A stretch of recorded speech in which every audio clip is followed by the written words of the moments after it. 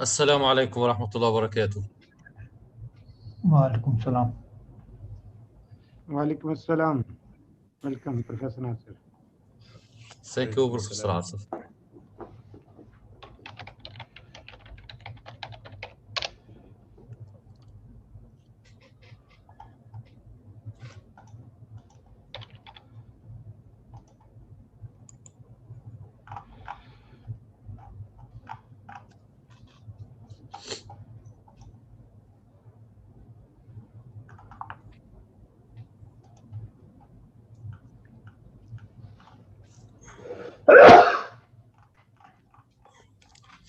يرحمكم الله. الحمد لله.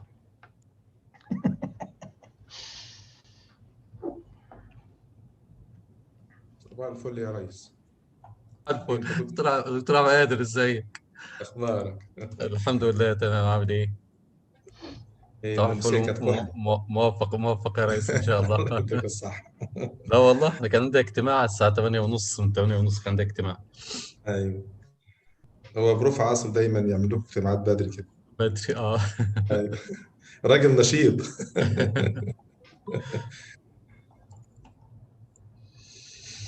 لا اله الا الله.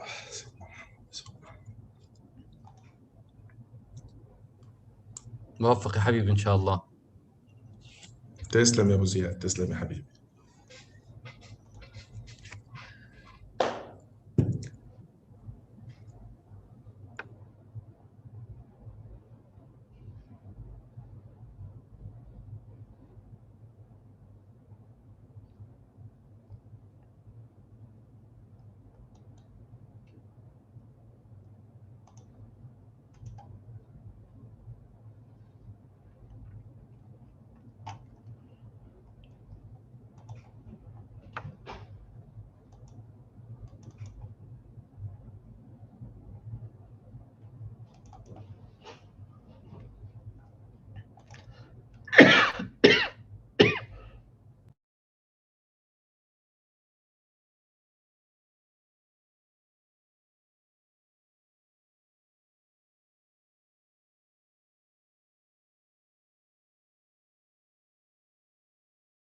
دكتور عبد القادر، في ايميل وصل من شوية من الاتش ار.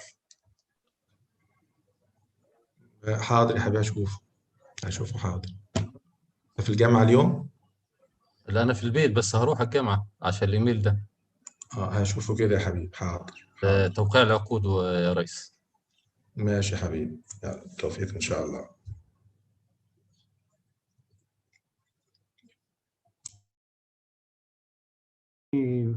So we will start just in few minutes. Just wait for 2 or 3 more minutes.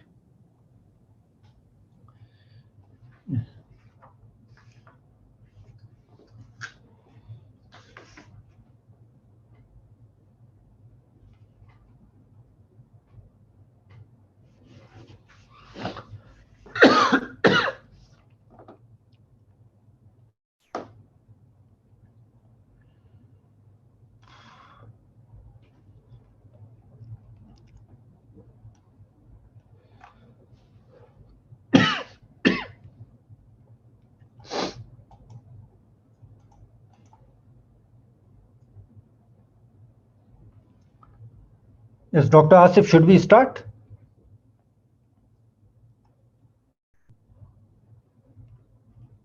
Just wait for 1 or 2 more minutes, then we will start. We will start the first lecture. Just get ready. We will start by 10:10. I will say a few words in 2 or 3 minutes. Yeah, of course.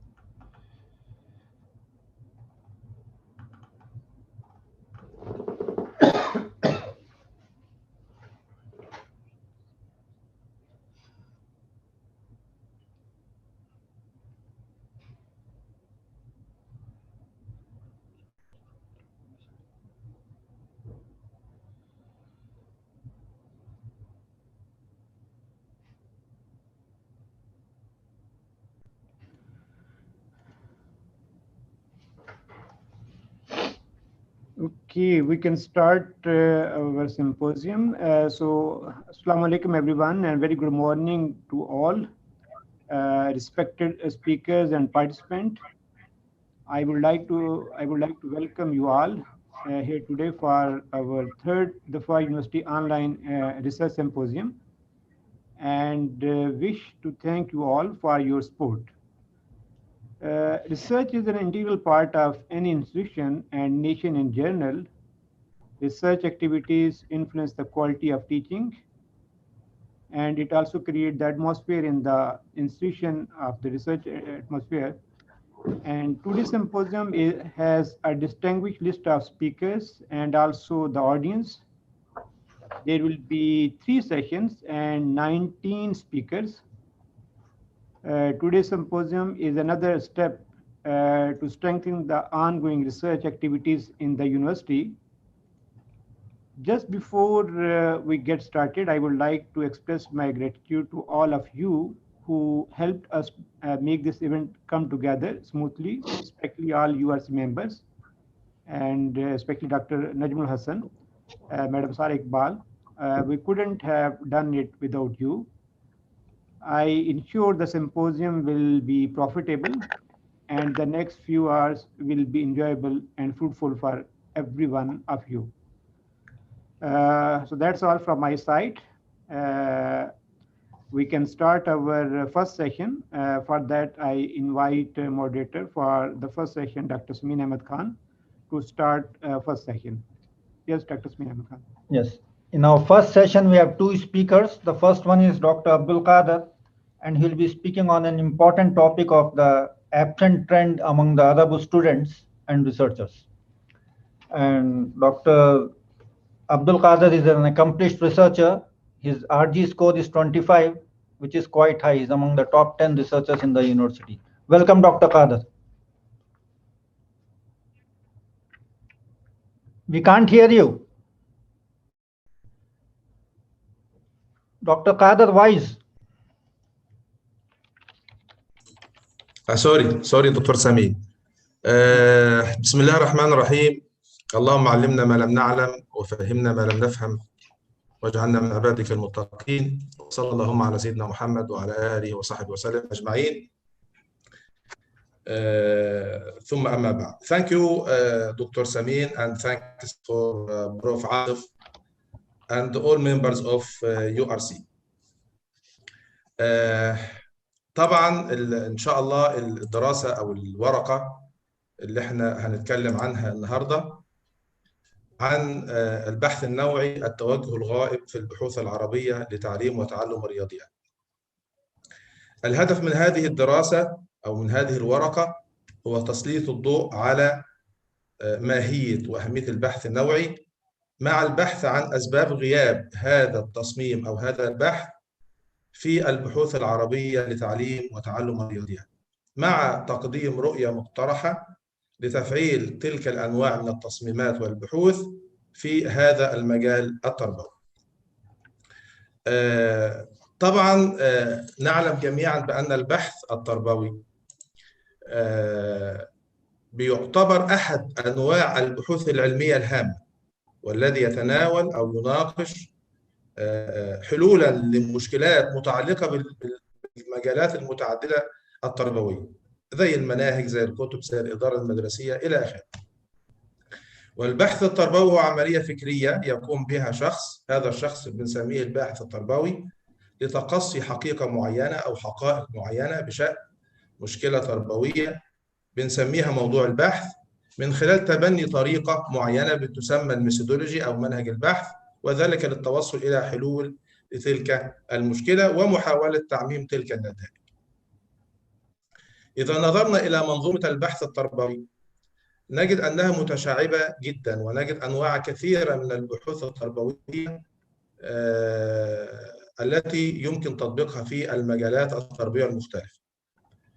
هذه الأنواع يمكن تصنيفها وفق 3 محاور أو 3 اتجاهات: وفق الهدف، أو وفق المنهجية الميثودولوجي، أو وفق الاكسبيرمنتال ديزاين أو التصميم التجريبي للبحث.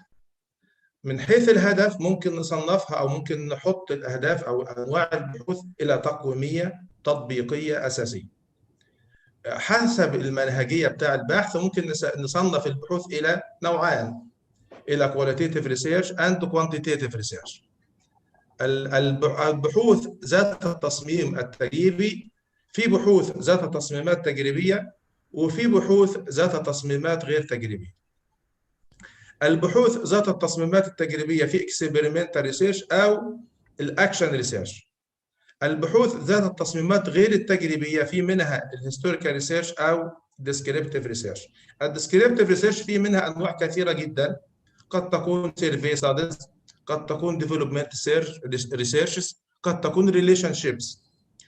البحوث المسيحيه كثيره، ممكن تكون كيس ستادي، سوشيال سيرفي، اي نوع من انواع هذه البحوث المسيحيه.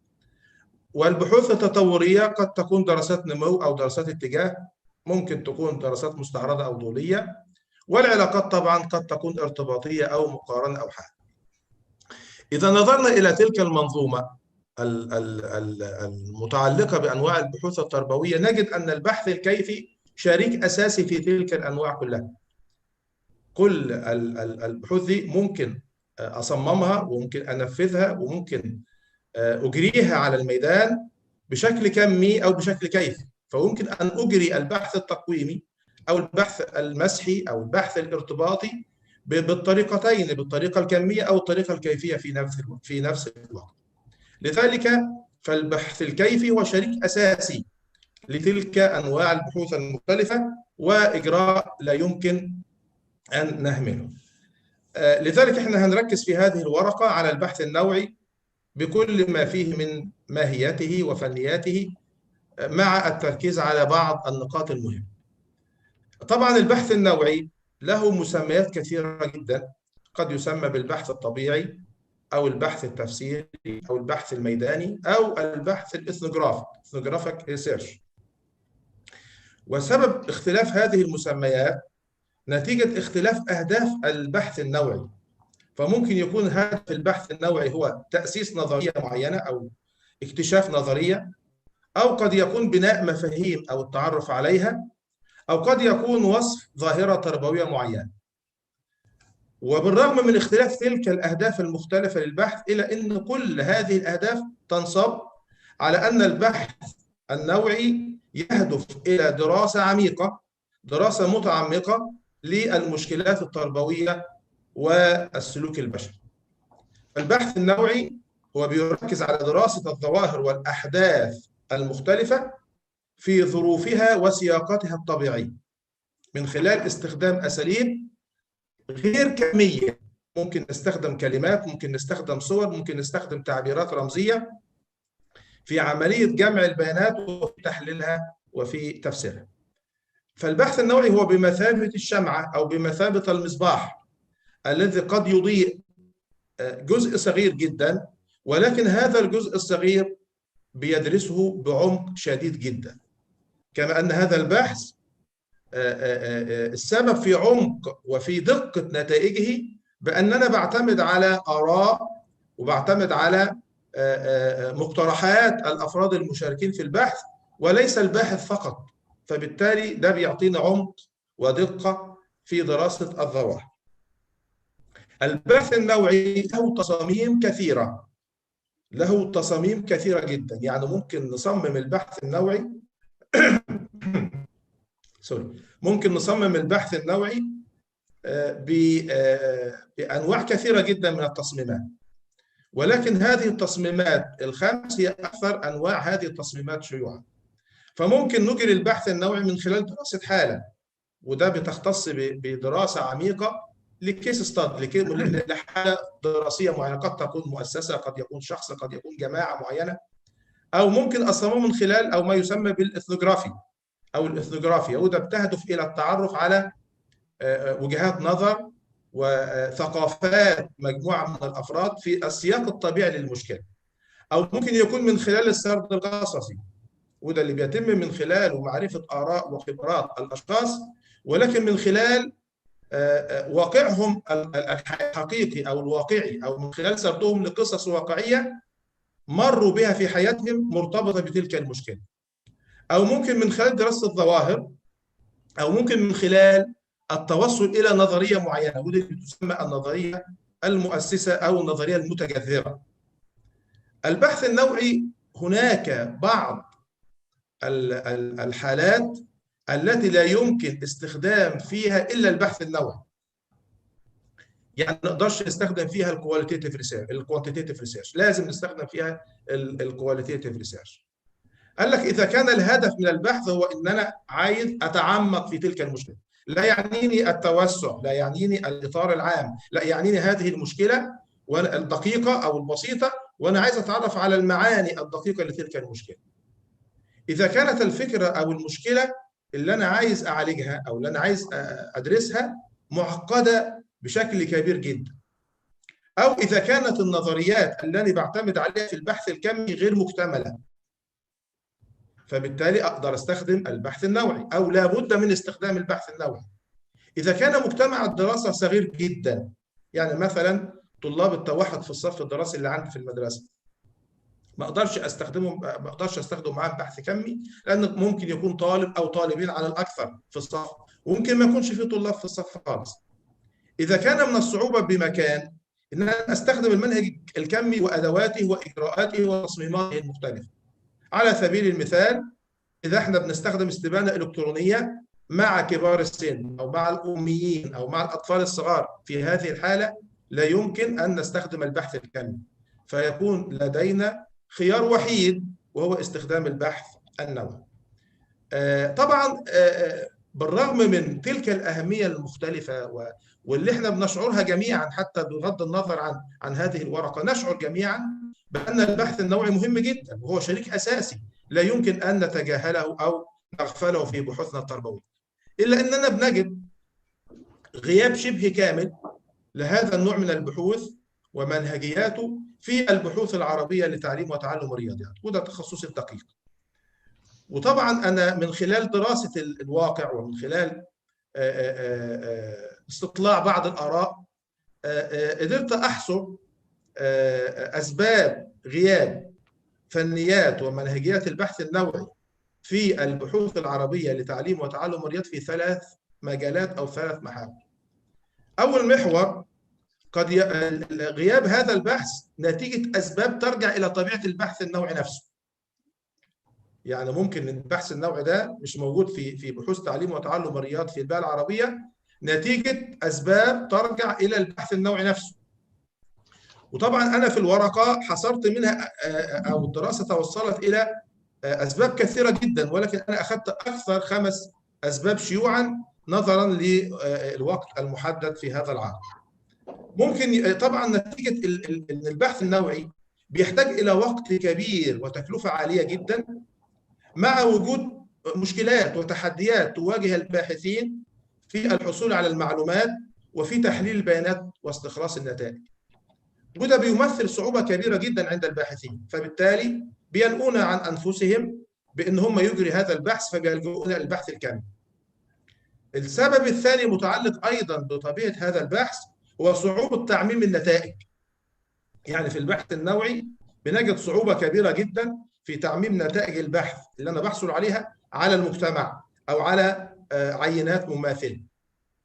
من ضمن النقاط الخطيرة جدا أيضا أو النقاط المهمة المرتبطة بطبيعة البحث هو تدني بعض المعايير الصدق والموضوعية. بعض معايير الموثوقية اللي موجودة في البحث النوعي ما بتبقاش بنفس درجة الثقة والدقة والصرامة اللي موجودة في البحث الكمي. فبالتالي بنجد الباحثين بينأون على هذه الأنواع من البحوث.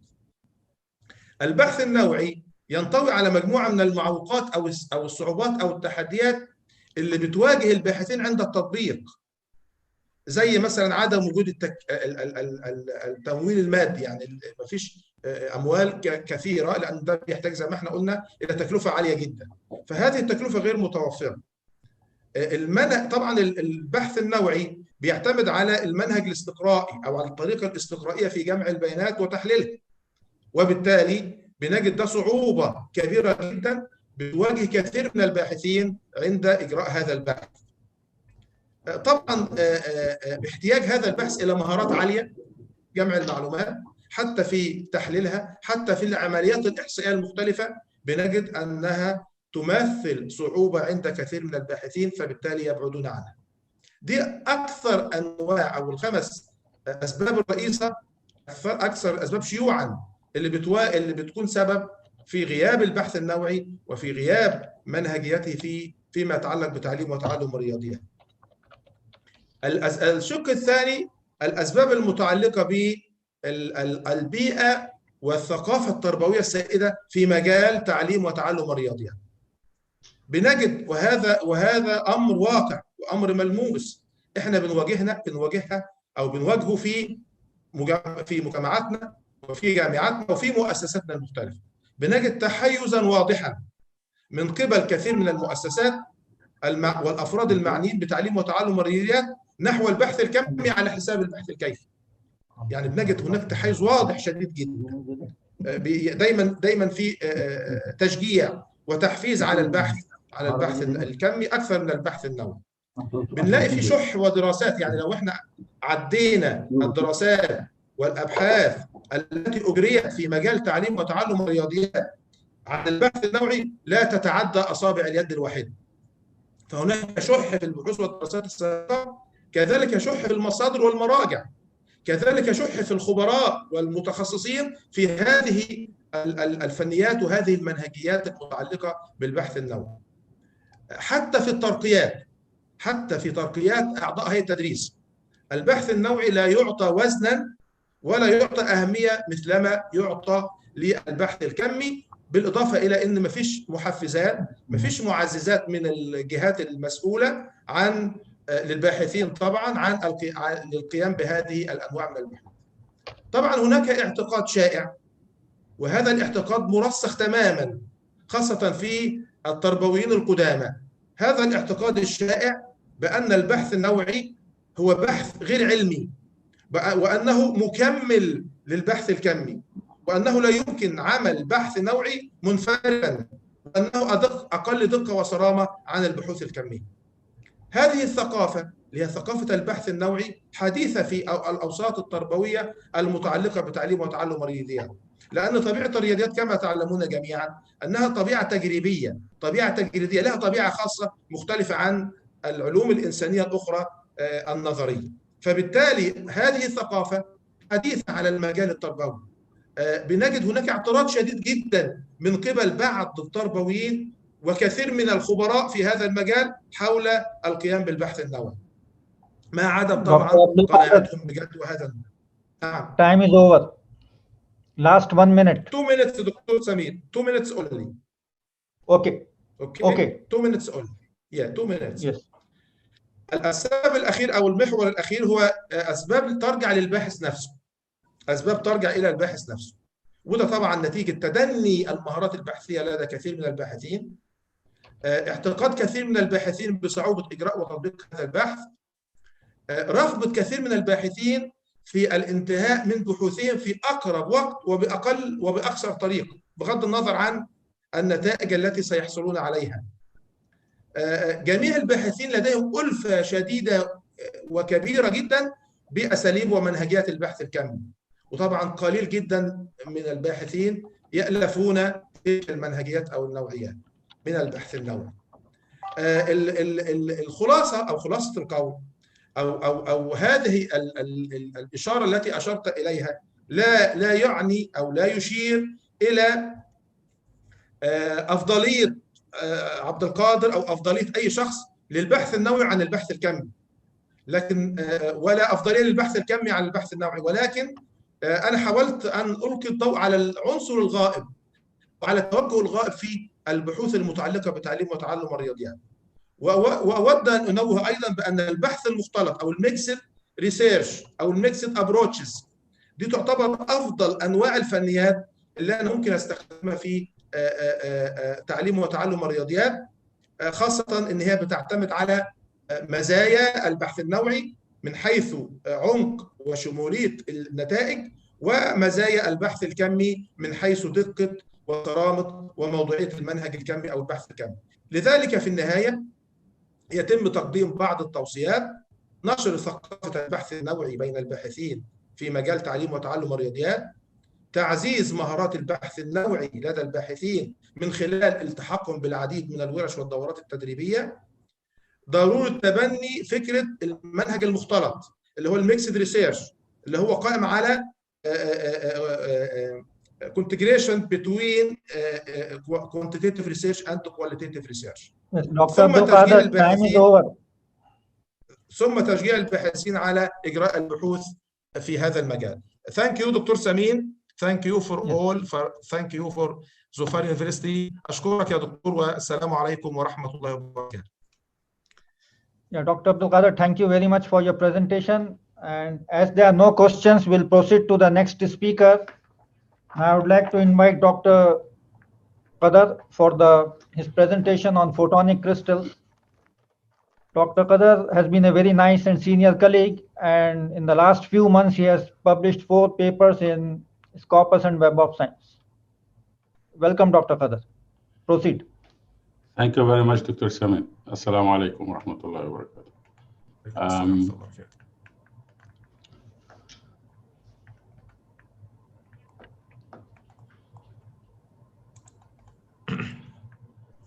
Yes.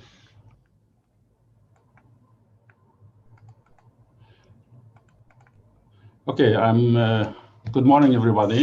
Assalamu alaikum wa rahmatullahi wa barakatuh. I will present the work which has been published already in the journal with the name of Results in Physics, and the impact factor of this journal is 4, in fact. The title of this work is One-Dimensional Zinc Selenide, Zinc Sulfide, BK7, Ternary, Planar Photonic Crystals as Wide-Angle Infrared Reflectors. These are the names of my co-authors from Gaza, from Palestine. Introduction. The photonic crystal, or shortly PC, is an artificial structure, consists of multiple unit cells. Each of them comprises alternating layers of different materials having different refractive indices. The main attracting feature of the PC is its photonic band gap, or shortly PBG, which develops in the transmittance or reflectance spectrum in some range of wavelength. The 1D PC are very promising structures in manufacturing optoelectronic devices such as waveguides, couplers, switches, limiters, filters, and reflecting mirrors. This diagram shows the proposed structure. Each unit cell of this structure consists of 3 layers, namely zinc selenide, zinc sulfide, BK7. BK7 is one of the glass material. This block is 1 unit cell. N1, N2, and N3 refer to the refractive indices of the materials. We have multiple unit cells of this block. T1, T2, and T3 are the thicknesses of these 3 layers. En is the incident radiation, or the electric field associated with the incident radiation. Theta 0 is the angle of incidence. This angle of incidence might vary from 0 to different values. So when the incident light comes from air and hits the surface of the crystal, part of the radiation will be reflected back into air and the other part will be transmitted into the crystal. When the transmitted light goes into the first layer, then it will hit the interface between the next layer. So this transmitted light will suffer multiple reflection and transmission at each interface between 2 adjacent layers. Ultimately, the light is going to exit from the crystal. We call it transmitted light. And we are interested, in fact, in finding the intensity of the E out, or the transmitted spectrum. Now, to calculate the transmitted spectrum, we used A well-known method is called the transfer matrix method. We calculate the transmitted, the intensity of the transmitted light from the crystal. This graph A, B, and C, show the transmittance versus wavelength. The blue colored light here is for the transmittance as a function of the wavelength. We can see here that the intensity of the transmitted light in some region of the spectrum will be as high as 100%, and on some other region will be almost zero. And we are interested in this region where the intensity of the transmitted light will be almost zero. This region is called the photonic band gap, and this gap has two edges, the left edge and the right edge. And the difference between the two values of these locations of the two edges is called the width of the photonic band gap. So what we did is we studied the variation of the width of this band gap with the number of unit cells. So when we increase the number of unit cells from 10 to 15 and then to 25, we notice that the photonic band gap will be well defined as we increase the number of unit cells. And also we found that the width of the gap is increasing with increasing the number of unit cells. And the graph D summarizes this conclusion, where the photonic band gap width is directly proportional to the unit cell number until we reach to about 20 unit cells. After that, the width will saturate to about 250 nanometer. So to obtain a well-defined photonic band gap with a high width, we concluded that the number of unit cells required in this structure is 20. Increasing the number beyond 20 will not change the gap. We did study the effect of the thickness of the three layers on the photonic band gap width. And this graph shows the variation of the width of the gap as we increase the thickness of each layer at one time. So first we changed the thickness of the first layer, that is zinc selenide layer, keeping the thickness of the other two layers constant. And we found that the width of the gap is increasing as we increase the thickness of zinc selenide layer. Also, when we increase the thickness of the third layer, which is BK7, which is seen in the black colored curve, also the width of the gap increased with increasing the thickness. While for the layer in the middle, that is the zinc sulfide layer, shown in red colored curve, increasing the thickness of this layer will decrease the width of the gap. We did study also the variation of the photonic band gap width with the angle of incidence. And we found that as we increase the angle of incidence, the width of the gap also will be increasing. We did study also the effect of temperature on the photonic band gap features. And this is demonstrated here in this figure number 5.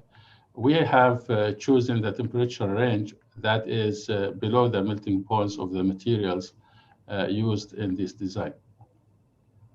And we can see here we have 4 figures for different temperatures. Figure A for minus 50 degrees Celsius, figure B for 100 degrees Celsius, and C for 200 degrees Celsius, while figure D is for temperature of 400 degrees Celsius.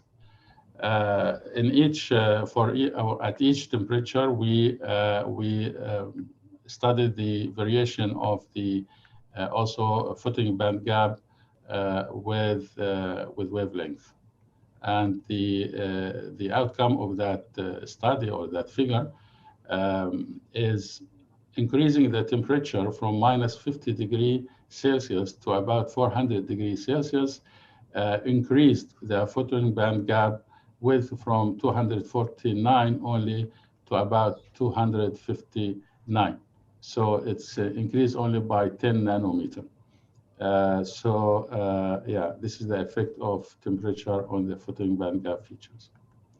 As a conclusion here, we can summarize the main results of this work as the photon band gap width increases with increasing the number of unit cells, increasing the thickness of either zinc selenide or PK7 layers will lead to an increase in the photon band gap width.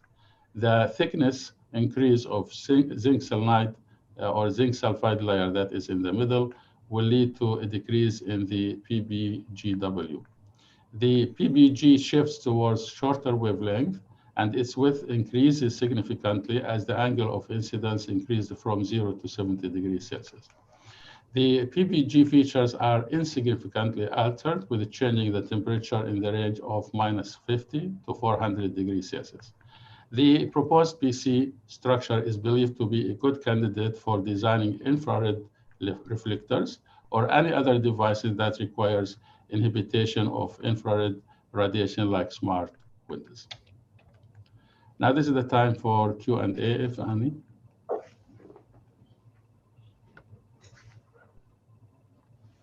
Yeah, if you have any question, please.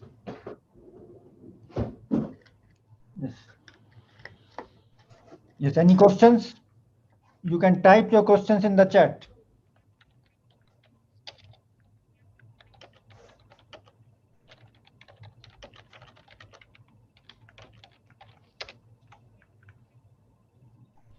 Dr. Qadar, there seems to be no questions. Thank you very much. Thank you, Dr. Samir. Thanks to all. That was a good presentation. Thank you. And dear participants, you can collect your certificate by clicking on the link in the chat. It is already available.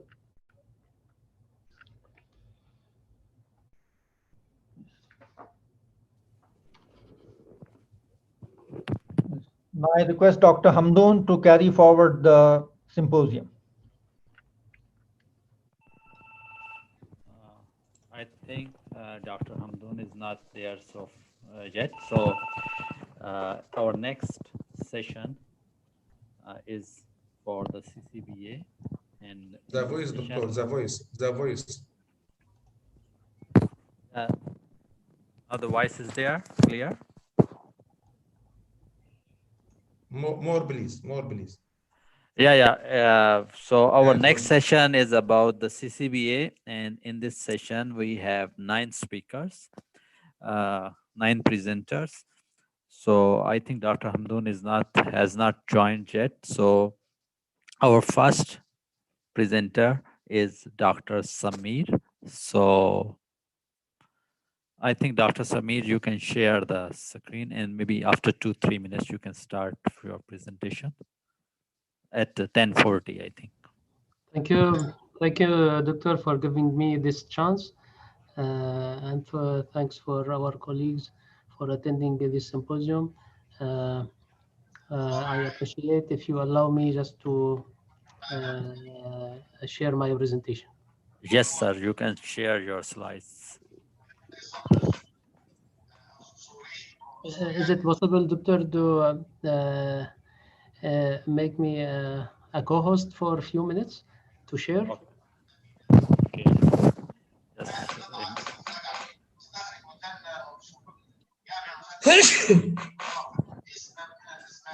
Yes, sir, now you are the co-host.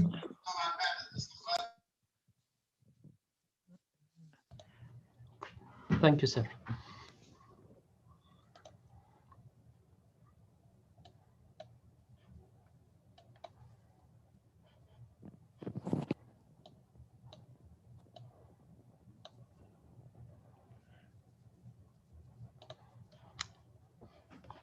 Is it clear, sir?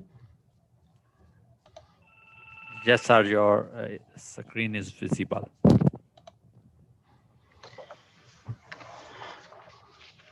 Okay, Bismillah ar-Rahman ar-Rahim.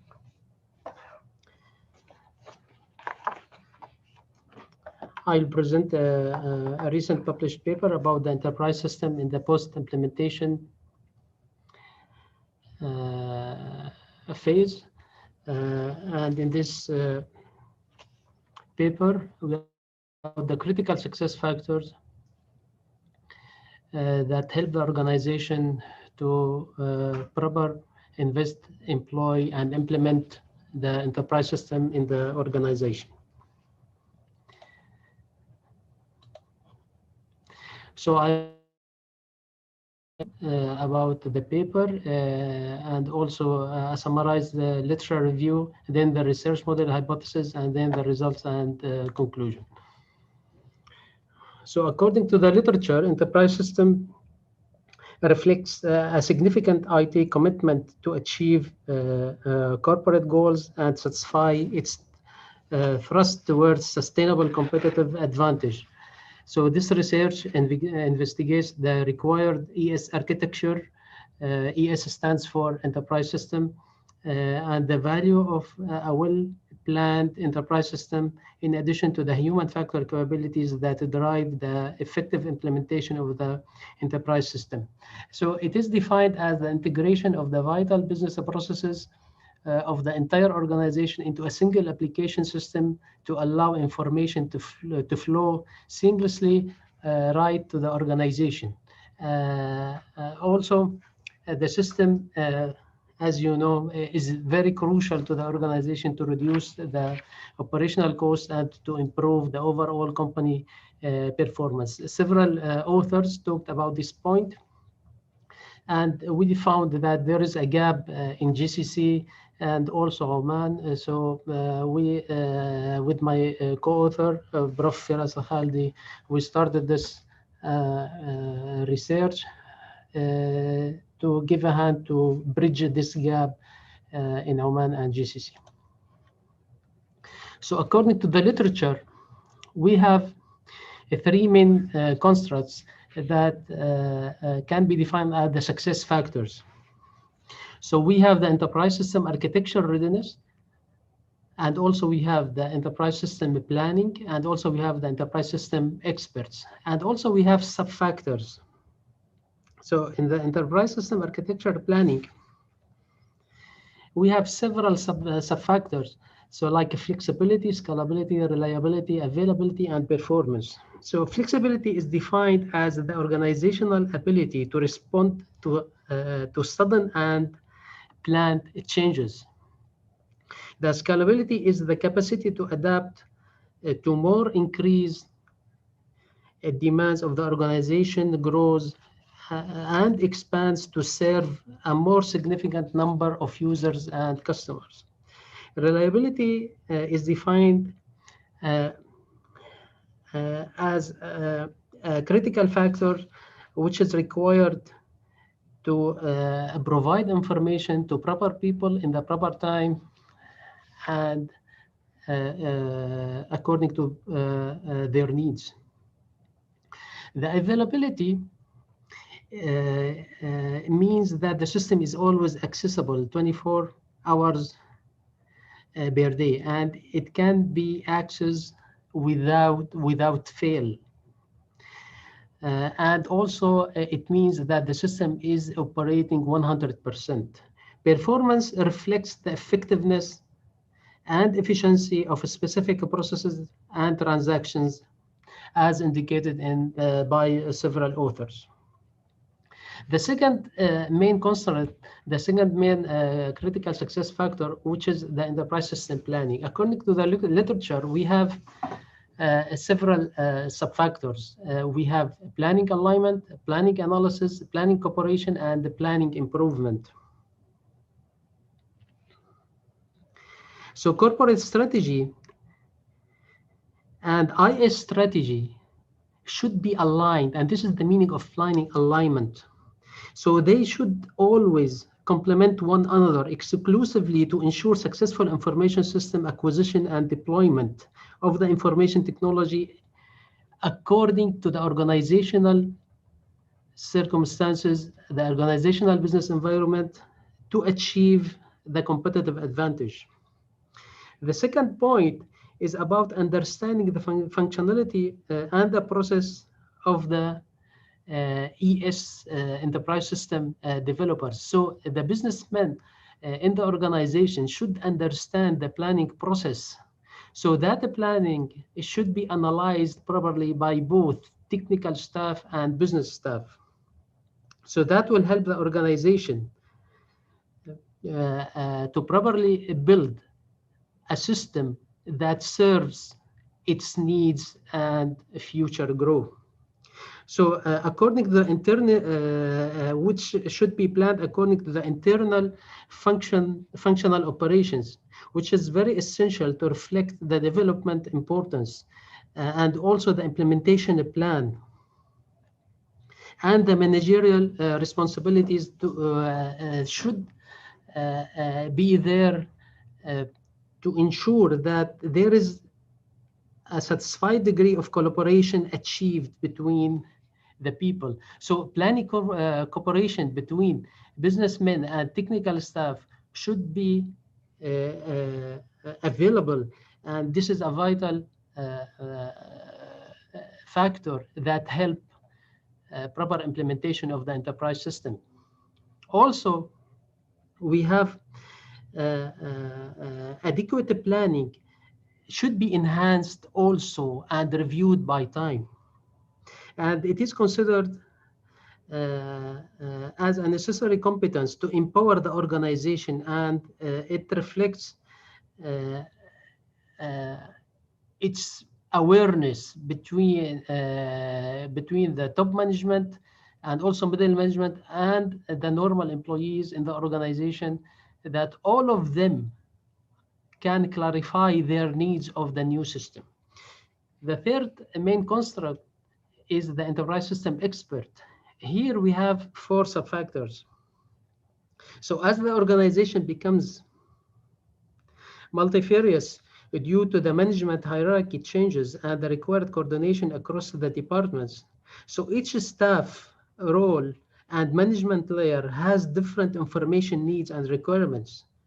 So according to their level of management, different information should be provided according to their authority.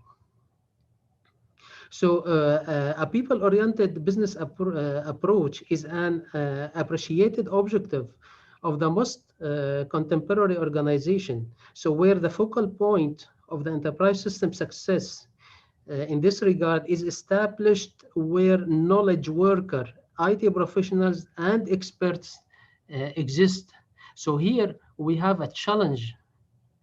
So as we are talking in this research about the management perspective of building a technical system, so by taking care of these sub-factors, we will give a higher chance for the system to work properly according to the organizational needs.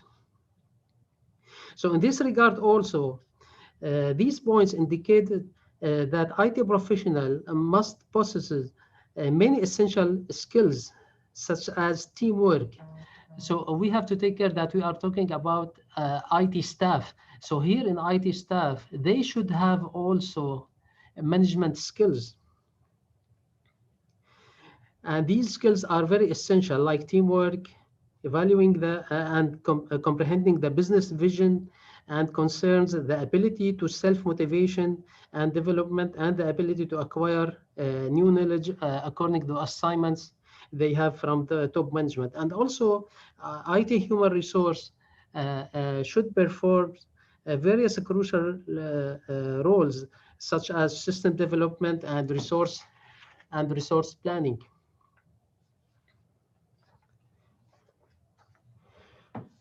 Also, the people dimension, which means here the staff. So we should keep the good staff in the organization, because most of the organizations may suffer from high employee turnover. So good planning should be available in this regard. So according to this short literature, so we have the hypothesized research model. So we are talking about the enterprise system relatedness and readiness in the organization. So we have these main success factors, which are infrastructure readiness, architecture readiness. We have the system planning, and we have the enterprise system expert readiness. And these are the sub-factors. According to this research models, we have 7 hypotheses.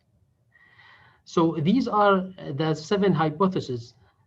So the first one, there is a significant belonging relationship between enterprise system architecture readiness and its components, which are flexibility, scalability, reliability, availability, and performance.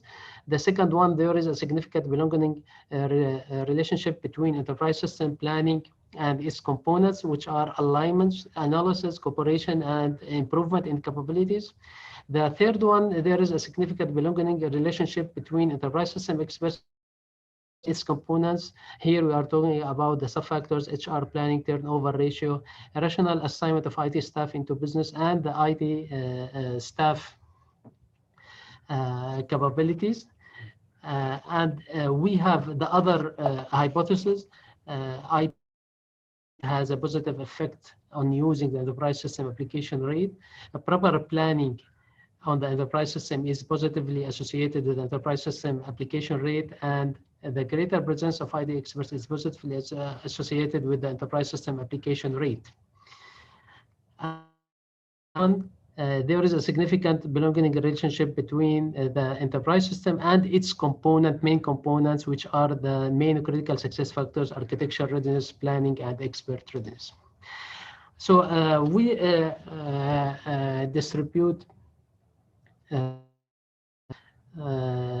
to several sectors in Oman, and the respondents were employees, senior managers, and people from middle management level. All the organizations are a private sector organization. All of the organizations have IT department, and also they have managers related to IT department. So they have IT manager for this department. So quantitative approach was used in this study, and we use exploratory and confirmatory factor analysis using SPSS and AMOS 25. We statistical analysis according to HARE 2014 to measure the relationships according to the model. Just give you a short idea about the analysis. So we distribute 565 questionnaires, 510 valid responses. So we have a ratio about 90%. So the companies in the private sector were working in industry and engineering companies, 37.5%, healthcare, 48.4%, and in the service sector, other service sectors, 14.1%, 100%. And also the sample analysis will constitute of 2/3 of the data collected, and the others were females. And the age of the employees starting from 20 years until 55. And regarding the experience, total of 5,100% of the respondents have 6 to 10 years, which means that they have good experience. So when we did the exploratory factor analysis for the three constructs together, we found that all of the flexibility, performance, availability, and scalability belong to the enterprise system architecture, but the reliability was a little bit has a low loading. So in this case, we remove this item, and we did it again. So In the second run, it was working properly, and also the enterprise system planning construct and the enterprise system expert constructs, all of the factors are loading properly to the model. So when we conduct the confirmatory factor analysis of the measurement model, so we receive what the beta value, and we found the effect of each main construct on the enterprise system relatedness. According to the model fitness, we found that all of the model fitness values are accepted. So chi-square, it was 56.9 with a probability value of 0.12. The degree of freedoms was 46. NFI was NFI, NNFI, MFI, IFI, CFI, and RMSC. All of them are accepted. All of these values should be more than 9, at least 0.9, so 0.9. And also the RMSC should be below 0.5. So for the structural equation modeling, we found that the regression path of the architecture of enterprise system, it affects the enterprise system by 0.7 with a 0.05 significant level. For the planning, we found that there is a high effect of the planning of enterprise system on the success of the system later, and it has an effect of 0.96. For the expert readiness, we found that also there is a considerable effect of 0.7. So according to these results, we found that this is the most important factor that affect the proper implementation and the success of the enterprise system in the organization in Oman. So the enterprise system planning attributes was confirmed and validated as the leading factor that have an effect of 0.9, as I said. So it is recommended that organizations should pay more attention and also employ and utilize the crucial factors of the success factors effort to achieving the enterprise system implementation readiness. And organizations are also advised to utilizing the power of planning analysis, planning cooperation, and the planning improvement in refining the organizational capability. According to the enterprise system architecture and enterprise system human factor, we found that in the architecture, scalability is the leading factor. And according to this, we can understand that there is a huge investment in IT technology in the Omani companies. And they are advised to take care of other success factors like the flexibility, availability, and the reliability of the system. According to the human resource planning and the architectural readiness of the enterprise system, so they have equally effect. So organizations are advised to take care, especially of these two factors. We know that we implement this study in Oman, and the findings of the research are limited to the organization within the scope of this study, and also according to the limited time frame. And we know the business environment in Oman is similar to the business environment in GCC. So if we want to more generalize the results of this study, researchers are advised to apply this model in other business environment,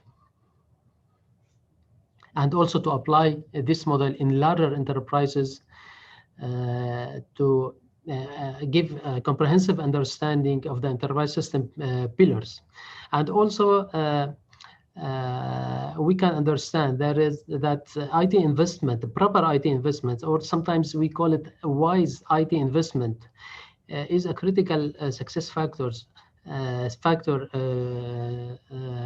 that helps the organization to grow, especially in the pandemic. So these are the limitations of the study, and this is the point to thank you for listening and attending this presentation, and also for the questions and answer. And thank you for giving me this chance again. If you have any questions, I'm ready. Thank you, Dr. Samir, for your epic presentation regarding your paper, which was an opportunity to get an incentive on it. And we'll give our colleagues a few seconds or 1 minute to, if they have any question to raise.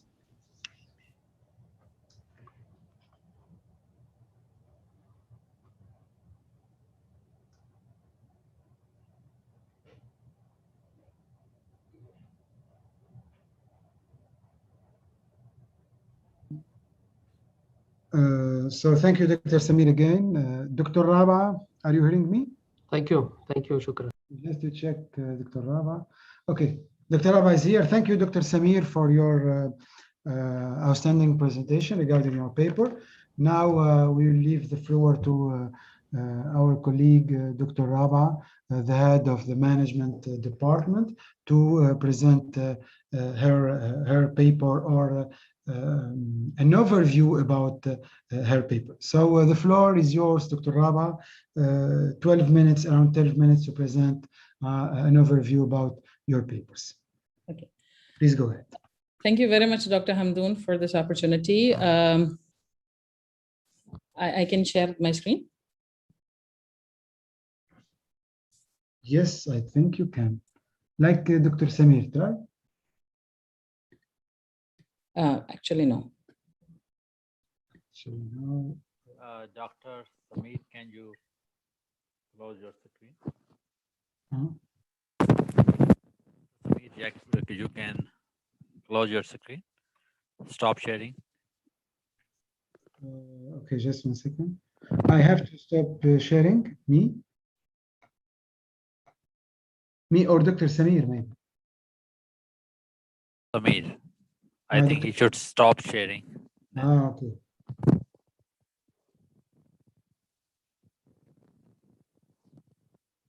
Now, Dr. Abe, you can share. Yes, I think it's okay for you now, Dr. Raba. No, still not. I think you have to make me the co-host. Okay, I'll make. Okay, very good morning and assalamu alaikum to everyone. Today I'm going to share a brief overview about my paper, which I have published already. And let me just share and then I can start, I guess.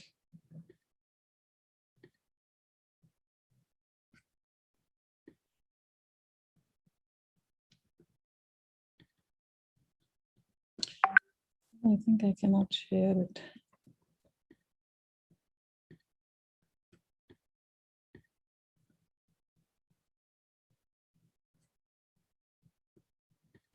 And now you are the co-host.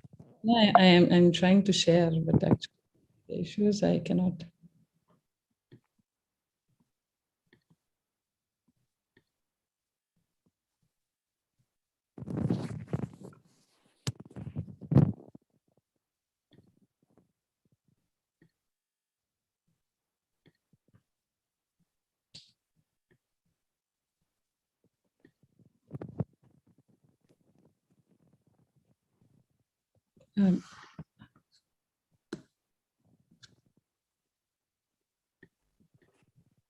I cannot share, I don't know why.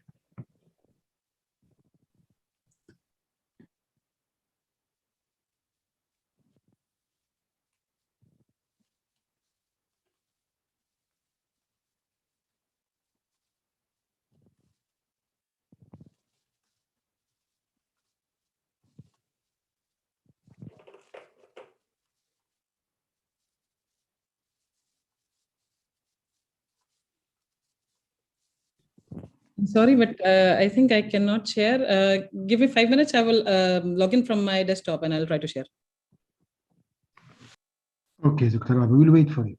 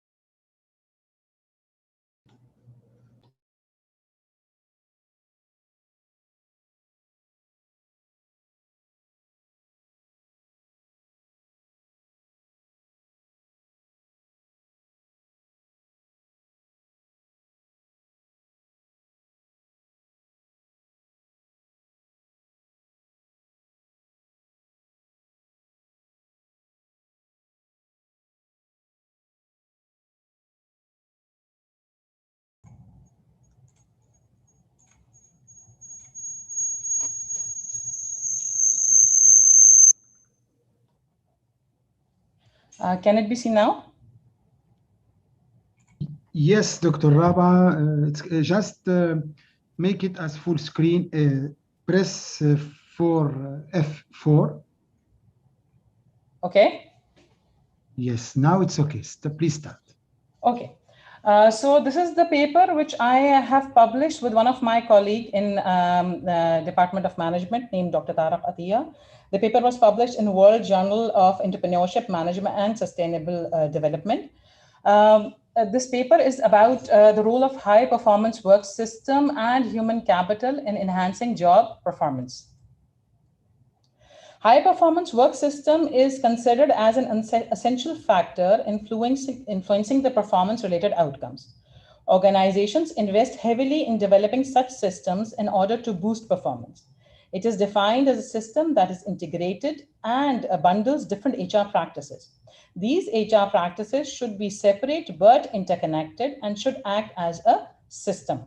A lot of researchers are now focusing on the performance outcome and high performance work system. And high performance work system is a system of integrated and bundled interconnected HR practices. Job performance is actually described as a combination of tasks and behaviors that are deemed important to accomplish a job. Recent literature is evident of the relationship between high performance work system and job performance. However, the mechanism between these variables is still unclear. There is a need to identify the factors that strengthen this relationship. The bundle of HR practices cannot do wonders alone. In order to attain performance outcomes, the contributions made by the people selected, trained, and developed through such practices are very important. Improved performance is of extreme importance for the organizations. Thus, they are residing their strategies to develop the human resources. So human capital is described as the capability, proficiency, and comprehension possessed by individuals within an organization that can lead to create a competitive edge. The human capital approach assumes that organizations adopt, those organizations that adopt high performance work system, it helps in human capital creation, thus results in increased performance. The research in this area is still scarce and a lot of exploration is needed in this area to identify this particular relationship.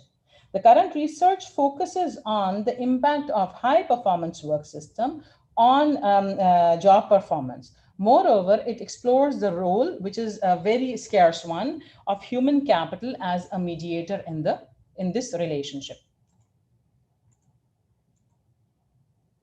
The literature in this area is still new and still a lot of research is being done in this particular area. The relationship between high performance work system and job performance is present in the past literature, and the past literature reveals a positive direction of performance and high performance relationship. However, this relationship is not very simple. So a lot of effort is needed, and a lot of gap is available in finding the mechanism between this relationship. Then high performance work system and human capital. This relationship is found actually in the past literature. The development of human capital definitely requires positive and favorable organizational conditions. A lot of contextual factors play their role in this development, and human high performance work system is one of them. Then human capital and job performance also is found in the past literature. There is a positive and significant effect of developed human capital on achieving good performance within the job. However, this exact model, which is like this, the human capital as a mediator between the relationship, still has received very little empirical attention, and a lack of empirical research is there on this particular area. So this research actually conceptualizes human capital as a mediator between a high performance work system and organizational and job performance. The hypothesis is a high performance work system positively and significantly affects human capital. Hypothesis 2, high performance work system positively and significantly affects the performance. Hypothesis 3, human capital positively and significantly affects job performance. And hypothesis number 4, human capital plays a mediating role in a high performance work system and a performance relationship. The current research selected organizations in service sector of Oman as their population. A purposive sampling was used to select 400 respondents working in these organizations. The service sector is among fast growing sectors in Sultanate of Oman, and this is the sector which produces the most effect on the economy of Oman. So the instrument was selected. 25-item scale was developed by Hisu et al. 2007, was adapted to measure the concept of high performance work system. The concept of job performance was measured by 2 dimensions, in-role behavior and task performance. In-role behavior was measured by a 5-item scale developed by William and Anderson in 1991. And task performance was measured by a 5-item scale developed by Bott et al. In 2003. A 6-item scale developed by Hisu et al. 2007 was adapted to measure the concept of human capital. The response scale was a Likert type, having a range from 1 as strongly agree to 5 as strongly, strongly disagree to 5 as strongly agree. The questionnaire was designed adapting the item from these existing scale. The instrument that was in English was translated into Arabic, and then in order to meet the conditions of the face and content validity, 5 academicians and practitioners were consulted. The process of data collection was initiated by distributing 700 questionnaires. To obtain the data, the respondents were approached at their workplaces and were briefed about the purpose of the study and ensured confidentiality of the provided information. They were asked to participate on a voluntary basis. 400 questionnaires out of 700 were received and were found complete in all aspects and usable for the analysis.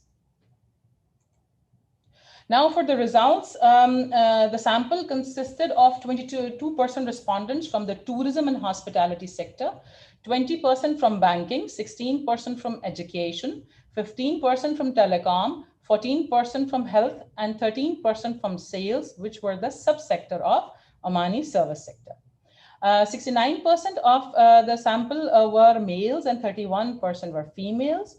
49% of the respondents were between 31 and 40 years of age, 20% less than 30 years, and 23% above 40 years. The majority of them had diploma, that is 36%, and bachelor's degree, that is 31%. 47% of the respondents were from middle level of management, 35% from line, and 18% from top management level. 45% of them had experience between 6 and 10 years, 35% has less than 5 years, and 20% above 10 years of experience. Now, the preliminary analysis composed of descriptive statistics and correlation metrics and CFA. This table reveals that the mean value ranges between 3.29 to 3.62, whereas standard deviation lies between 0.61 to 0.73. All the variables were positively and significantly correlated to each other, which give us a go-ahead to move forward. This is the CFA, which is confirmation factor analysis, and it was done to identify, because we use the measures which are already developed. So this test was done to find out whether the measure of a construct are consistent with the researcher's understanding of the construct or not. All this test suggested that the measurement model explained good fit indices, and all these indices were good fit and above the threshold level. Then there was the structure equation modeling was done, and path analysis was used as suggested by Preacher and Hayes in 2008. Two models were taken to measure the mediation. The first one was the direct link between high performance work system and job performance, shown in model 1, and the indirect link through human capital, shown in model 2. Model 3 actually shows the fit indices of the model, and after the inclusion, what were the indices before the inclusion of human capital, the direct index, and the indices after the inclusion of human capital. As per the results, almost all the indices were above the fit threshold level. The threshold level taken here was Hare et al., which was given in 2006. Now, this table shows the hypothesis, the summary of direct and indirect tests. It summarizes all the tests done. The direct relationship between high performance work system and job performance, which was hypothesis 1, got the support because the direct effect was actually 0.62. The path coefficient was 0.62 with P less than 0.001. High performance work system has a positive effect on human capital with a path coefficient of 0.46 and P value less than 0.001. So second hypothesis was also supported. Human capital has a positive impact on job performance, path coefficient 0.67, P value is less than 0.001, third hypothesis supported. However, the mediation hypothesis, it received a partial support because the direction, after the inclusion of human capital, the direct relationship between a high performance work system and job performance still remain significant. So it means that a high performance work system has a direct as well as indirect effect on job performance. So there was a partial support. The current research has a special contribution to the existing literature of high performance work system by sampling the service sector firms in Oman. The research raised a number of interesting issues, including the role of high performance work system in creating human capital and introducing human capital as a mediator between high performance work system and performance relationship. The findings provide evidence that a high performance work system and human capital have positive and significant effect on job performance. The impact of high performance work system in creating human capital was also supported. However, the hypothesized role of human capital as a mediator in high performance work system and job performance relationship was partially supported. Every research that is done has some limitations, and we have few limitations. One is the cross-sectional study design. As we collected the data at one point in time, because of many reasons, this kind of study requires a little longer time period. So future researchers are suggested to use a longitudinal study design. Data here is collected from a single source because the questionnaire length was a little longer. And however, the future researchers should go for a dyadic data collection. This research is based on service sector only, and we have taken a consolidated effect. We have not divided the different subsectors. Future researchers are suggested to to check the effect of every subsector on the particular relationship and to explore other sectors such as manufacturing also. The finding of this research have certain implications for the researchers and managers working in the service sector of Oman. From the theoretical perspective, it gives an understanding of high performance and performance relationship. Moreover, it also highlights the importance of human capital in high performance and performance relationship. This research is one of the pioneering researches in the area, opening a new venture for further exploration. From practical perspective, the organizations are advised to invest in customized set of HR activities appropriate to their organizational setup. Furthermore, the organizations should develop human capital for gaining competitive advantage and higher performance. The organizations should develop relevant bundle of HR practices for better employee development. The HR manager should invest in procedures of human capital development and increased performance. Thank you very much. And if there is any question.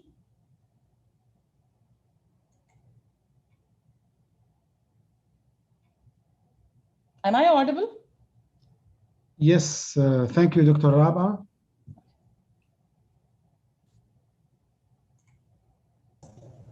You finished, Khalas?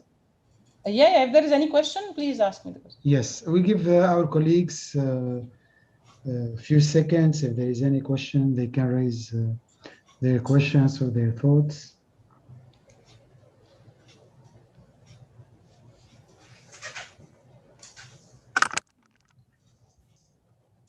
Okay, thank you, Dr. Raba, for speaking to us and sharing your research with us. It was an instructive presentation and a brief overview about your research paper that you have written with our colleague, Dr. Tariq Atiyah. Thank you, Dr. Raba. Thank you. Thank you. Dr. Muaz, are you hearing me? Yes, Dr. Hamdoun, I'm hearing you. Yes. Thank you, Dr. Muaz. Good morning, Dr. Muaz. So Dr. Muaz will be given 10 minutes or between 10 and 15 minutes to present his research, social well-being and livelihood challenges in conflict economies, a study of the Syrian citizens' perception of geopolitical fragility. So here the floor is yours, Dr. Muaz. You have maximum 15 minutes to present your research paper. Please go ahead. Assalamu alaikum wa rahmatullahi wa barakatuh. Hello, everyone. Share yours. Okay, press. Yes, my screen is clear, Dr. Hamdoun. To broaden your presentation, F4. Yes, my screen is clear, Dr. Hamdoun. F4.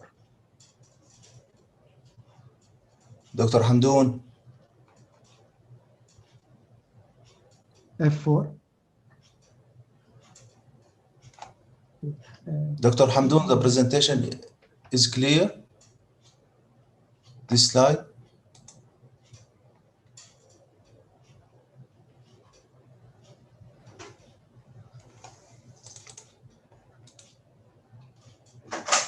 Dr. Muaz, if you can. Dr. Hamdoun, my presentation is clear. Is clear on the screen. Yes, it's clear. Okay. Bismillah ar-Rahman ar-Rahim. Welcome with all of you again. Sorry, I will shut down the video. So, our paper today is about social well-being and livelihood challenges in conflict economics. a study of Syrian citizens' perception of geopolitical fragility. This paper is prepared by Dr. Faisal Ahmad, me, Dr. Omar Durra, and Dr. Mishra. Fragility is a situation in which the states lack capabilities or even willingness to safeguard their populations, since the concept has to do much with the social security and human rights of the population as a unit. So this topic becomes an issue of geopolitical analysis. We have many people, many scholars who examine and study this topic, and we have many definitions for this topic. For example, we have one definition of fragility as the states that the fragile when the state structures lack political will and or capacity to provide the basic functions needed for poverty reduction, development, and safeguard the security and the human rights of their populations.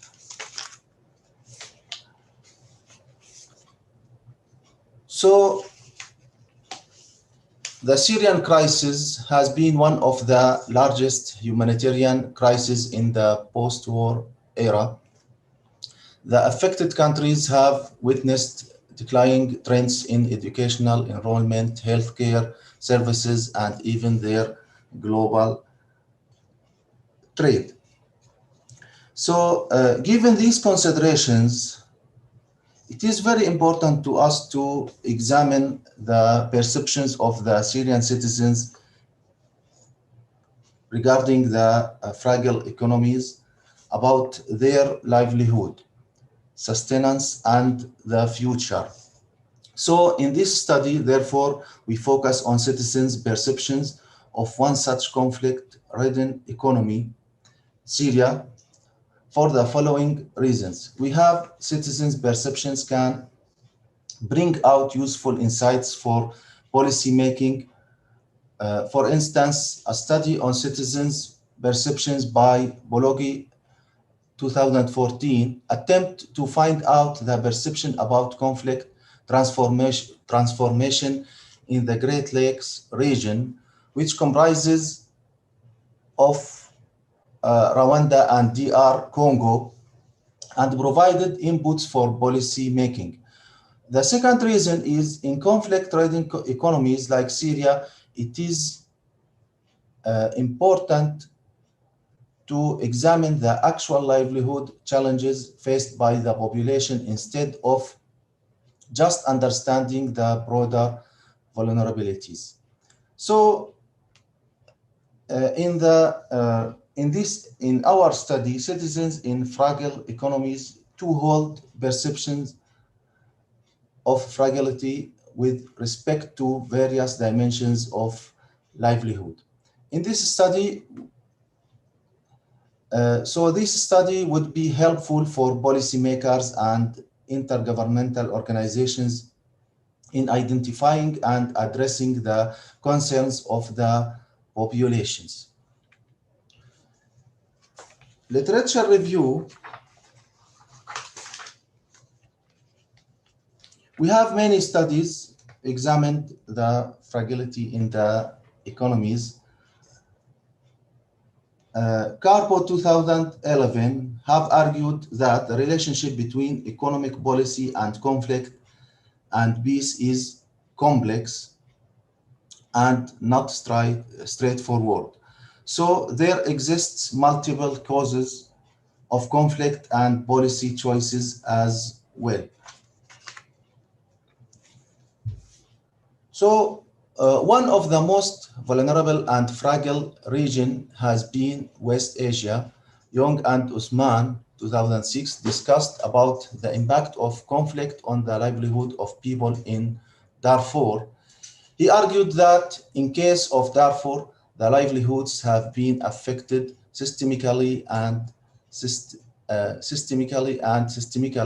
The systematic effect has been that the assets have been affected and people have been displaced in that place, and the systematic effect has been that people are affected due to the rebel activities and the lack of international help. Also, the Middle East and North Africa, MENA region has some of the world's highly conflict-ridden states. So we have also many studies examine this topic. The Syrian conflict is no exception to the causes and the consequences discussed in this section. The Syrian Needs Analysis Project, SNAP 2013, mentions that the northeastern region of Syria had an extreme poverty rate of 15.4% and was the poorest area in the country. The problems of food insecurity and poverty is persisting in various regions of the country. So what about the methodology? Based on the review of the extant literature, we identified 18 variables affecting the fragility in the conflict economies. We then designed a questionnaire using those 18 variables. The respondents were asked to rate the importance of variable on a scale 1 to 5 Likert scale, with 1 being the least important. We received 307 responses, out of which 280 responses were taken as the sample size based on the correctness of the responses. So the questionnaire was translated into Arabic and administered to the Syrian citizens respondents, both manually as well as via email and telephonically. The respondents included those from Syria and outside Syria. Within Syria, the respondents include those based in all the 14 governorates of Aleppo, Damascus, Dar'a, Deir ez-Zor, Hama, Latakia, Hasaka, Homs, Idlib, Quneitra, Raqqa, Rif Dimashq, As-Suwaida, and Tartus. So the respondents out of Syria, we have many countries like Oman, Turkey, Saudi Arabia, and Jordan. The data collection took a long time given its complex nature and difficulties in getting the questionnaire filled. It was carried out between June 2017 and February 2019. The sampling method used for the study is judgmental sampling, and sample size is 280 respondents. So the explanatory factor analysis, EFA, was used to reduce data to a smaller set of summary variables, also known as factors. So here we have 5 hypotheses. Hypothesis number 1, there are no significant differences between gender of respondents in terms of their perception of fragility in conflict economics. Number 2, excuse me, there are no significant differences between residents of respondents in terms of their perception of fragility in conflict economics. There are no significant differences between age of respondents in terms of perception of fragility in conflict economies. There are no significant differences between educational level of respondents and in terms of perception of fragility in conflict economies. Here we have the results of explanatory factors. As I told you, we have 18. Element, and then based on this analysis, they are categorized into 5 factors. They are categorized into 5 factors. So the first factor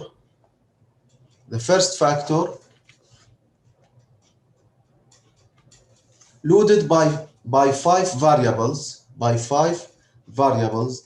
This first factor explains 13.9% of the total variance of the variables, and we called it as psychosocial factor. Then the second factor is loaded by four variables and explain 9.8% of the total variance of the variables, and we called it as social security factors. The third factor loaded by two variables, 1 and 2, explain 9.6% of the total variance of variables, and we called it as livelihood factor. The fourth factor loaded by three variables, 9, 13, and 18. This factor also explains 9.6% of the variance. We called it as the governance factor. The last factor is loaded by four phrases. It explained 9.4% of the total variance, and we called it as the socioeconomic factor. Here we have the tests of the hypothesis. To test the hypothesis number 1, here we can find that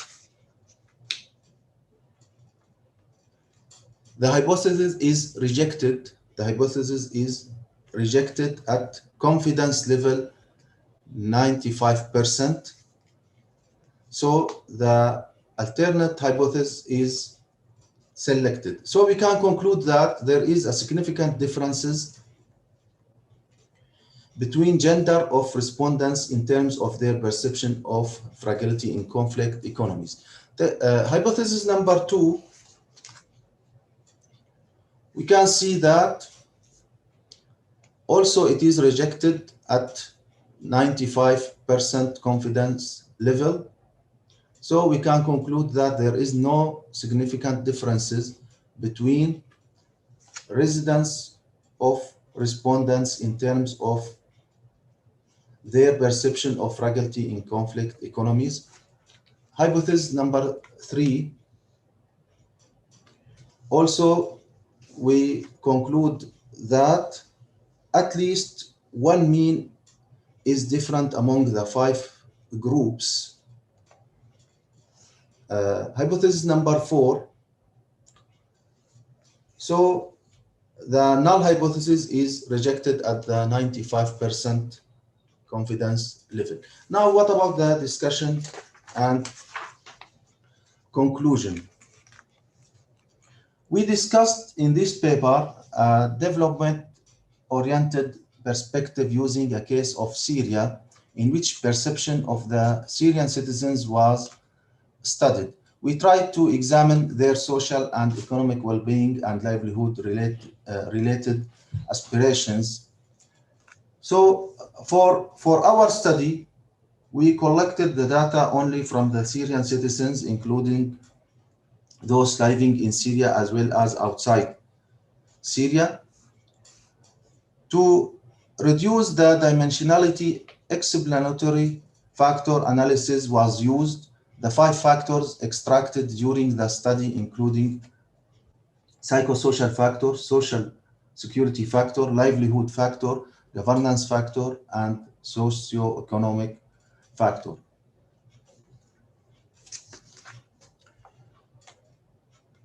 That's all. Thank you for all of you. Any question, please? Thank you, Dr. Muaz, for your valuable presentation. We give time for our colleagues if they have any question, any thought to share with us.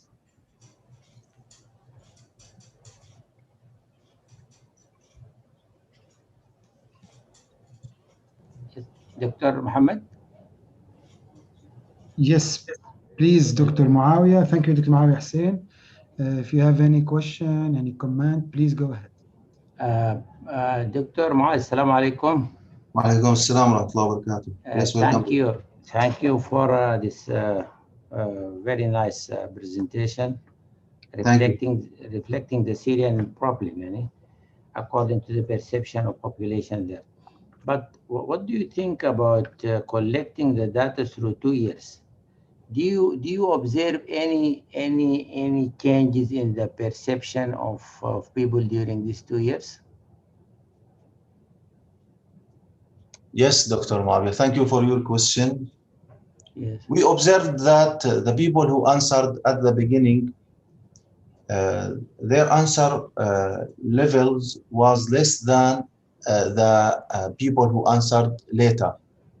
That's mean for us that the level or the amount of this crisis or fragility increased by the time. Yes. Yeah, yes. Okay, thank you, Doctor. Thank you, Doctor. Thank you. Any question more? Thank you, Dr. Muaz, for your presentation. I want to Dr. Muhammad, but yes. can you just Dr. Muaz, can you just show the hypothesis, please? Just okay. I don't want to ask, but I want to. Okay, Dr. Muawiyah. Here you can see the hypothesis. Okay, thank you. Just welcome. I want to be sure for someone. Okay. Sorry. Welcome. Okay, thank you, Dr. Muaz. We really appreciate your presentation about sharing your research paper and the main results of your research paper. Now I want to cede the floor to our colleague, Dr. Faris Al-Shuberi, the head of the finance department. Yes, Doctor. So, Dr. Faris is one of the prominent, to be honest, one of the prominent researchers in DU. Okay, he has many publications in leading yes, Doctor, I am journals. there. You hear me? So here he will share with us an overview about his research, investment obstacles to sustainable development and competitiveness. Yes, I index. can start. So hello, Dr. Faris.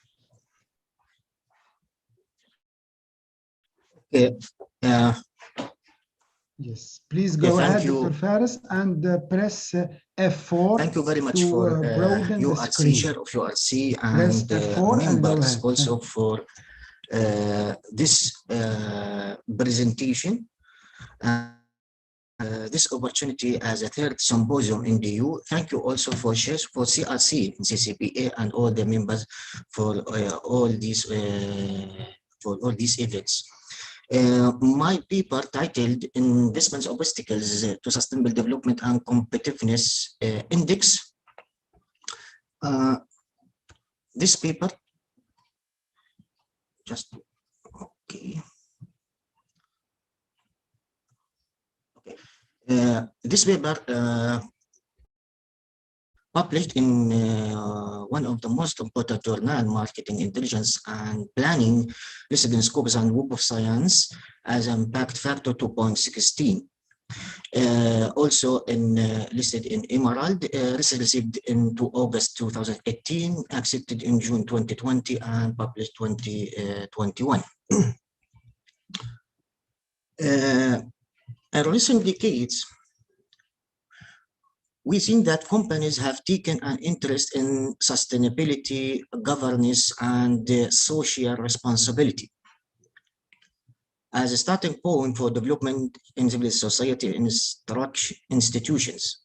Despite the importance of these concepts, this interest faces difficulties in terms of reaching a global level in front of many economic, social, and environmental challenges. As you see here, there is 3 factors. It's very important: economic, social, environmental variations or challenges.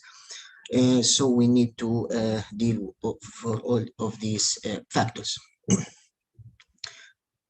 There is a clear need to access and understand global standards in order to work proactively and find global solution for many sustainability challenges.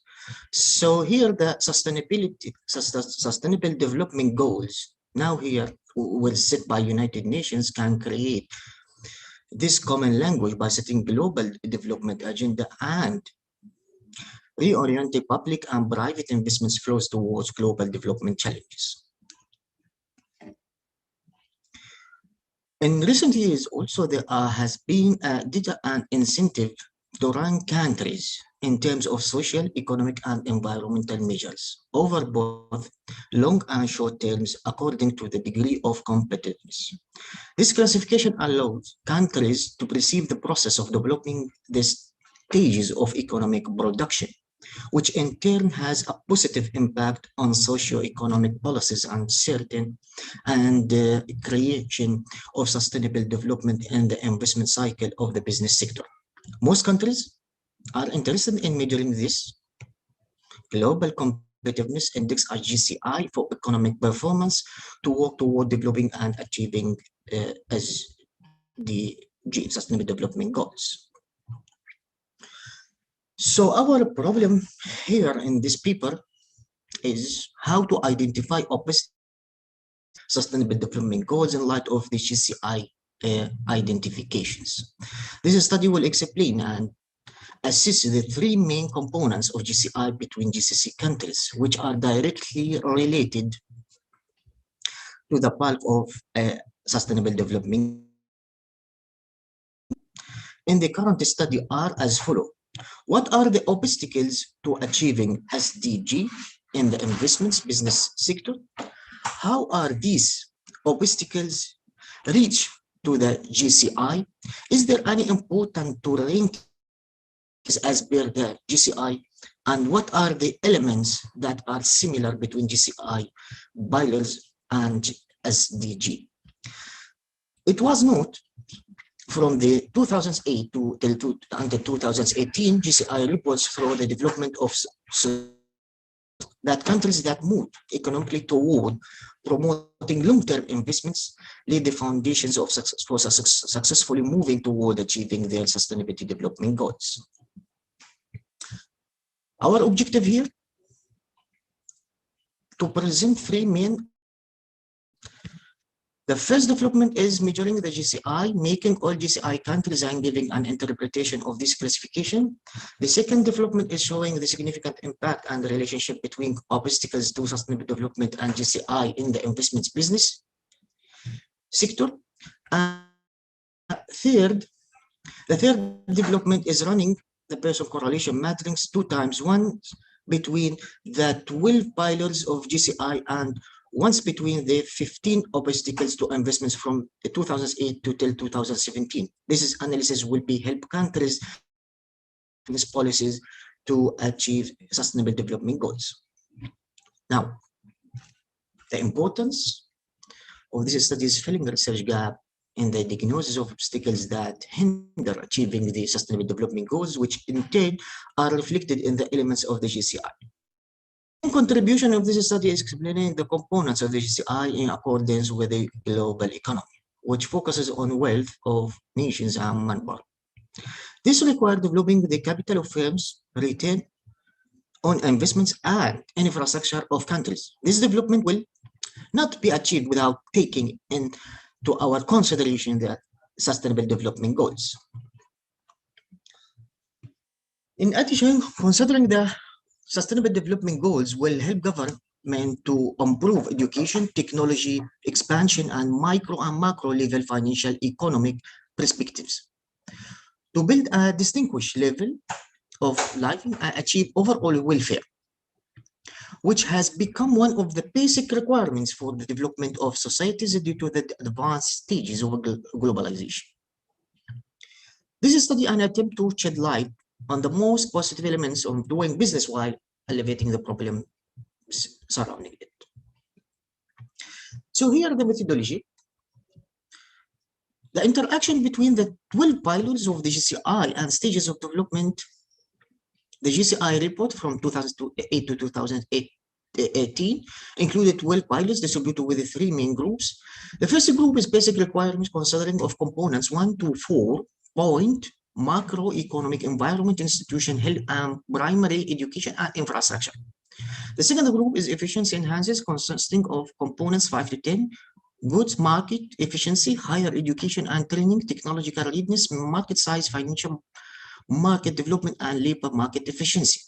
The third group is innovation and sophistication factors, consisting of components 11 and 10, 11 and 12, innovation and business sophistication, infrastructure, and international and international monetary fund reports. Measuring and analyzing the GCI of GCC countries. So this study started with the analysis of the GCI as a first step over the period 2008-2017. Furthermore, this study used GCC of 10 years as a compared economies countries. So here, the group weighted average varied from one country to another based on the economic growth stage for each country. So this value was used to calculate the economic share of GDP. The study presents half of the weight in the two different pilots to calculate the GCI as a per the composition of the GCI. The rank was calculated using each country indicators which were organized by pilot. Now, before the results, all the econometric and financial mathematical equations included in the paper, so I will not present it here.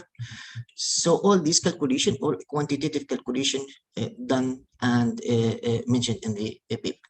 Now, what is the results or the main results? The results show that the Qatar ranked first in the GCI over the other GCC countries from 2008 to 2017.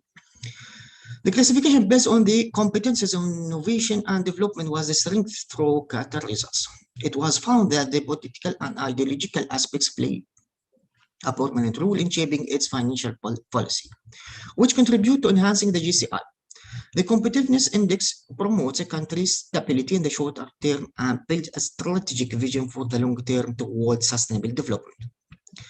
The basic requirements from values 1 to 4 are shown in table 1. So in this table, the United Arab Emirates and Kuwait and Qatar were ranked first in different items regarding basic requirements, such as infrastructure, institutions, health, and primary education. And macroeconomic environment was overall the period of study. Also, United Arab Emirates was ranked first in the overall components of the first group of basic requirements. These results can be explained by United Arab Emirates' interest in sustainable development for many years and its work on the development of all industrial sectors. Economic and financial policies have also contributed to building the country's infrastructure in the light of the changes in the economic environment. So the development of the various industrial sectors led to a significant development in the education and health sectors, which are considered elements of this group of SDG. Also, the second component of GCI, efficiency enhances. The findings show that United Arab Emirates ranked first in the 4 components of all, except 2 pilots, financial market development and market size. Finally, Qatar ranked first in the financial market development and Saudi Arabia ranked first in the market size. The United Arab Emirates ranked first in overall components in the first group of efficiency enhances. This also can be explained by the fact that United Arab Emirates was ranked first in the efficiency index, which shows that the UAE is rich in resources, making the market size large. Additionally, the United Arab Emirates has the ability to attract investors in light of the development of the financial market and the readiness of the state to accept technology.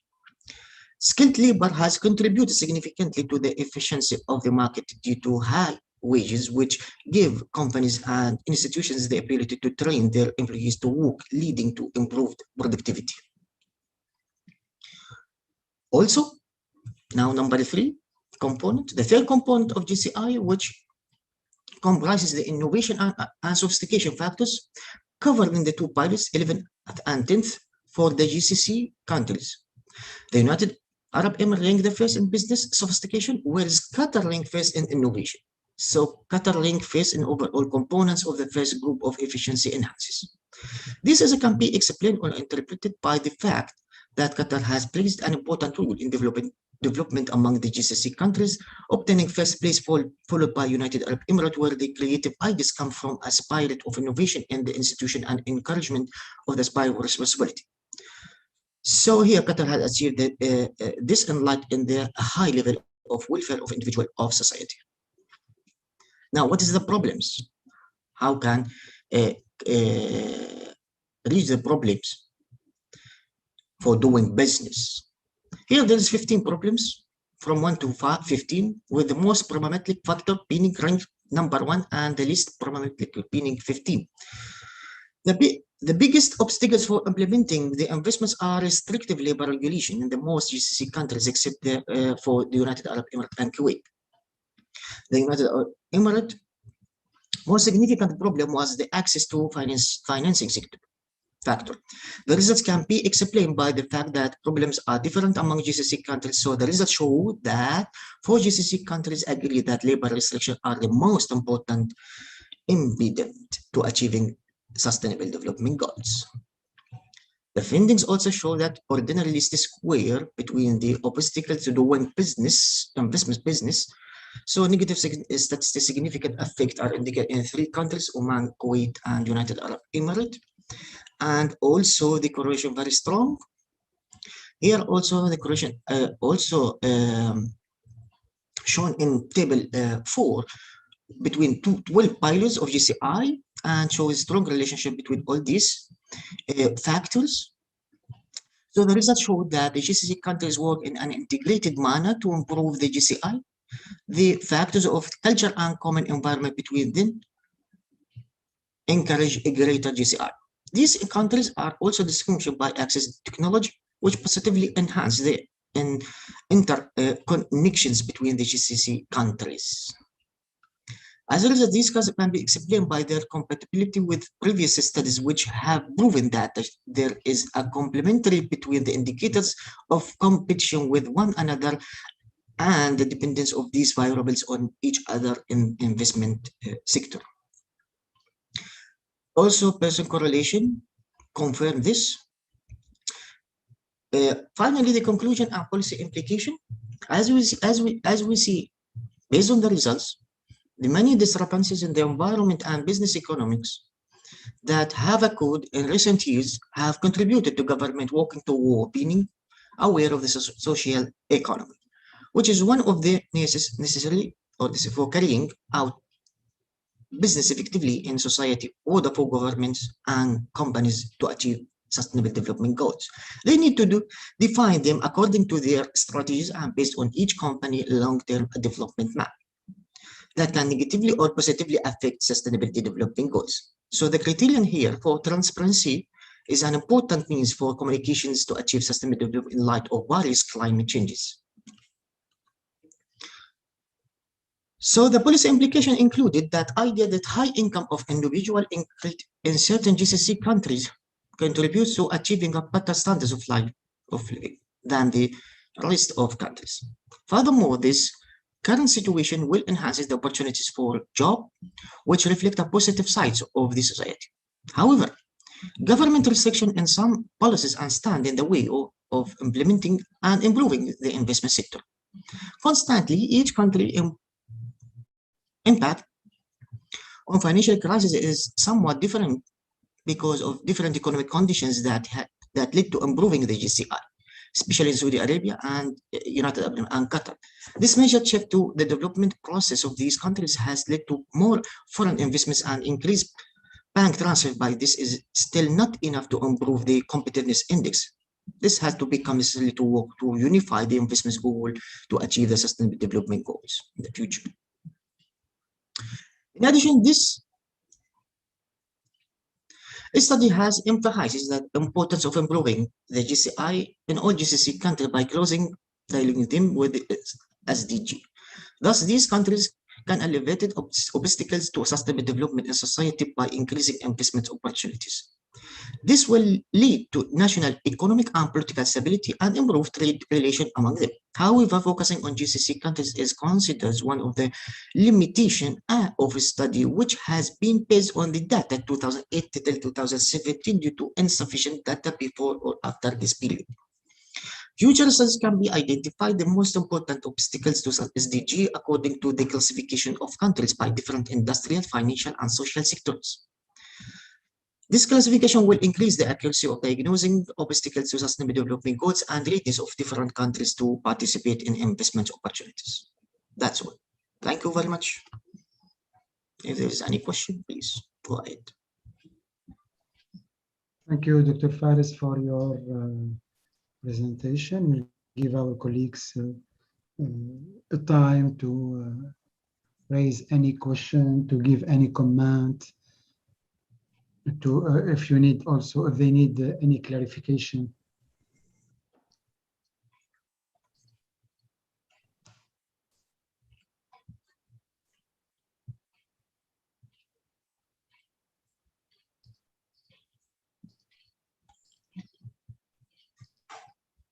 Okay. Thank you, Dr. Faris, again for this insightful presentation. So on behalf of the CRC committee, I want to thank you for this insightful and instructive presentation about your research paper published in leading journal. Thank you, Dr. Faris. Thank you, Dr. Yes. Now I will try to invite Dr. Mansour. Yes.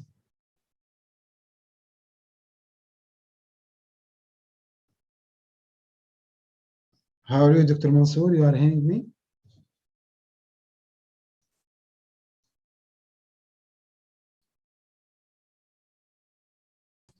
Yes, I am. How are you, Dr. Mansour? Thank you very much, Dr. You are ready to make your presentation. So, Dr. Mansour, our colleague, is the head of the Management Information Systems Department. Okay, he's also, I think, the chief officer of the ACSP accreditation in our college. Okay, and he's active in, mashallah, in many areas in Dhofar University. It is one of the prominent contributors to our DU activities. So now he will try to present his paper entitled "The Effect of Security, Privacy, Familiarity, and Trust on Users' Attitudes Toward the Use of the IoT-Based Healthcare: The Mediation Role of Risk Perception." This paper, I think, is published in journal with impact factor. Dr. Mansour, yes, sir. Thank you very much, Dr. Hamdoun. Thank you for URC, for CRC, for all of you, for you and your team. Actually, Mansour, just a team member.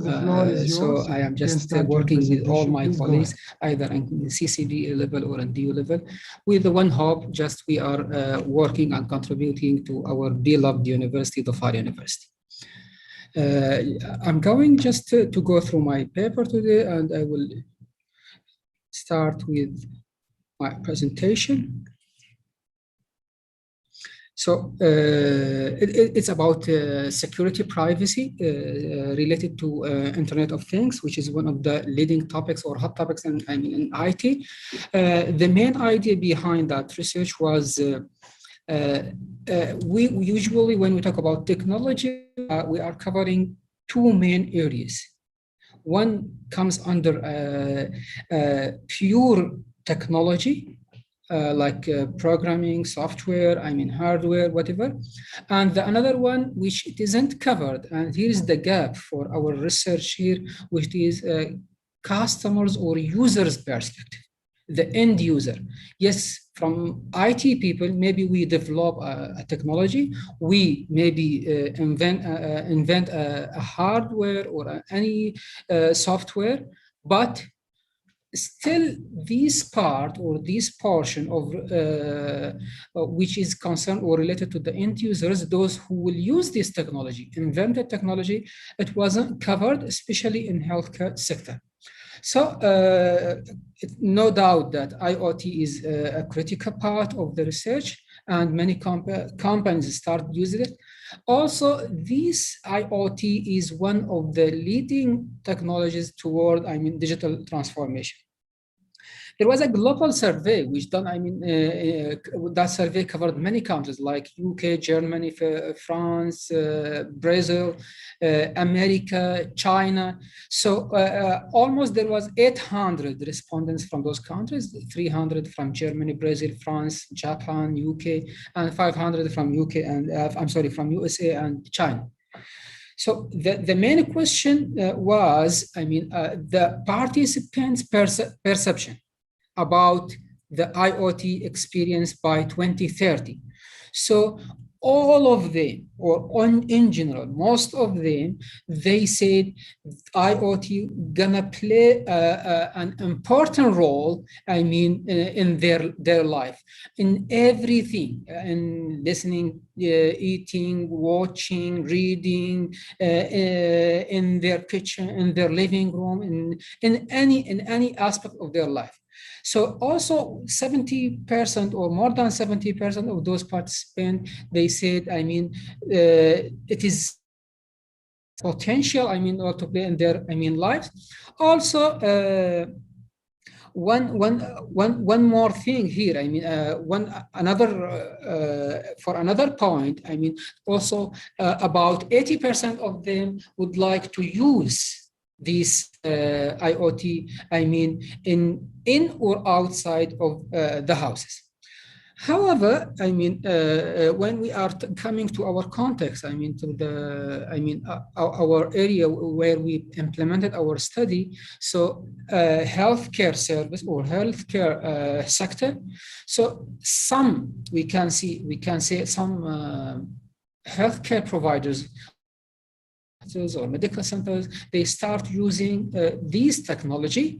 So, and they, for that use, for example, IoT can play some roles in that, like, for example, daily recommendations, for example, or what he or the patient maybe should eat. Remind them regularly, and for any medicines they should take, propose sport or exercises they would or they should maybe undertake, and many other things, medical sector or healthcare in general.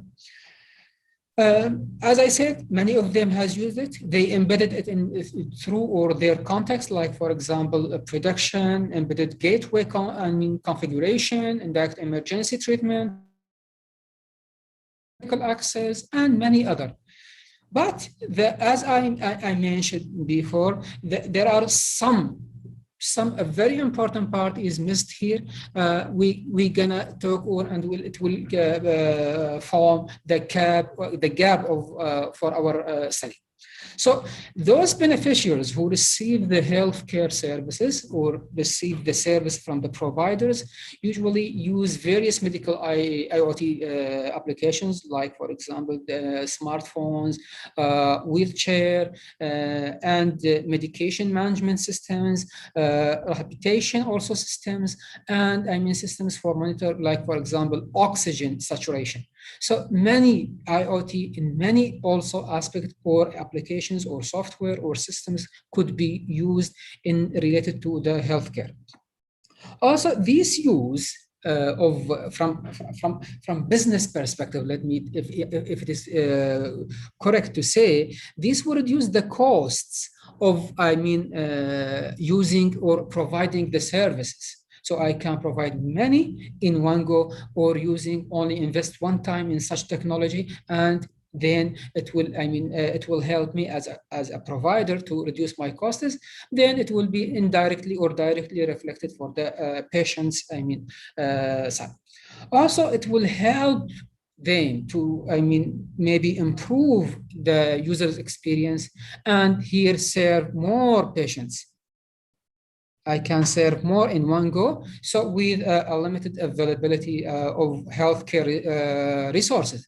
Like now in our current situation here, actually this study, it was before, the data collected for this study, it was before Corona, but we can link it with the current situation, how using such technology may help to reduce, or to avoid such, shortage or unavailability of, healthcare services for big number or a huge numbers. Like in many countries, they just give up. They can't provide or give any service. So such kind or type, maybe as we mentioned here, like for example, monitoring oxygen saturation. So if our, hospitals already has been adopted such technology, maybe we can offer or monitor the oxygen, which is now highly demanded item or for hospitals during Corona. So we can control or monitor that from the patient maybe in the house or remain in his house, but the hospital can monitor thousands of patients in one go, and this is one of the benefits of IoT. So what's the concern? As I mentioned here, the concern, as much as we use any technology, the issue of security and privacy will come. No doubt about that. So as much the increase of use, the much of risks related to especially security and privacy will raise. This fear of losing personal data will affect directly on the users to adopt or to use the technology, in our case, IoT security. So in general, based on that, as a consequence or as a conclusion, so providers can or maybe lose the trust. So if the data or personal data related to the patients has been revealed, their privacy has been revealed, in this case, the provider lose the trust, and this is another significant issue, and which we try also to cover in our case. So based on the behavioral reasoning theory, suggest, or this theory said that users, I mean literally say users adoption of IoT based wearables so will be increased if the reasons for and against their use have been embedded in the marketing strategy, along with steps taken by companies to reduce the number of and severity of anti-adoption factors. So based on what we said, there is a big need, a huge need to explore the end user, those who will adopt our technology that we developed as a company. We developed the technology. We need users or consumers for this technology. So our study falls in this area and comes to cover this gap. So in this way, in this term, the main goal for our study to discover how much or extent to which that security, privacy, familiarity, trust, all of them, in addition to risk perception, how will affect the users, patients, or potential patients' attitude toward using this IoT, or to receive healthcare services. So our outcome, our results may expected to deliver a thorough understanding of levels of security, privacy, familiarity, and their effect on trust. Also, in another word, in another part, how the trust itself will affect the attitude toward using IoT or Internet of Things. The third part here, to what extent or do our risk perception can do a mediation or play a mediation role between trust and attitude toward. So we're gonna investigate those three main hypotheses. but we will divide them in sub-hypotheses. So the first hypothesis will go for security. So it says security has a positive effect on trust in IoT. The second hypothesis, it's about privacy, and says privacy has a positive effect on trust in the IoT, or Internet of Things. The third hypothesis go to the familiarity, so has a positive effect on trust in Internet of Things. Now we have another dependent variable, which is attitude, and that has been linked with the remained hypothesis, and hypothesis for related to trust with the attitude toward using IoT. And also we are talking about risk perception. So trust here, we will investigate or examine two hypotheses related to trust. The first one, trust with the attitude. The second one, trust with risk perception. In terms of risk perception, also we have two hypotheses. The first one, it is how the risk perception directly affect the attitude toward using Internet of Things. And the last hypothesis, we are talking about the mediation role, which played by the risk perception between both trust and attitude. So these are the 7 hypotheses we're gonna check and examine, and we'll see the results by the end of this presentation.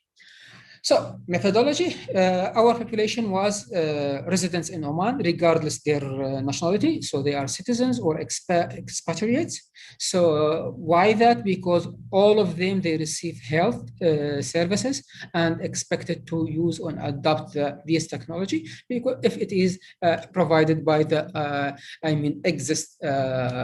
healthcare providers. We focused on the age between only 18 to 60, not more than that, not less than that. The reason behind that, we are talking about those who are, familiar with the technology. That's why we add another condition in this, to our sample, those who must use smartphones. Not only that, the second condition was had an available internet connection. So it means those 3 conditions for our sample. The age must be between 18 to 60. They should have a smartphone at least, and they have available internet connection. They are connected. So all the time using, if I want to use IoT technology to provide such kind or type healthcare service, it should, the users or potential users, patients, they should be connected all the time to the internet, so I can monitor them and provide them some suggestions and recommendations. So our paper used or utilized paper-based survey. Based on the previous, validated measurement. To avoid any common method bias, all required and possible procedures implemented either prior, during, and post the data collection. We targeted in our study 500 questionnaires. We distributed them all, but the last we were able to analyze only 387. So it means more than 100 questionnaire has been dropped from our study for many reasons, explained in details in the paper. So data analyzed using statistical analysis software. We used both SPSS 2.5 and MOS 2.5. We also implemented exploratory and confirmatory analysis, as well as for, this for validating the instrument, by the way, and for hypothesis examining, we used or implemented structural equation modeling. So these are the, I will just go through them. They are explained in detail in the paper. This exploratory study, which allow, if it is Here, if it is significant, then which allow us to go to the exploratory factor analysis, which we did it here, and we got the results for exploratory factor analysis. And here are all I mean used items, mean, standard deviation, CITC, sequence, cortes and loadings. Then we implemented for a common one factor model, and here the result was significant, which allow us, because it is less than 50%, which allow us to go and conduct the test. Confirmatory also model here, the fit indices for that, all of them met the criteria. Here are the recommended, and here are the measured. Here are our results, and all of them, they met almost all of them within the acceptable level, or they exceed the thumb or threshold. Confirmatory analysis or results was here, as mentioned here, as you see here. Also here are the constructs, here the items, and here we have standardized factor loadings. So the condition is here. Those are more than 50 will be accepted, and here we met the criteria for square multiple correlations. Also, all of them more than 30. CR and AVE also met the criteria. So these reflect the validation that our measurement in general valid. So here for our study, we did or conducted this. In the same context related to the confirmatory study.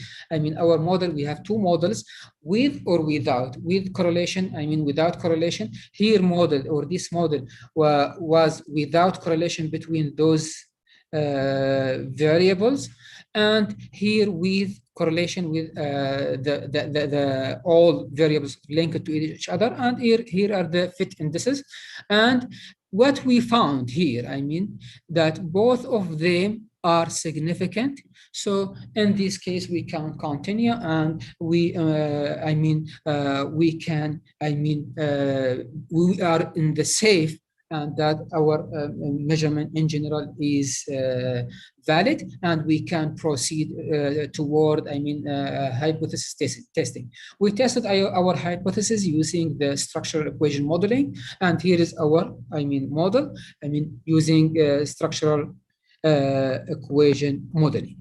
And here are the results of our hypothesis. Here, supported, here, supported, but the mediation was partially mediated, not fully, because, when we entered the mediator, it isn't, there was a relation, there was an effect, but it didn't, the effect was less than the direct, so that's why we, consider it as a partial mediation. The contributions of our based on our findings, our study contributed to the body of the knowledge in many ways. First, it contributes to the literature. So exactly, we mean acceptance technology, we mean IoT in our context. So most of the previous studies examine the technical aspect of IoT and its use, while in this study, we extend the work of adapting or by adapting a rich conceptualization of IoT adoption and incorporating important technology acceptance factors within that. Like, for example, we included security, privacy, which are very important, to the technology acceptance models. Also, this study extended the research regarding, digital transformation, which is a very important one, by extending also such studies to the context of IoT also. So in addition, so we added another, method or technology, and within the transformation for business, in our case, healthcare providers, they can use it and implement in their work. We hope that, and we expected that our study also developed the understanding of ways in which, the risk perception mediated in the relationship between trust and IoT, and which should be taken in consideration. This is from theoretical perspective, but from practical implications, providers need to, focus on improving their IoT infrastructure, pay more attention on their users' awareness regarding to IoT, and how they have to think also about how to, involve them, motivate them to use the IoT in their sector, health sector or health sector, yeah. And maybe to do that, maybe they can do one thing, which is very important. Maybe we can acknowledging or rewarding users, those users who have, genuine reviews of or for referring healthcare providers' IoT apps to other users. Famous in, for example, in using such technology, and I have many followers. So maybe I will receive a reward from the healthcare providers, just as the users have a trust in me. So then I can also motivate others to use the revenue models, which can be implemented also. Also, they can prepare users by offering the training on how to receive healthcare service through IoT also. Also, they can have, security and, emphasize here on the high level of security, and we can give them, awareness, provide them with awareness about how they can, end users now, check and maintain their privacy. This is very important that healthcare providers should make it available. Limitations and future research, we have, as any other paper or any other study, we have its own limitations. We explored, for example, attitude toward IoT technologies to receive healthcare service. So research in the future maybe investigate in other potential use, for example, in other sector, for example, in-house electricity control, remote control of users' car, for example. So other people, they can use this as this suggestion to use or to implement our approach or model for another context. Second, in this study, we examined users' attitude only, but actual use behavior of IoT to receive healthcare service was not measured. Yeah, because still it isn't adopted in that time. Maybe now, it will be implemented. Though another study maybe will come here and will do what? Will investigate the actual use. So third, this paper also inspected the attitude toward using IoT in developing economy, and sample was selected from only one country or those residents in one country. Maybe in the future, another study maybe expand the study to cover the GCC, maybe the Gulf region, all Gulf region, for example.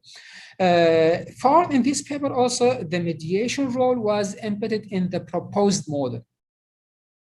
Yet other, moderators now, just if we embedded mediator, so still the moderator didn't, maybe other study will come and embedded another, moderators like culture dimension, gender, propensity for, to trust, and could be added also for future research. Lastly, the study also investigated the effect of levels of security only.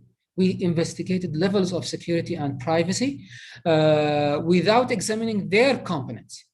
So because security has its own components, privacy has its own components. So maybe also the future studies or studies in the future could go in deep and check each one of them or the component of each of them and see how those maybe affect on acceptance or whether they increase or decrease the acceptance level of IoT from in healthcare service sector. Thank you very much. Your questions are most welcome.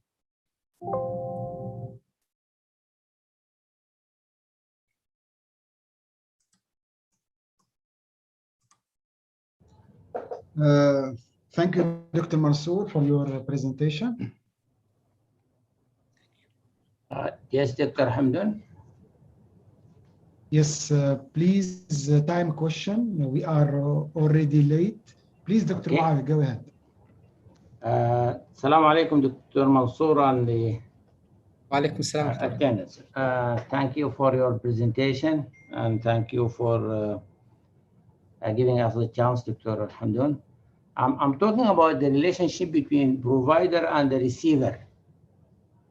It should be an official provider, but still till now there is no contract, or there is no an official agreement between the provider and the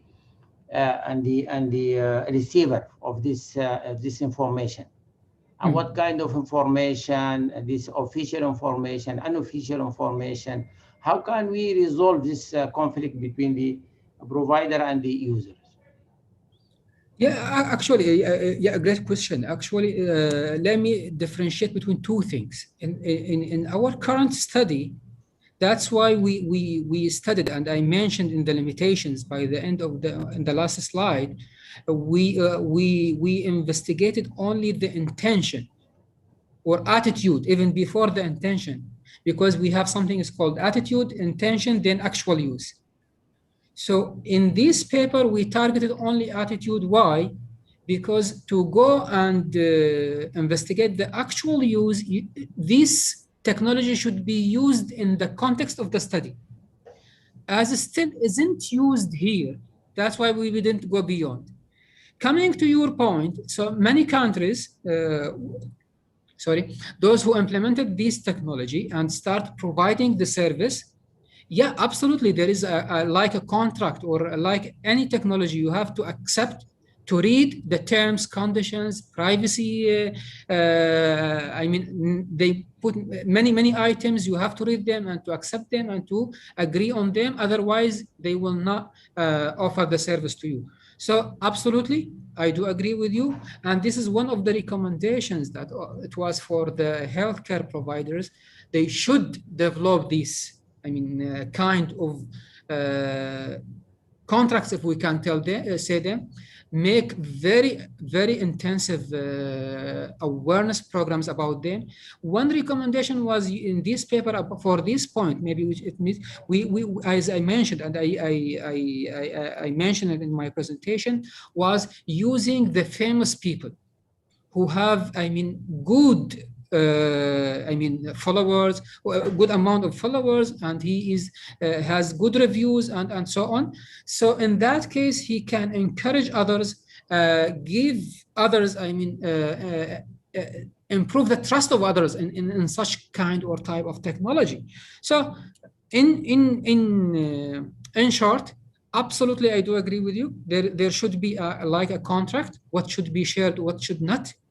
And the patient, by the end of the day, or the user or the customer, by the end of the day, he has to accept on that or not. And there are many also other initiatives. Based on this initiative, what we did in one of my projects, we are going to develop software, end user software. And that software, the user himself, he can decide whether to share the data or information or not. And we implemented it in the same sector. I hope I answered you. Thank you, Dr. Mansour, for your presentation, insightful presentation. Thank you, Dr. Muawi, for raising an interesting question. Thank you, Dr. Mansour, and we appreciate your presentation and sharing your research paper with us. Thank you. Goodbye. Thank you. Now I want to cede the floor to our brother, Dr. Omar Durra. So Dr. Omar Durra is associate professor in the Department of Management in CCBA.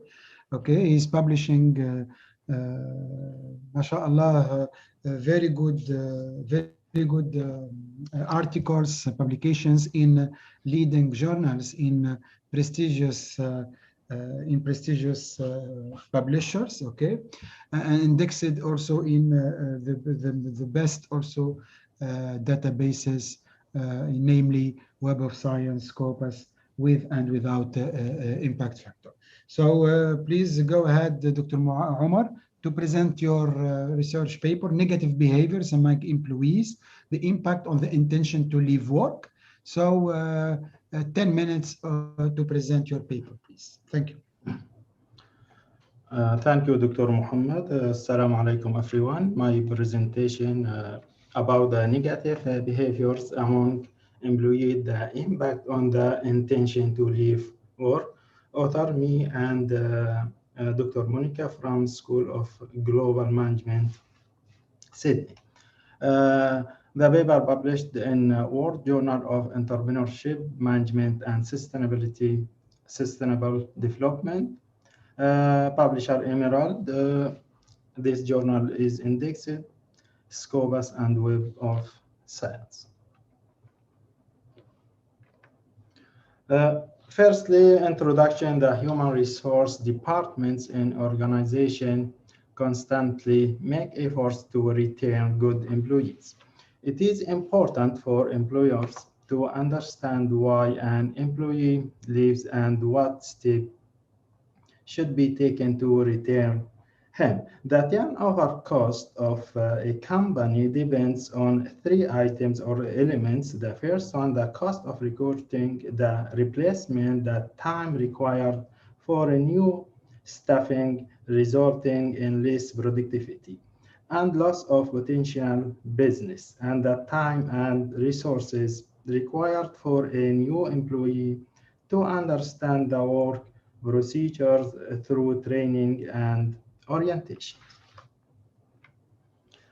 Study variables. This study in general includes main variable. The first one, negative behavior. Second one, the intention to leave work. The first one, negative behavior, includes 3 behaviors. The first one, alienation behaviors. Second one, cynicism behavior. Third one, silence behavior. I will define each variable in short. The first one, alienation behavior, is representation of generalized attitude toward the work that indicate a low level of engagement with the work rule. Cynicism behavior refers to suspicion or uncertainty toward the management. Silence behavior is the fact that employees don't consciously share their concern and ideas about the organizational problems with the management and keep them for themselves. And the dependent variable, intention to leave work, is a vital variable to recognize the actual employee turnover. Also, I now will speak about the relationship between the negative behavior and the intention to leave work. In short, through extensive literal review, it was evident that very little research has been conducted on examining the relationship between negative behavior, alienation, cynicism, and silence, and the intention to leave work. Employee turnover intention is influenced by organizational cynicism because an employee wants to leave the organization. The higher the cynicism, the higher the intention to leave work, and the lower cynicism, the lower the turnover intention. We can see the organizational cynicism and intention to leave are negatively associated. Also, the methodology, and brief also the methodology, the target population of the study was the employees from various levels in 2 companies, Omantel and Orido in Salala. The target represented for the study were 420 employees, and in these 2 organizations using a random sampling technique. The fit sample size is or was 225. Omantel distributed 145 and Orido 559. The total is 240 4. Data was collected through the survey comprising of 225 questionnaires distributed to the sample population. 204 questionnaire was returned. As mentioned, 145 for Omantel and 559 for Ooredoo. Also, I did descriptive statistics for the variables. The result indicated that the means of negative behaviors was at low level. Expected for alienation behavior was moderated. For the cynicism and silence were low, but only the alienation was moderate. Also, I made the analysis for this model, EFA. This table showed the EFA. See, we have 4 variables: alienation, cynicism, silence, and intention to leave work, where AB, alienation behaviors, has 3 items. Cynicism behavior has 4 items. Silence behavior has 5 items. In addition to the intention to leave work has 5 items.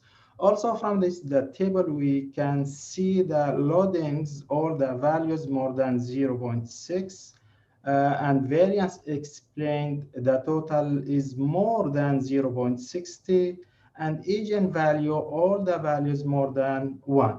According that, all the conditions were achieved. So here, the first condition regarding the EFA was achieved. Also, I made the CFA from the table constructs also for variables A, B, C, B, and S, B, and ILW. SEL, all the values were more than 0.50. Also, SMS squared multiple correlation, also all the values were more than 0.30. And CR and AVE are very important. CR, all values, C 0.901, 0.852, 0.829, 0.773. All the values more than 0.7 or 70. And AVE, also all the values more than 0.50. So all the value, all the conditions for CFA were achieved. Also, this figure shows the CFA for variables A, B, C, B, and SB, in addition to intention to leave work C. All the indices were achieved, chi-square divided by degrees of freedom.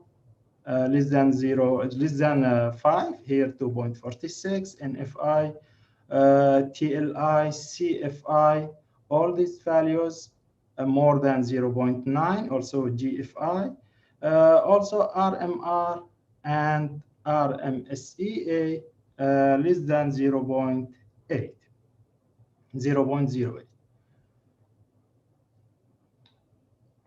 Also, this figure shows the structural equation modeling. From this figure, we have 3 hypotheses. The first one, alienation behavior has a significant effect on intention to leave work. Second one, cynicism behavior has a significant effect on intention to leave work. Third one, silence behavior has a significant effect on intention to leave work.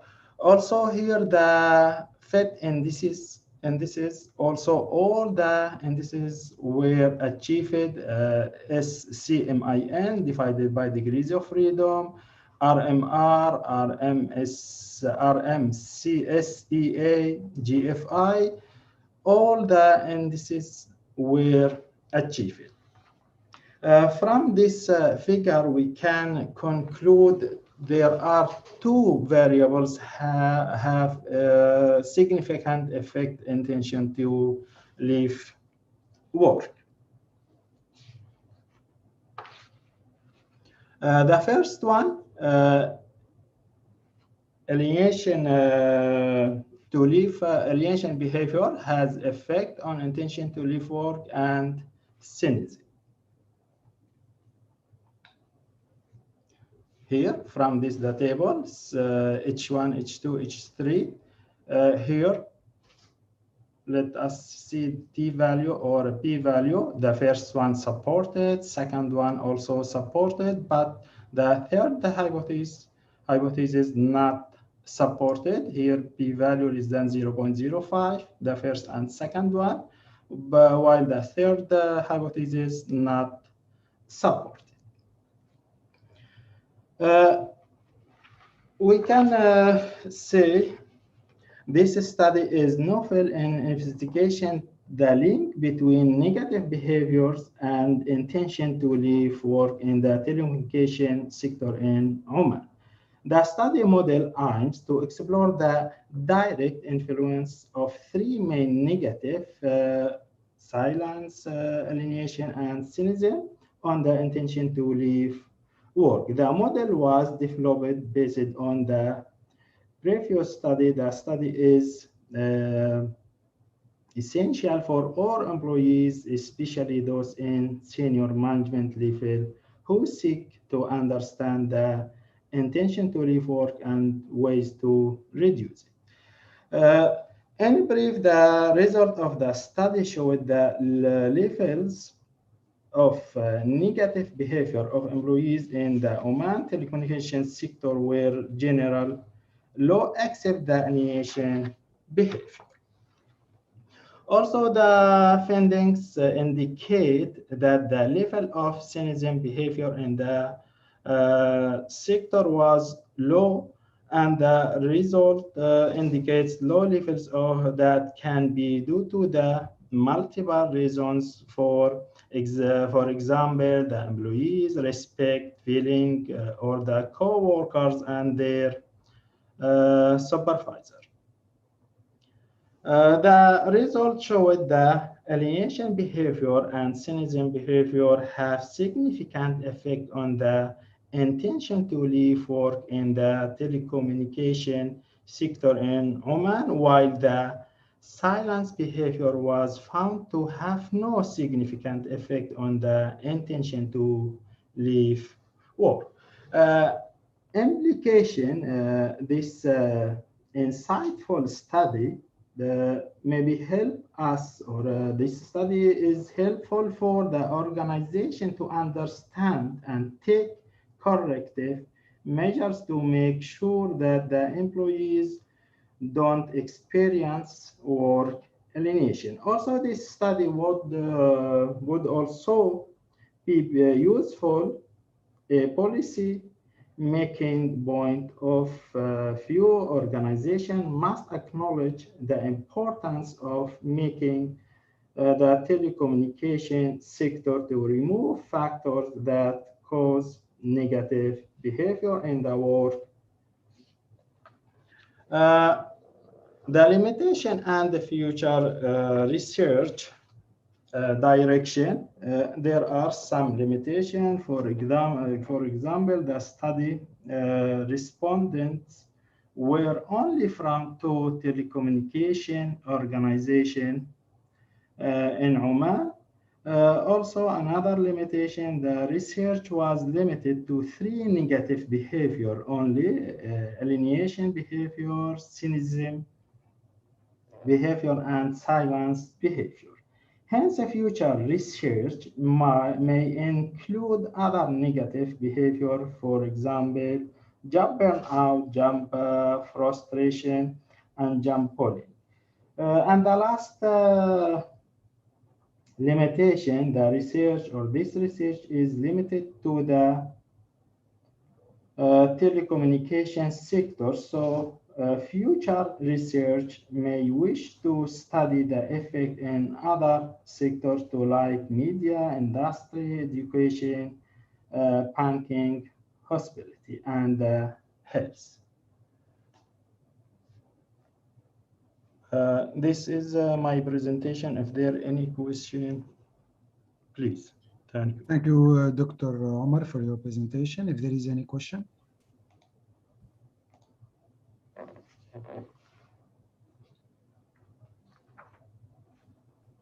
Okay, thank you, Dr. Omar, for your presentation of your paper indexed in Scopus. Thank you also for sharing the results of this interesting research with all of us. Now I want to ask Dr. Suhail Ghoz.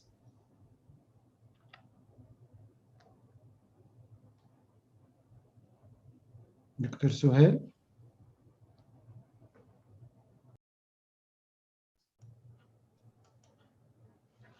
Yes, Dr. Hamdoun. Yes. How are you, Dr. Suhail? Alhamdulillah, I'm fine. Now, yes, Dr. Suhail, our brother and colleague, Dr. Suhail from the Department of Marketing and Logistics. He's an associate professor. He's publishing permanently and consistently in leading journals in the marketing area particularly, and also is leading TRC project, okay, with Dr. Omar and other colleagues. So he will try to make a presentation for his research paper. So the floor is yours, Dr. Suhail. You have 10 minutes to give us a brief overview about your paper. Please go. Thank you. So just wait.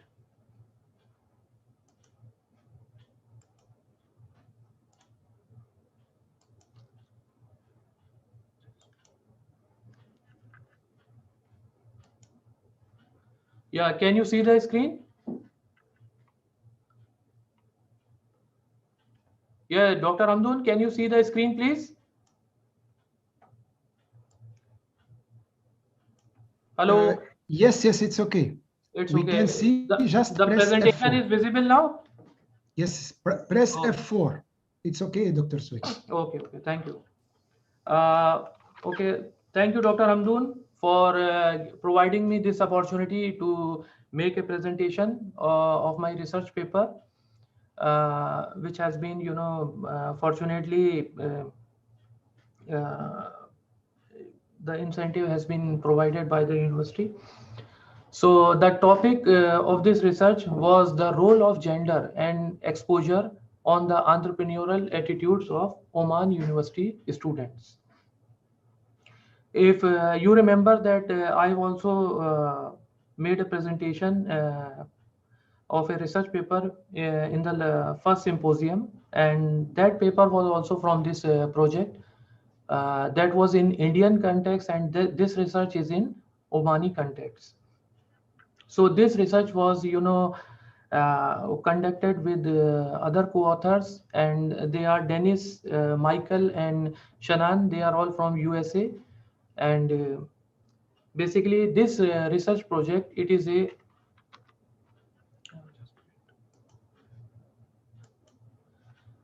this research project is it is a multiple nation project where more than I think 25 countries, they have been added into this research project, and the research group, it has the data information for all these 25 countries, and it is about the entrepreneurial intention and attitudes of the university level or the higher education students. So for this specific paper, into which we have added Oman into the database, this research is basically the individual level study. Okay, and in this research, we have tried to relate the role of gender and previous work exposure of the students to their entrepreneurial intentions and attitudes.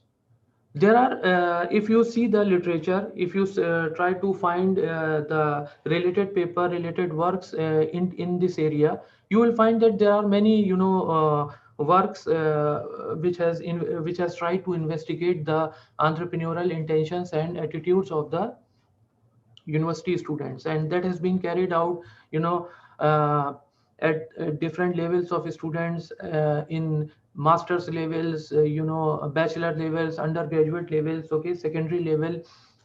Then according to the specialization, like engineering student, business students, and so on. So you will find a lot of stuff.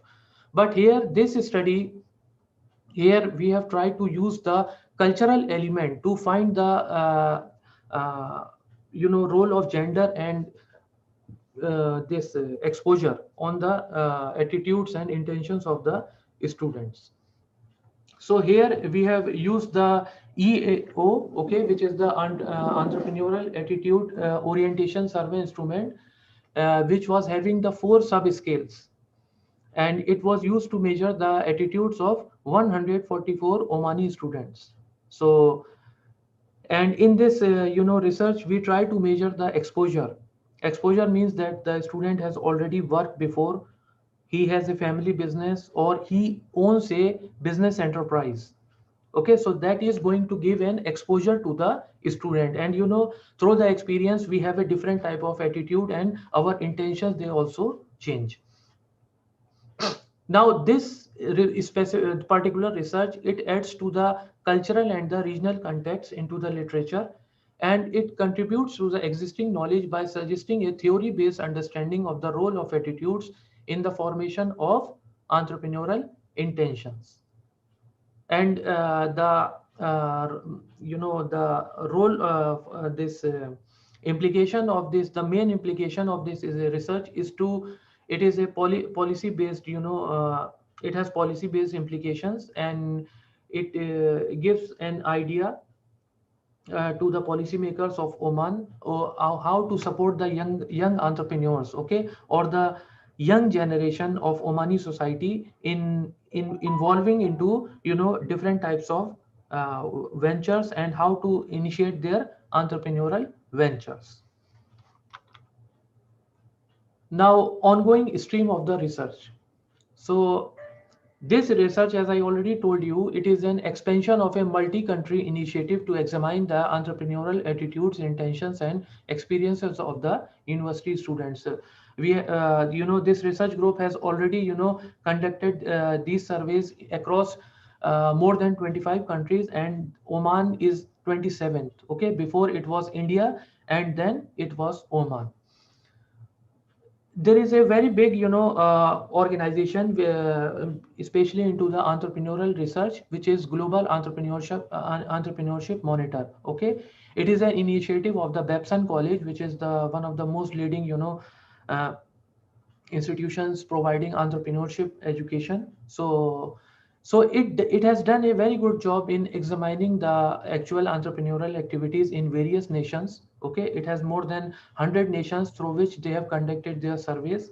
So few studies have focused on examining the entrepreneurial attitudes through a cultural lens. Okay, what I told you before, that this particular study, it is different from the GEM studies through cultural lens. Okay, because here we have tried to relate the culture with the entrepreneurial intentions and the attitudes. Okay, and within a college age population. The GEM surveys, basically they are based on there is no age limit. Okay, a person of 50 years of age is also there into the survey. Okay, 30 years, 40 years. So here we are specifically trying to investigate a similar age group of students. So we have examined the role of gender and previous exposure on the attitudes of the university students in Oman. And this research generates knowledge that can be useful for the entrepreneurship educators, okay, and the policymakers, as they are going to design future programs to encourage the entrepreneurial growth. Now, entrepreneurship, okay. So all of us know what is an entrepreneurship, okay. So how one starts his or her own enterprise. Okay, how to involve themselves as the you know Dr. initiating Suhail. your own business. Yes, Dr. Ramdon? Yes, we are in short of time. Thank you. Yes, Please, Inshallah, yes, I will thank try you. to be I'm quick. sorry, Okay. yeah. Sorry Yeah, again. no, it's okay. Yeah. So here, according to a very popular research by Carey and Thurick in 2010, entrepreneurship and the new venture creation are widely considered the forces of driving economic growth. Okay, in recent years, the role of entrepreneurship has been extended to embrace issues related to the society and the environment, and hence emergence of new forms of entrepreneurship. Okay, before we used to have manufacturing. Okay, entrepreneurs were known as the people who are going to manufacture something. Okay, but because of the emergence of the service sector and recently this digital entrepreneurship. Okay, so entrepreneurship, it is taking new forms. Okay, so and this is the findings of Bureau in 2017. Now, entrepreneurship, it inspires. It is a source of inspiration among the society and improving the local innovation systems, which are vital to promote the productivity and competitiveness in a country. And as well as in a knowledge-based economy, like advanced nations like United States, Germany, United Kingdom, where a major portion of their economy, it is based on the small sector, which is the entrepreneurship. Now we will talk about entrepreneurial exposure. Okay, as I told you, it is basically the work experience before work experience. So an outlook is very important. It is very essential for the future course of entrepreneurial actions. So what we are planning to do, okay, in terms of entrepreneurship, our outlook is very important, and previous exposure, it is very vital. It is very essential for the to change the outlook of a person. So intentions are reliable forecasters of entrepreneurial actions, and it is imperative to recognize the factors which are associated with the entrepreneurial intentions. Exposures can be conceived as having an employment into the small business sector, having family members with experience working into the small business sectors, or owning a small business, or currently is owning a small business, or having owned an entrepreneurial venture previously. So these are the sources of exposure. Now the students who have their own small business currently, or had owned it previously, or have family owned business, exhibit stronger entrepreneurial intentions. Okay, this is finding by one of our co-author, Shannon Gibson.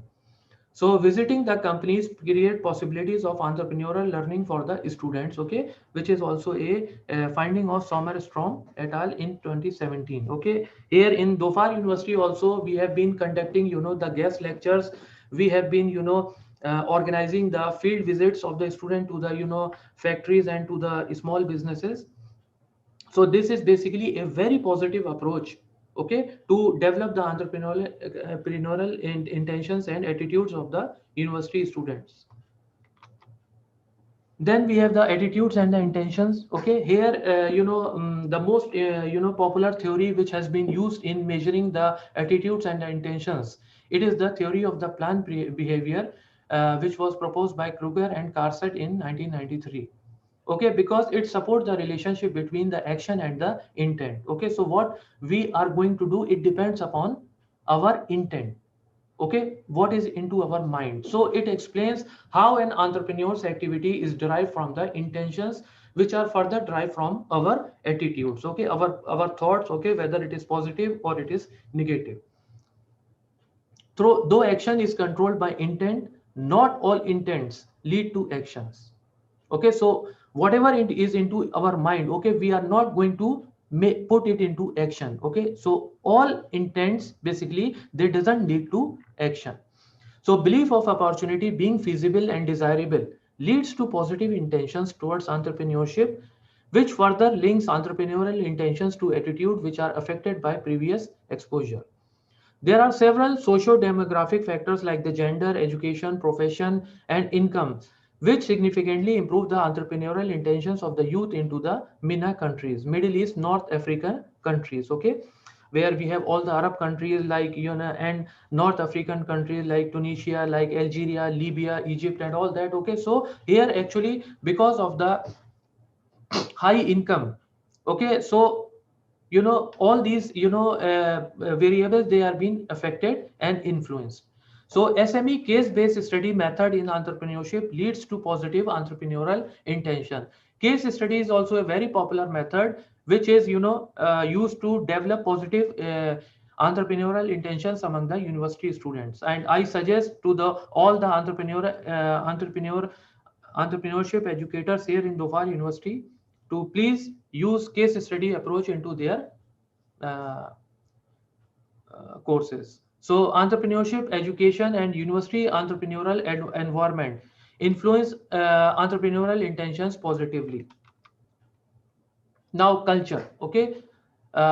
So culture, all of us know what is a culture. It is the collective programming of the mind which differentiates the members of one category from another category. Okay, this was the definition of Hofstede. Okay, so our ideas, okay, then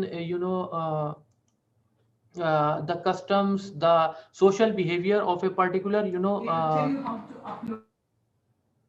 yes, Dr. Hamdoun, you want to say something? No. Someone mute himself. Unmute himself.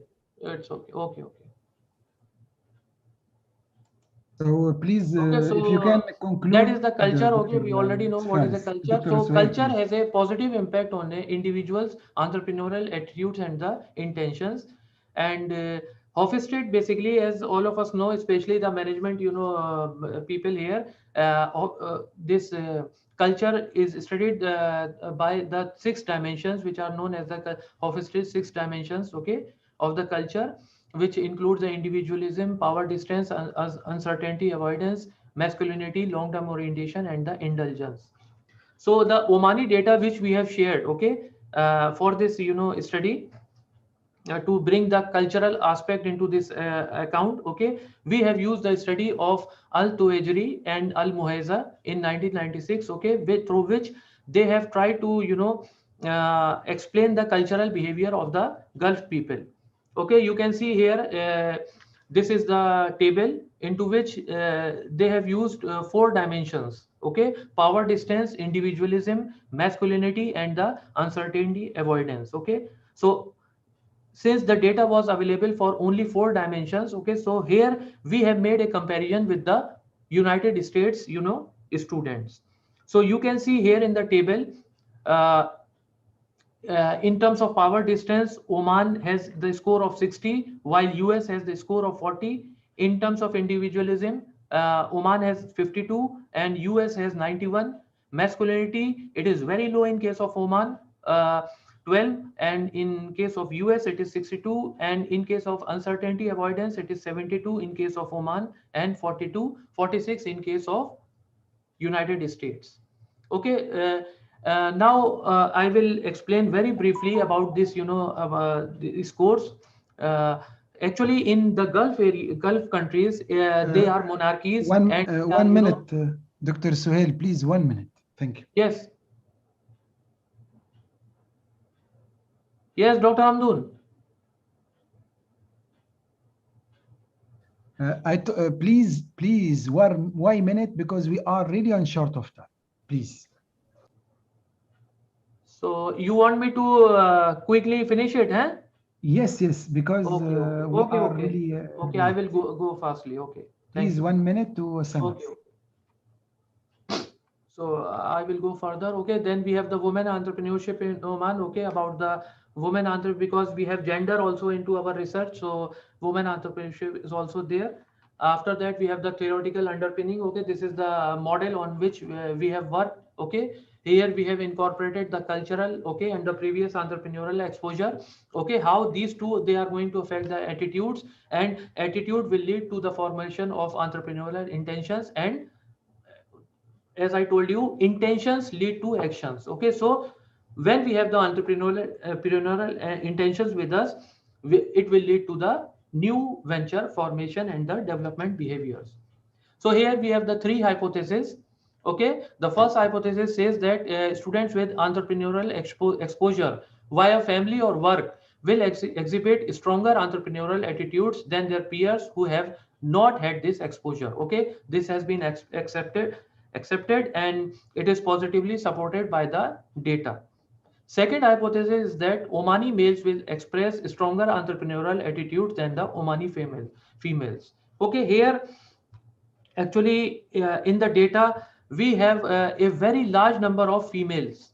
Okay, because the respondents in case of respondent, the percentage of females, it was much higher, and that's why we were not able to take out, you know, the which is going to support this statement. So it was not decided. And the third hypothesis, Omani students will express lower entrepreneurial attitude than US students. It was not supported because Omani students, they express higher entrepreneurial attitudes than the American students. So methods, okay, what we have used. So there was a survey on 144 young students from 3 higher educational institutions in Oman, and it was used measured by EAO instrument. The instrument, it contains 4 sub-scales: innovation, personal control, self-esteem, and achievement. And it included 21 items, okay, measuring on a 10-point Likert scale, ranging from strongly disagree to strongly agree. It was a bilingual questionnaire because we know that you know, it's better to take the responses into the local language also. So it was in Arabic also. And t-tests were conducted to relate the mean of the overall sample with the mean entrepreneurial scores. ANOVA was used in the secondary analysis to examine the entrepreneurial attitudes among the Omani sample population on the basis of gender or previous exposure. Average age of the respondents was 26 years, 75% were females, and 96.5% of the respondents, they have previous exposure. Ownership, family, or work. Okay, these are the results. Okay, this is the summary. Okay, on the 4 subscales: innovation, okay, the mean score was 6.74, personal control 7.38, self-esteem 4.5, achievement 7.58, and overall score was 6.55. Now these are the exposure results. Okay, on the basis of you know, ownership, okay, family exposure, and work exposure. So you can see here, okay, all these 4 subscales. Since time is short, okay, I will go quickly. Then we have the gender results. Okay, male and female. You can see almost all the scores, they are very, very close to each other. Males, they have the 6.45 score, while the female, they have the 6.59. In terms of innovation, it is 100% equal. Okay, personal control, for males it is 7.18, and for females it is 7.45. Self-esteem, okay, it is 4.52 in case of males and 4.50 in terms of females. And achievement, okay, 7.36 in terms of males and 7.65 in terms of females. Here females, they are more, you know, achievement oriented. Then here is a comparative study of the attitudes between the Omani and the American student, which is the third hypothesis of the study. Okay, again you can see the 4 subscales. Okay, this is for the Omani student, this is for the comparative norm. Okay, it is the US standard. So you can see innovation, Omani student, they have more score than Americans. Personal control, it is much higher than case of American students. Self-esteem, okay, American student, they have higher self-esteem as compared to Omani students. In terms of achievement, it is 7.58, okay, which is also higher than the American students, and overall it is a bit higher than the American students.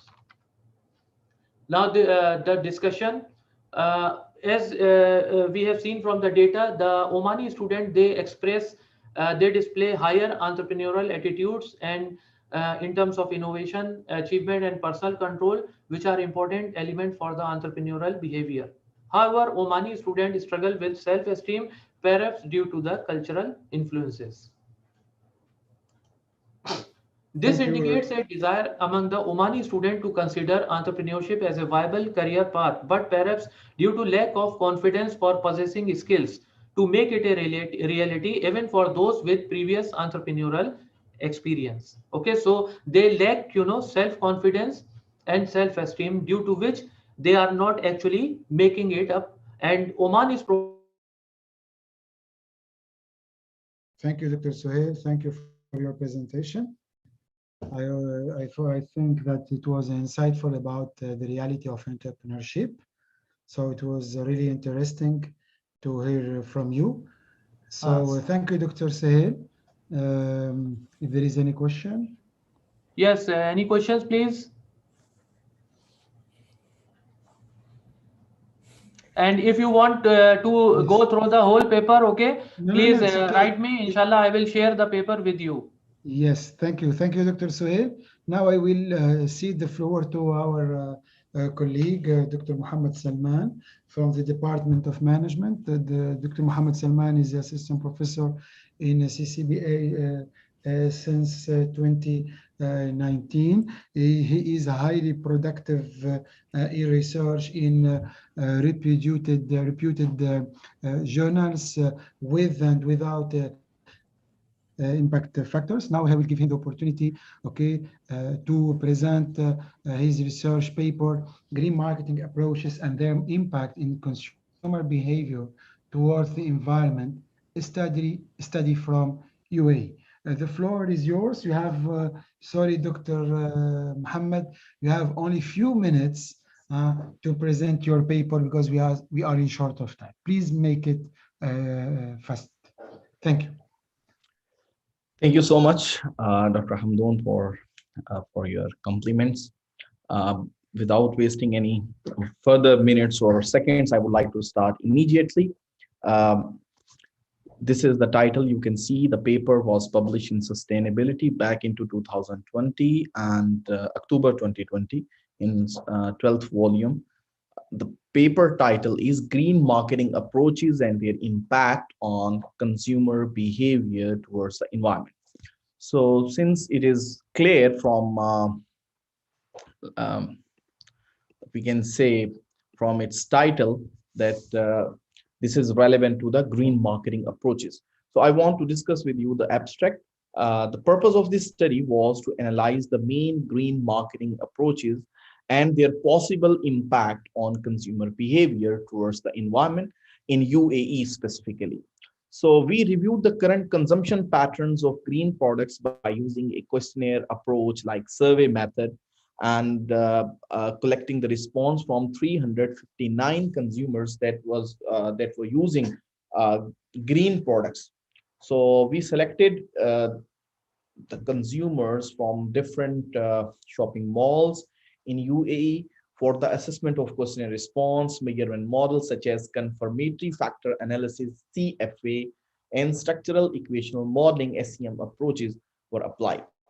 The finding of the study basically suggests interesting inference like results regarding eco-labeling, green packaging and branding, and green products, premium and pricing, and the environmental concerns and beliefs of consumers that affect their perceptions of the environment. So factor analysis provided a goodness of fit for the selected item. It was found that key factors of green marketing such as EL and GPP have a significant positive influence on consumer beliefs towards the environment. So in addition, environmental concerns and beliefs, ECB, also have a significant and positive influence. It was found in the empirical study on CPTE in the UAE. Practical significance of the study is that it will help, like it is expected that it will help the progress of the integration of green marketing and consumer behavior theories about the environment. The managerial implications of the study includes the provision of significant findings for both domestic and international firms for the promotion of green products through focusing on consumer behavior through the environment. The study provides important guidelines to boost the positive behavior. So there were I basically would like to discuss with you few only like the parts of the whole study. So the hypothesis of the study was there is a significant relationship between eco-labeling and consumer behavior towards the environment. Second hypothesis was there is a significant relationship between the green packaging and branding and consumer behavior towards the environment. And third hypothesis was there is a significant relationship between the green products, premium and pricing, and consumer behavior towards the environment. And fourth and last one was there is a significant relationship between the environmental concerns and beliefs towards the environment. So research methodology, how we conducted this research. To achieve the objective of this study, a questionnaire like a survey method was adopted and questionnaire was developed with few sections. We have like, I'll provide you, let me provide you in chat my whole paper. So you can see there are like a lot of questions available in the questionnaire. The green marketing factors we included eco-labeling, green packaging and branding, and green product premium and pricing. The fourth factor was environmental concern and beliefs. The final factor for the study, consumer beliefs towards the environment, was added to the questionnaire like latent indicators. Like these were the main constructs of the study. All the items in the questionnaire were then measured on a 5-point Likert scale. 1 is strongly disagree to 5 strongly agree, and 3 was the center. Various statistical techniques were applied to analyze the data using SPSS and AMOS version 2.1. The empirical findings for the analysis, both factor analysis and structural equational modeling were used. Confirmatory CFA, confirmatory factor analysis, is considered a suitable technique to describe whether the listed items in the constructs explain the exact construct or not. So let me show you in another, like here, if you can see this. So this was actually the results, and the confirmatory factor analysis is shown here. So it shows the structure of the confirmatory factor analysis. You can see here the structure. And first of all, it needs to check whether what is the response and loading. So in the factor analysis for the present study, more major constructs like eco-labeling, GBB, green products premium and pricing, and environmental concerns were considered from a peer study. The value of the goodness fit was measured using chi-square. These are the details of methodology and results. I don't want to share, but I will share in the chat. You can see my whole paper. Even I will share the PDF as well. So after that, the value for the goodness fit was measured using chi-square test, root mean square error approximation, goodness of fit index, adjusted goodness of fit index, and comparative fit index, and Tucker and Levi's index, as they are accepted methods, widely accepted methods for calculating the goodness of fit, which indicates the value of composite reliability and of all the constructs, which were more than 70%. Further, so it was like, first of all, I want to discuss with you the conclusion and future directions. After conducting this research, I want to conclude in terms of green marketing, there is a rapid ongoing change for companies regarding the restructuring of their products and their possible impact on the environment.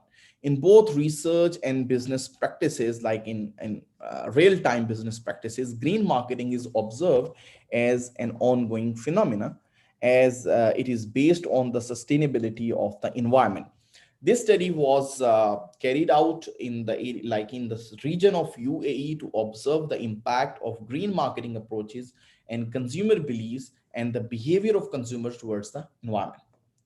Based on our empirical findings, we argue that various green marketing approaches have a positive and significant influence on consumer behavior towards the environment. Additionally, we also highlighted the importance of green marketing for the businesses as well. we propose that companies should consider the findings of the development of eco-friendly strategies and their impact on value creation in the contemporary business environment. Since the business is like the environment is hostile and everything is contingent, and specifically like with respect to the current scenario, which is quite uncertain. So the best practices are eco-friendly strategies to adopt by suggested to adopt by the business SMEs and big businesses as well. The study finding also provide a meaningful path forwards for policymakers responsible for the creation and development of marketing strategies. Previous research, like previous studies, indicated several gaps in the literature of green marketing approaches and their impact on the behavior of consumers. Most studies in this area were focused on the relationship between one or more factors of green marketing and consumer behavior. Furthermore, findings generally lacked empirical evidence. Like there were a lot of studies, they proposed different models, but those models were not tested empirically. So this is the study that which helped to bridge between proposed models and with empirical and rigorous research methodology and empirical support to check and assess the impact and significance of green marketing approaches on consumer behaviors towards the environment. So we incorporated 4 important factors in determining consumer behavior towards the environment. To enhance our future understanding, there is a need for future research that considers the above and limitations specifically for the consumer related to the environment. Future research also be expanded while considering the concept of environmental sustainability and should include some qualitative techniques to evaluate green marketing and its effect, specifically in terms of business performance. In addition, the research context can be extended towards business and similar industries for better strategic comparisons regarding green marketing and consumer perceptions towards the environment. In addition, some studies focusing on supplementary qualitative approaches with focus group discussion could be conducted in future. So it was all about the conclusion and recommendation. Key limitation of the study, we analyzed the impact of green marketing approaches only and consumer beliefs towards the environment. However, we identified the following core limitations. First, we focused on limited number of consumers. Like this was not a very big longitudinal study, it was cross-sectional study, and we focused on only one geographical area, which is UAE only. We didn't provide any evidence regarding the consideration of business dealing with the green. Because this was a cross-sectional one-time data was collected. Marketing and related products line were not discussed, and our findings need to be further validated with a broad analysis for the effectiveness of green marketing approaches and related approaches. Due to the lack of definition of the green marketing and related patterns, the present study has covered some pre-limited indicators of green marketing, but we tried our level best to explain, and then in our questionnaire for the respondents to understand this phenomena first and then respond, then give their response and feedback accordingly. So this was all about the study. 1 minute, Dr. Muhammad, please. Yeah, it's finished. So I would like to conclude that this was all about the green marketing approaches and how they can impact positively on consumer behavior. Thank you so much. Let me. Thank you, Dr. Muhammad Salman, for sharing as your research paper published in a journal with impact factor. Thank you for sharing with us your thoughts and your contribution to the science through this research paper. If there is any question.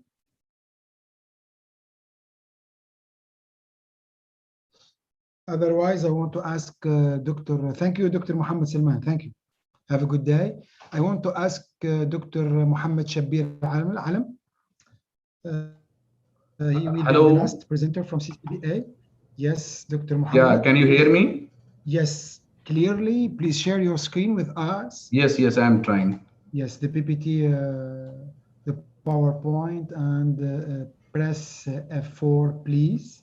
Yes. F4. So Dr. Muhammad Shabbir Alam, also one of the most productive CCBA staff in terms of research.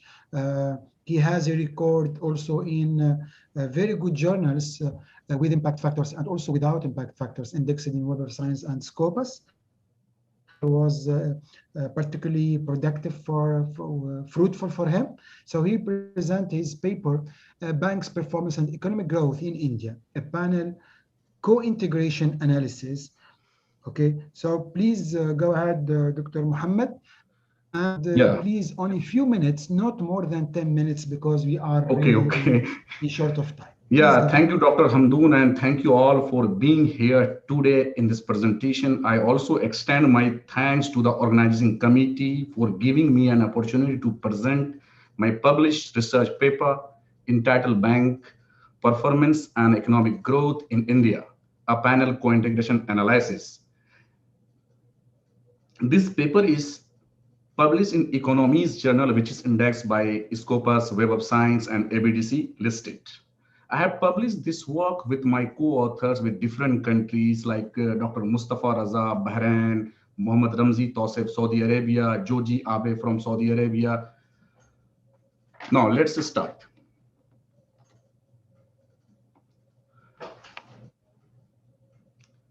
Banks are the backbone for financial system. Banks are the backbones of financial system in any country around the world. The health of a country's economy to large extent depends on the soundness of the banking sector. The objective of this study is to examine the long-term relationship between banks' performance and the economic growth of a developing economy, India. The study is a limited time frame from 2009 to 2019. And study used to panel data from 20 public sector banks. In the research, we applied different econometric models like Padroni and Cow test of co-integration, panel vector error correction model, VECM, dynamic, panel fully modified ordinary least square, OLS, FMLS, and dynamic OLS, short DOLS, that estimate the relationship of interest margin. These are the variables: interest margin, return on asset, bank investment, and lending capacity of the bank with gross domestic product of the country. The identification and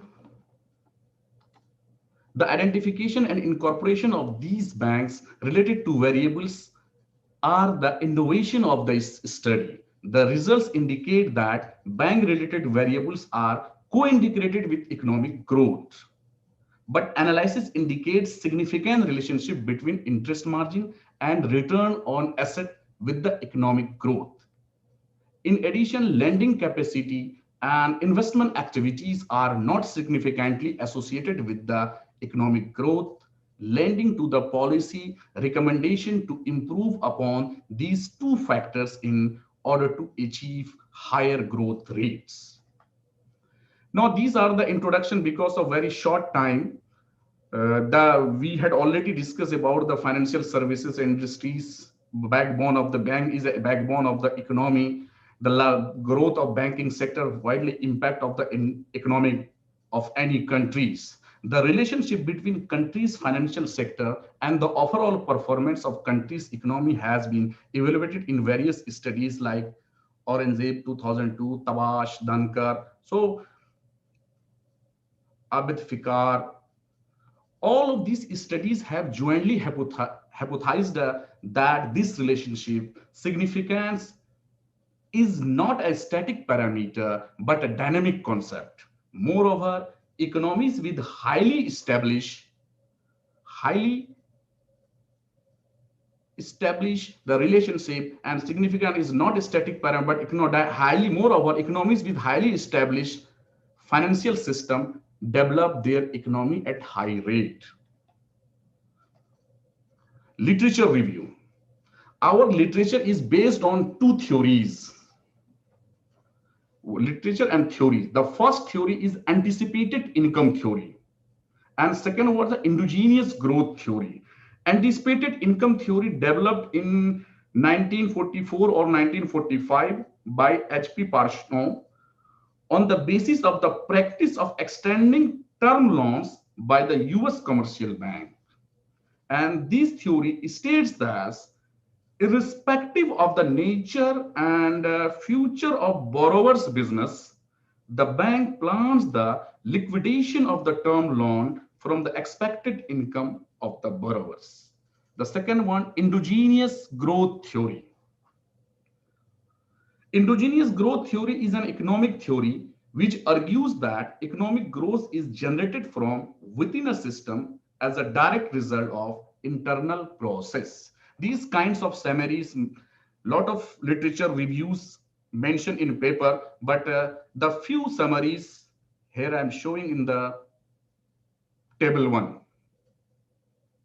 These all are results. This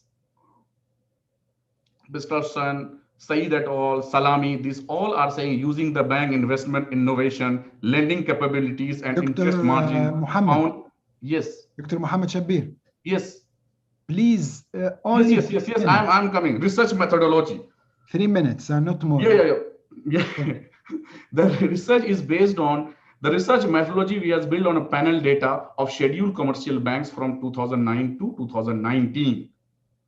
The scheduled commercial banks were comprised of 28 banks in 2019, but in 2019, only 20 banks is available. Maybe some banks are merged to each other. Because of the few banks merged, the study finally considered those 20 banks which extend the study. The period has been selected. The banks faced several challenges after the financial meltdown of 2007-8. The data is obtained from the official website, the secondary data on official website, Indian Federal Reserve economic data. The variables of their measure are summarized in tables, variables. Now, these are variables: lending capabilities, bank investment, interest margin, and return on asset. And measure natural logarithm total credit, natural logarithm of investment, natural logarithm of net interest margin, and natural. These all hypotheses are supported and already worked on that Tyre et al., Binte Ejaz. These all are researchers. Now, a panel data co-integration has been conducted to check long-term association amid identified variables and economic development. But prior to that, the data has been subjected to the property checks of the time series. A panel unit root test has been conducted to check the stationary property. These are the econometric model taken of this study, where LE denotes the lending capacity, INV denotes the bank investment, ROA denotes the return on asset. Now, panel unit root test. This is the summary. Because of in paper incorporated larger, but panel of this summary of the result of null hypothesis of all 3 tests, the IPS, Fisher PP, and Fisher ADF test, states that there is a unit root across the cross section of variable, whereas the alternative hypothesis states that there is no unit root across the cross section. Now, another econometric model we are applied in this paper, panel co-integration test, this one, equation 2. The third equation,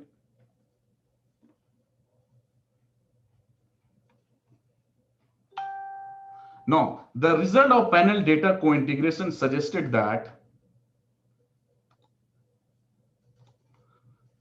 a co-integration relationship per the cow test, because the ADF, augment Dickey-Fuller test, statistics is significant at 1% level of significance. However, the Paderney test was no co-integration, as the p-value of the panel PP Phillips and Perron statistic and panel ADF statistic, group PP statistic and group of ADF statistic, these all are the model we applied in the research, and very difficult to put in PPT. This all the 1% level of significance. Hence, we did not reject the null hypothesis. These are the model equation.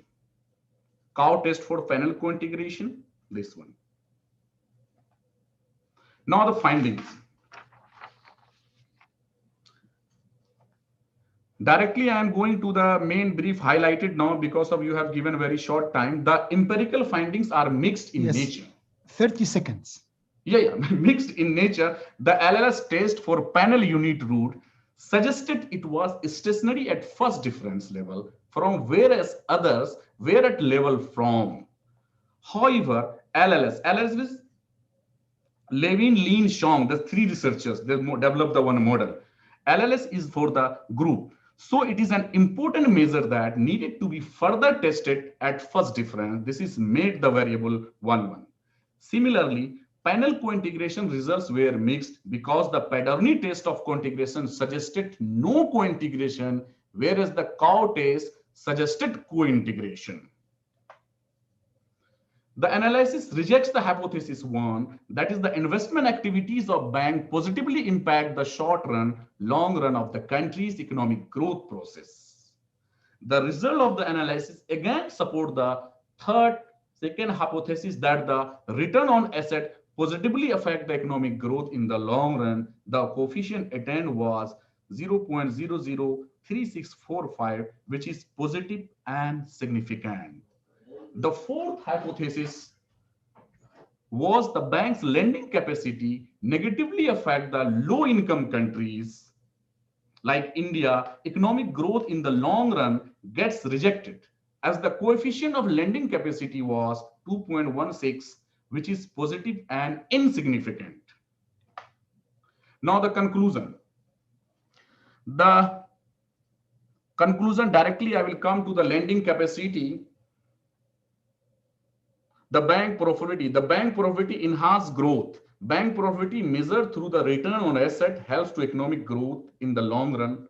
And the analysis gave a positive and significant. The lending capacity though positive but insignificant. The findings support the growth parameters which I have discussed in literature review. These findings support the growth parameters of anticipated income theory and confirm that different from the lending activities. Now, investment do not have significant association with India's growth in the given period. However, indigenous growth theory believes that an increasing rate of bank investment always opens new channels of business activities, which in turn enhances economic development through fund allocation to industrialists. A stable banking sector, crucial for economic growth of a country. Nevertheless, for the period under study, investment activities of the bank did not significantly impact economic growth. This leads to the scope of future research. To study the investment activities of banks in detail, similarly, yes, hello, what happened?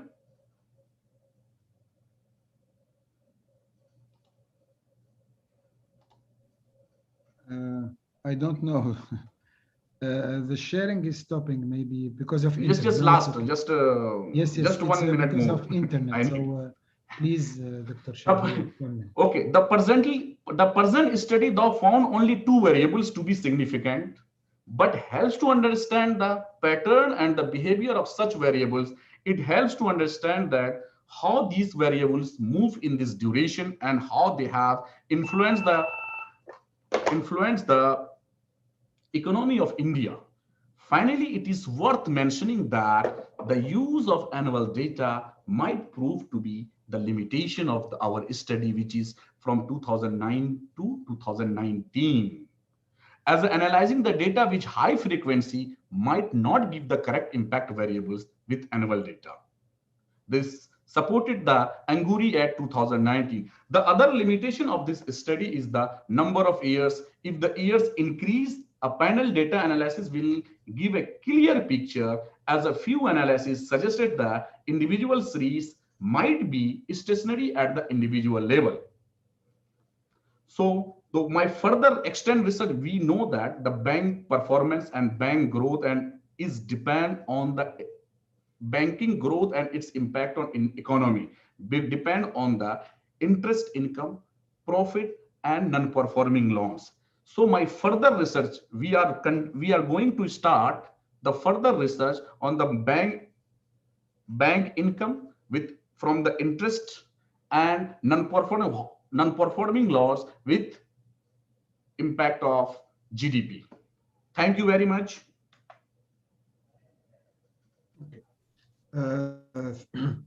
Thank you, Thank you, Dr. Salman, for Salman, not Shabbir. Salman yes, different, yes. Shabbir different. Muhammad Shabbir here. Yes, yes. Thank you. You know, many presentation today. So thank you, Dr. Muhammad Shabir, Because of lot of.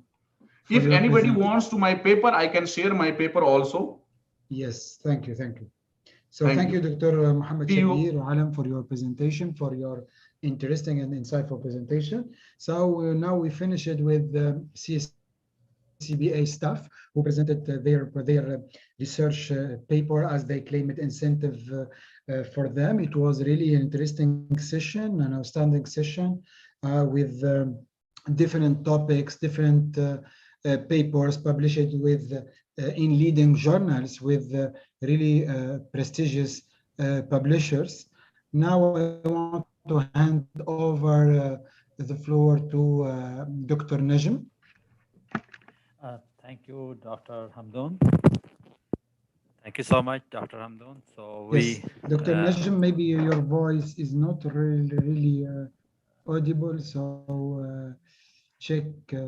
Yeah, I am checking your checking my mic. So now it's okay. Yeah. Now it's okay. So thank you so much. So we are going to just straight away start with Dr. Paul. Dr. Paul is assistant professor in the Department of Mechanical Engineering. So Dr. Paul, over to you. Please share your slides and start with your presentation. You have, sir, 10 minutes. So try to finish as quickly as possible because we are already late in time. Thank you so much. Dr. Paul, are you there?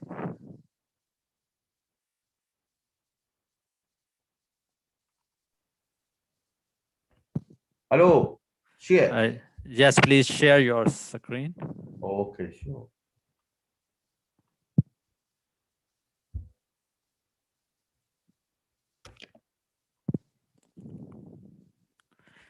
Yes, it is visible. Please start your presentation and kindly finish as quickly as possible.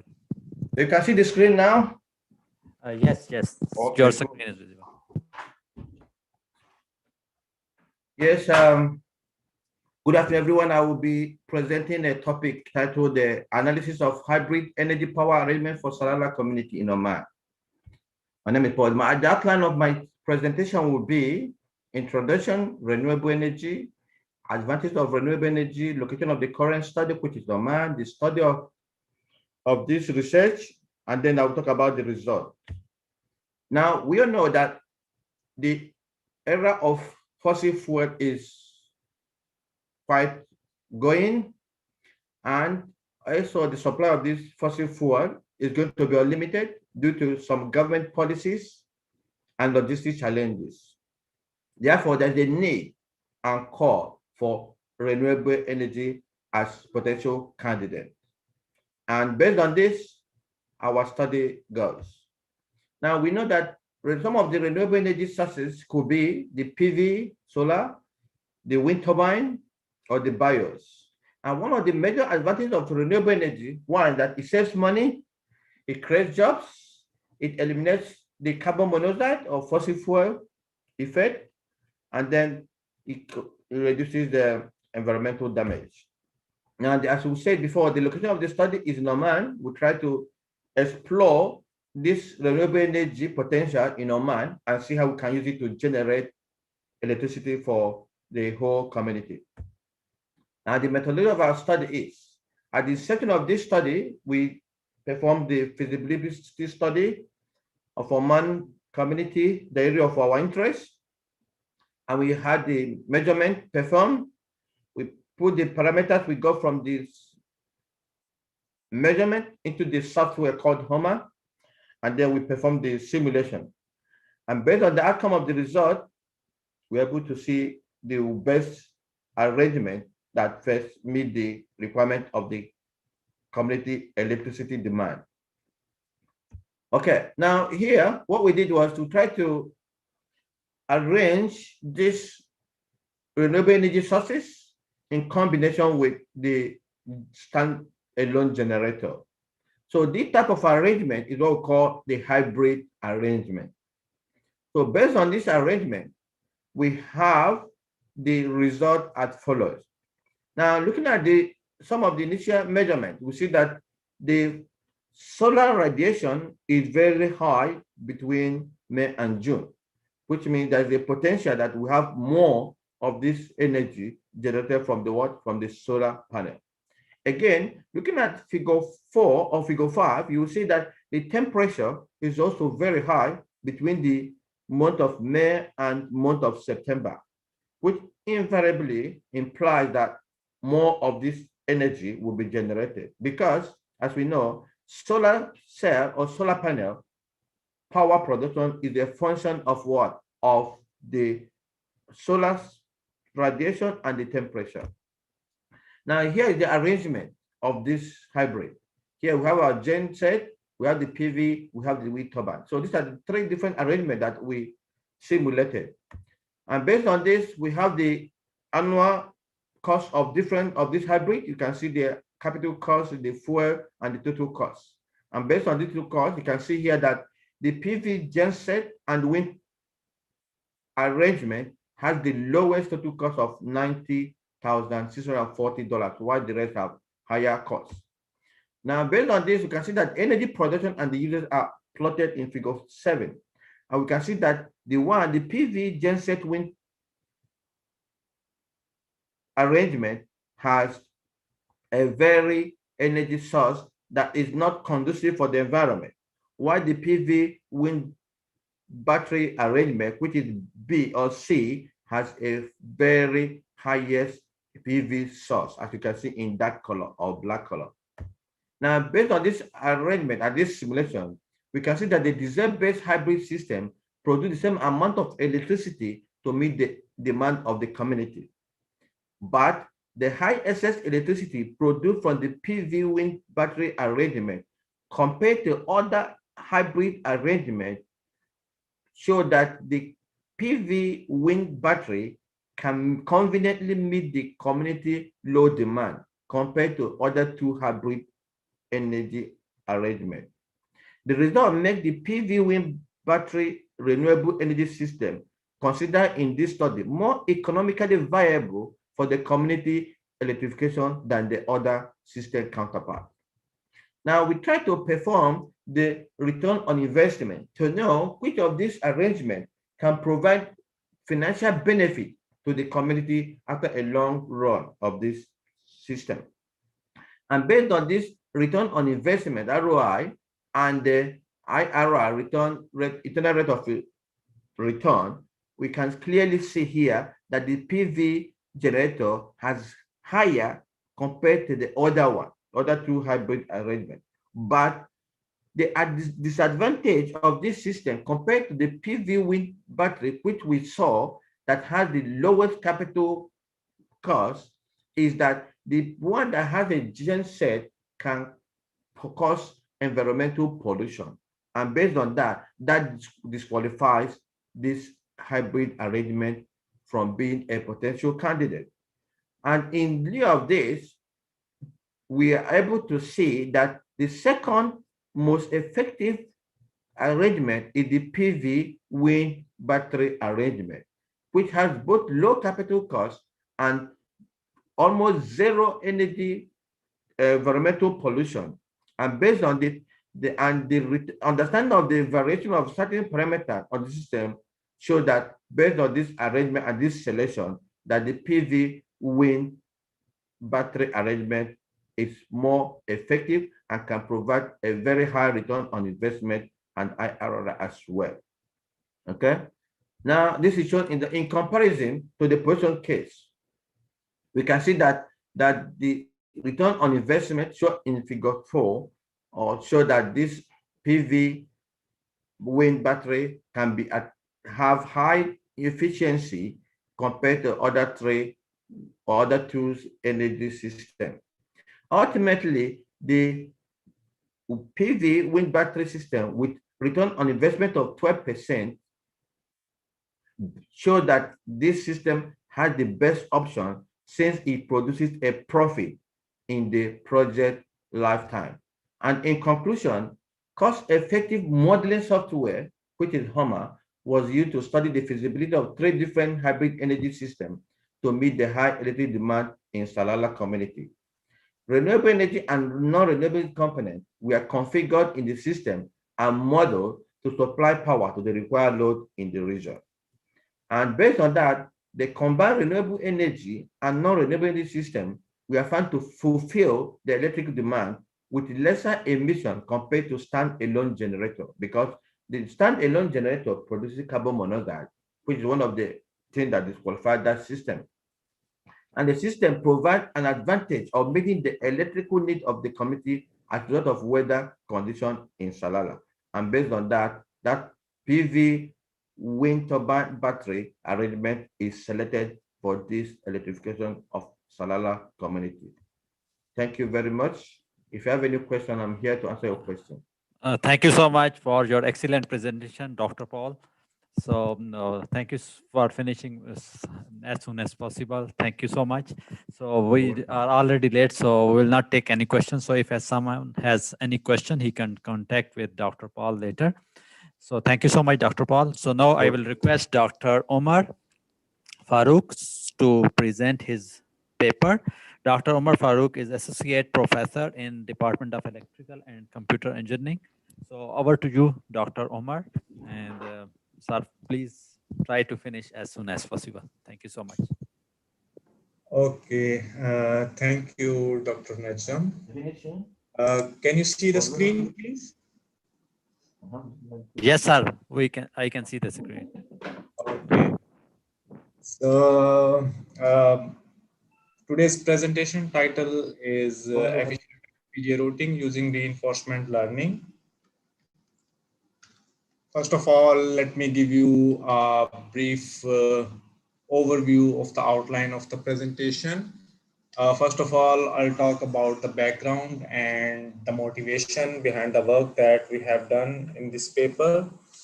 And then I'm going to talk about the FPGA CAD flow, because it is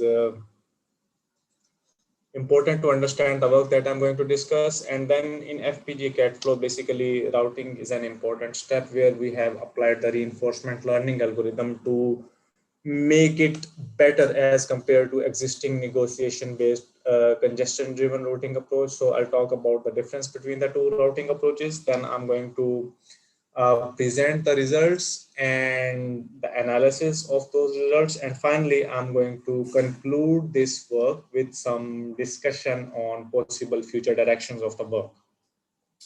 So the background of the presentation or this work is basically over the past few years, field programmable gate arrays, they have grown immensely in terms of their computation capability as well as their complexity.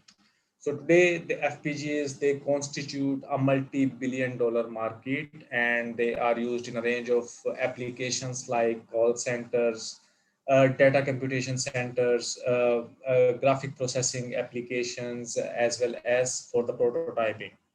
But with the increase in the capability of FPGAs, and there is the huge challenges are being faced by the field programmable gate arrays. And one of those challenges is the complex and long back end flow of FPGAs, which is also called the CAD flow or computer aided design flow of FPGAs. So FPGA CAD flow, normally it comprises of multiple steps, and those steps, they require a manual intervention at each point. And basically the efficiency that we get out of those steps, it depends largely on the experts or designers' intuition and his or her experience. And normally a same design, if it is implemented on a hardware and with the tuning of the parameters of the CAD flow, the efficiency of the final design can vary as much as 70%. So the tuning of the parameter is very important for the implementation of our design on FPGA. And very recently, machine learning based framework, they are being used to automate the parameter optimization for FPGA CAD flow. Related work exists where CAD flow parameters, they are auto-tuned using machine learning algorithm, but they are applied on the overall flow of the CAD flow of FPGAs, and the individual steps, they are normally not exploited or nor investigated in this regard. So in this work, basically, we focus on the application of reinforcement learning algorithm on the routing step of FPGA. And we see that how by applying reinforcement learning on routing step of FPGA, how can we improve the performance of overall CAD flow. So before I begin with the reinforcement learning and its application on the FPGA CAD flow, I think it's important for me to give you an overview of FPGA CAD flow. So normally FPGA CAD flow, it starts with the hardware description of the design, which is under consideration.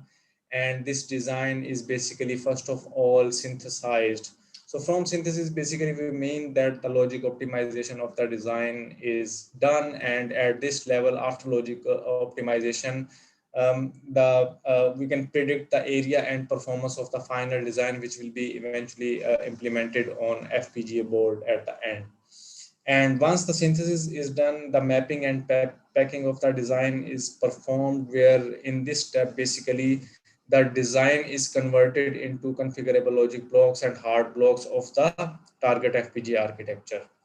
Once we have a mapped and packed design, the placement of the design on the target FPGA architecture is performed. And during placement, basically the logic and fixed purpose blocks of design under consideration, they are mapped to the respective blocks of target FPGA architecture. While performing placement, the main objective is to place connected instances close to each other so that the overall wire length of the design can be reduced, as well as the delay of the critical path can also be reduced. Once the placement is done, basically the routing step of FPGA CAD flow is performed, where the hardware resources of an FPGA are represented in the form of a graph, and then the nets which are connecting various instances of the design, they are routed on that particular directed graph using normally a negotiation-based congestion-driven routing algorithm. And once the routing is performed, the resources or the resource usage of the target FPGA architecture is optimized, means the resources are reduced, you can say, and then the same routing algorithm is run again, and it is seen that whether the routing can be performed or not. So this optimization process normally follows a binary search algorithm that tries to the minimum number of resources which are required to perform the routing on the target design. So this is basically on this slide, I have discussed with you the overall FPGA CAD flow, but if we focus on the routing process over here, so normally in the routing process, the negotiation-based congestion-driven routing approach is used. And in this approach, basically the nets, they are arranged in a priority queue, which is based on their congestion cost. And the congestion cost is basically computed using this equation, which is shown on the screen, where Cn represents the congestion cost of the net, and Bn represents the base cost of that particular net, and Hn represents the historical congestion cost, and Pn represents basically the present congestion on that particular net. So basically, negotiation-based congestion-driven routing algorithm is an iterative routing algorithm where a queue is basically built, and in that queue, all the possible connections, they are added based on the cost. And basically the nets, they are taken out of the queue or from the priority queue, and an effort is made to find a path from the source net, from the source instance or source block to the destination block, with a limitation that that path should be a conflict-free path. So in order to find a conflict-free solution in congestion-driven negotiation-based routing approach, it takes a lot of iterations, and a lot of iterations in turn consume a lot of time. So that's why basically the congestion driven routing approach, although it gives good results, but the problem with the congestion driven routing approach is that it takes a lot of time to find a feasible solution. And especially in a scenario when we have to perform the optimization and when we have to perform the routing again and again. So compared to negotiation-based approach in this work, we envisage to use the reinforcement learning-based routing approach. So a simple scenario of reinforcement learning is shown in the figure on the right of the slide. So just to describe it simply, in an RL-based routing, an agent, it takes an action AT, and as a result, the environment, which is basically the graph, generates a reward RT plus 1 and the next state of the environment ST plus 1. And based on this reward and the current state of this action, basically the next actions, they are taken in the succeeding iterations. So how do we formulate a reward calculation function in this work? Okay, and in order to achieve a conflict-free routing through RL-based approach, the reward function is formulated as RT minus, which is equal to minus delta conflict. So whenever a move or an action is taken, if the number of conflicts as a result of that particular action they decrease, the reward will be positive. However, if the number of conflicts they increase as a result of that movement, the reward is going to be negative. And based on this reward value, we perform the action value. Calculate the action value for the next iterations. And the RL problem that we deal in this work is basically, it is a non-stationary problem where rewards, they change all the time. Because for example, let's say for a certain action at the start of the routing, the reward was positive, it might turn out to be negative at a later stage in the routing process. So for that, basically to have an estimation about the reward value, we use this particular equation where QAT represents the estimated reward value for, or estimated value for that particular action. And this is the correction factor that either increases that estimated value after the actual action is taken or decreases the estimated value after the actual action has been taken. So in this work, basically we use the RL-based routing approach, and we actually use epsilon greedy RL-based routing approach, where we use different values of epsilon to determine which is the best value of epsilon that gives us the best possible result in a minimum possible number of iterations. So we try different values of epsilon. For example, epsilon 0.0 represents a purely greedy approach. Epsilon 0.001, it's we give some weightage to the exploration rather than pure exploitation. And then epsilon 0.005 is more exploration rather than exploitation. And as you can see from this figure, that epsilon 0.001 value gives us a better conflict count as compared to purely greedy approach or more exploratory approach. So we stick to this value for our further experimentation. So we use 20 MCNC benchmarks and we pass them through the FPGA CAD flow, and we compare the reinforcement based learning routing approach to the negotiation based congestion driven routing approach. And from this figure we can see that the reinforcement-based learning approach gives us, for a smaller number of iteration count, it gives us better normalized wire length. In general, for like if we limit the number of iteration count to 15, it gives us 35% better wire length as compared to negotiation-based congestion-driven routing approach. Next, if we compare the number of critical path switches which are like decreased by the RL as compared to NC, so for same number of iterations, the RL-based routing approach requires on average 41% less number of critical path switches as compared to negotiation-based congestion-driven routing approach. And finally, if we compare the routing speed, which is offered by the both routing approaches, we can see over here that as the initially at the start when the number of iterations are small, the normalized iteration time which is taken by RL approach, it might be more as compared to negotiation-based congestion-driven routing approach. But normally, the number of iterations which are required to perform the routing, they are on average more than 30, or they are roughly around 30. So we can see that over here that for 30 iterations, the normalized iteration time per iteration for RL-based routing approach is much less as compared to negotiation-based congestion-driven routing approach. So based on these results, we can conclude that RL-based routing technique, it swiftly and efficiently finds the solution to the routing problem. And RL-based approach, it learns and adjusts the reward value quickly to find a better solution in a short time. So on average, RL-based routing technique gives 35% less wire length, 41% less number of switches, and 30% less routing time as compared to negotiated congestion technique for similar results. In the future, we would like to use RL-based approach on the other steps of FPGA CAD flow to investigate its effect on the overall flow time. And we also would like to see the impact that the RL routing approach has on the quality of the results of FPGA CAD flow. So thank you very much for your attention. If you people have any questions, you can ask your questions right now, or you can direct your questions to my email address, which is given on this particular slide. So any questions, please? Thank you so much, Dr. Umar, for your excellent presentation. So anyone if has any question, he can contact with Dr. Umar.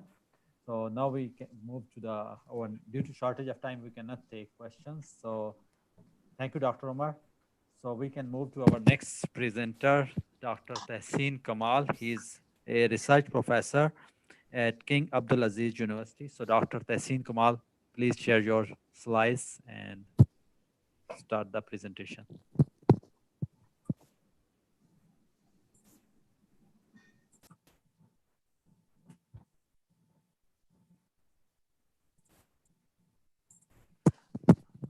Dr. Tehseen. Yes, sir. Yeah, please share your slides.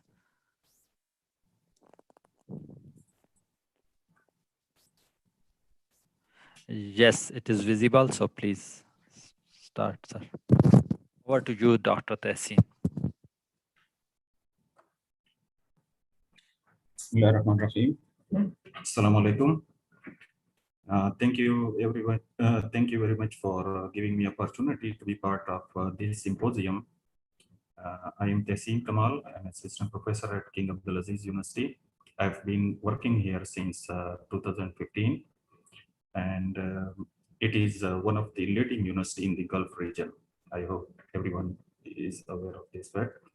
Well, today I will talk about polymer-supported metal nanoparticles catalyst. The contents of this presentation are as follow.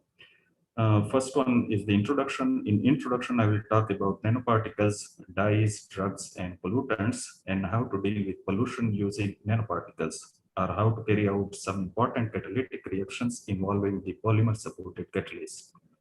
After that, I will proceed to our main research work, which is cellulose filter paper and cotton cloth supported catalyst for some important reactions. And after that, I will proceed to conclusion.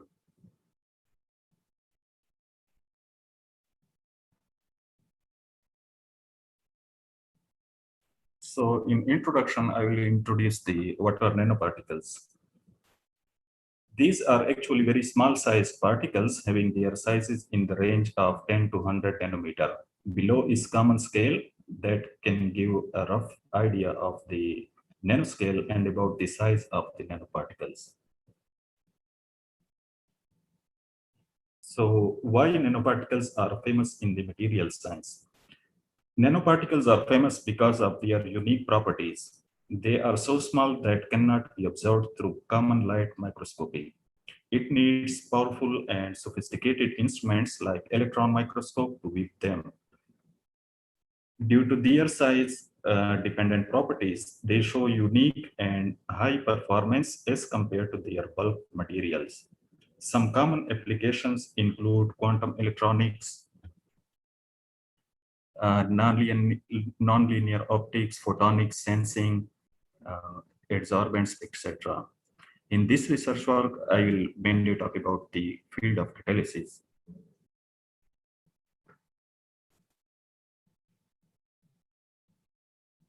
Now I will talk about the pollution and pollutants. Pollutants are actually unwanted chemicals or molecules that have adverse effects on our environment or human lives. There are many types of pollutions, but I will talk about here regarding water pollution. There are so many factors that are causing water pollution. Among such factors, wastewater discharge from certain industries are responsible for water pollution. Actually, some chemical-relying industries use toxic chemicals. These toxic chemicals find their way to nearby streams and contaminate it. For example, textile industries. Textile industries use dyes or colorants to give color to the fabrics which we wear. Now, these dyes are highly toxic. Their presence in the water badly affects the aquatic life. So these dyes must be eliminated from water, for which different methods are used. Here we use catalysis to change their structure to reduce their toxicity.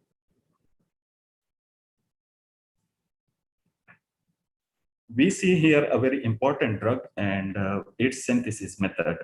Paracetamol is a very common drug, and it is usually advised to treat fever and mild to moderate pain.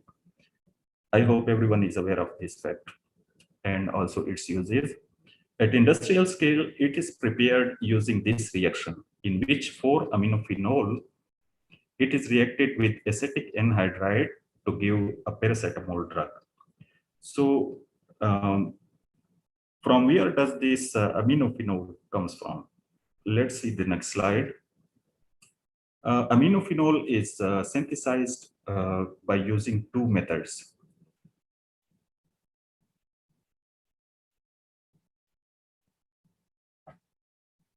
In first method, phenol is treated with nitric acid, which gives nitrophenol. Then this nitrophenol is hydrogenated using a catalyst to give 4-aminophenol. In another method that is very simple also, it involves the electrocatalytic reduction of nitrobenzene. So we are, in our laboratory, we are interested only in this reaction which is shown here. That is also the reduction of nitrophenol to aminophenol. It is important reaction because it is difficult to proceed in the forward direction without a catalyst. This reaction is thermodynamically favorable but kinetically restricted. It means that it is very slow reaction and requires a good catalyst to proceed it to the forward direction. Now I will come to our research work. It is actually a published research paper in the Journal of Environmental Pollution. In this research work, I synthesized the nickel nanoparticles cathosan-coated cellulose filter paper and used it as a catalyst in the reduction of organic compounds. So how we synthesize this catalyst? First, we took a filter paper, then treated it with chitosan solution. Chitosan has the metal absorption property, and it takes nickel metal ions from the solution when we dipped it in the nickel solution. Then the nickel loaded filter paper was dipped in a reducing agent solution, which converted the nickel ions to nanoparticles. Next, we examined our prepared catalyst by some instrumental techniques to verify that yes, nickel nanoparticles were successfully formed over filter paper by this method. These are some electron microscope images of our samples. Filter paper has fibrous morphology as shown in figure A. And chitosan filter paper has similar morphology, and the next sample, nickel chitosan coated filter paper has similar fibrous morphology. The difference comes from the MHC, in which we have encircled the particles which are present on a single fiber of the filter paper. These actually represent the nickel nanoparticles. So this also confirmed that through our method, we successfully synthesized the nickel nanoparticles. And EDX figure is also given on this slide. which is represented as D. EDX shows that elemental composition of the samples. The presence of nickel component in this sample shows that yes, nickel nanoparticles were there in this sample. These are some XRD patterns and TGA of our samples. So basically we see very similar patterns, XRD patterns, but here are two more peaks in the catalyst sample. These two peaks are arising from the nickel nanoparticles. And TGA also has very similar patterns to the rest of the samples. And at 800 degrees C, we see that the nickel nanoparticle samples has high residue. The high residue is due to the nickel nanoparticles presence in the sample. So these are actually our actual work in which we converted 4-nitrophenol. On the left side, we see the chemical reaction 4-nitrophenol to 4-aminophenol. And right side, we see some 4 figures as A, B, C, and D. These are actually absorbance data from the instrument in which we kept the 4-nitrophenol solution and continued its catalytic reduction.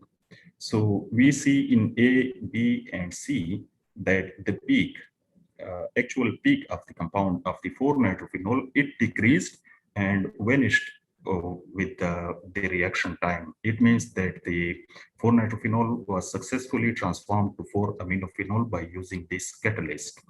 And D, we use the absorbance ratio of this peak to calculate the kinetics of this reaction. This is the visual observation of the reaction. We can see from left to right the COVID images in which we took the solution and used the catalyst strip that is that we can see in the form of U shape, a black catalyst, and we can see that the solution became colorless and successfully successfully transformed the 4-nitrophenol to 4-aminophenol. Next work is very similar work in which we used copper nanoparticles, and in the right side of this slide we can see that copper nanoparticles are attached to the fibers of the filter paper. In this reaction, in this research work, we used 2 dyes and converted their structure to form some non-toxic compounds. So first one is the MO reduction. MO means methyl orange reduction. It is very common dye that is used in our laboratories and also in some industries. It is an azo dye, and from UV visible absorbance spectra, we see that this reduction is not possible without a catalyst, as we see in A, because the peak was constant even after 13 minutes. And in B, we see that with the use of catalyst, is successfully transformed the methyl orange. Next is the Congo red dye reduction. Actually, it is also an azo dye. It has 2 azo groups in a single molecule. And similarly, we observed that its reduction was not possible without a catalyst, and catalyst successfully transformed it into non-toxic compounds. And here visually we can see that methyl orange is expressed from its name. It is actually an orange dye, and with the passage of time and with the use of catalyst, it transformed into a colorless solution. Similarly, the case of the Congo red dye reduction, it is a red dye which transformed to a colorless solution with the use of catalyst. Also, we have patented this work because it is also very important for industries. And recently, I received the successful filing of our patent from this research work. Thank you very much for giving me opportunity to be part of this symposium. Thank you very much. Thank you so much, Dr. Tehseen, for joining us in this symposium. So thank you so much for your excellent presentation. Actually, we are running short of time. We cannot take the questions. So if you can do a favor, you can share your email in the chat box. So if anyone has questions, so he can contact you. Once again, I would like to thank you so much for joining us in this symposium. Yeah, okay, inshallah, I will share my information. Thank you so much, sir. So now we are moving towards our next presenter, Dr. Ahmed Saadi. So Dr. Ahmed Saadi is Associate Professor in Department of Chemical Engineering. Dr. Ahmed, you are there. So if please share your slides and. Assalamu alaikum.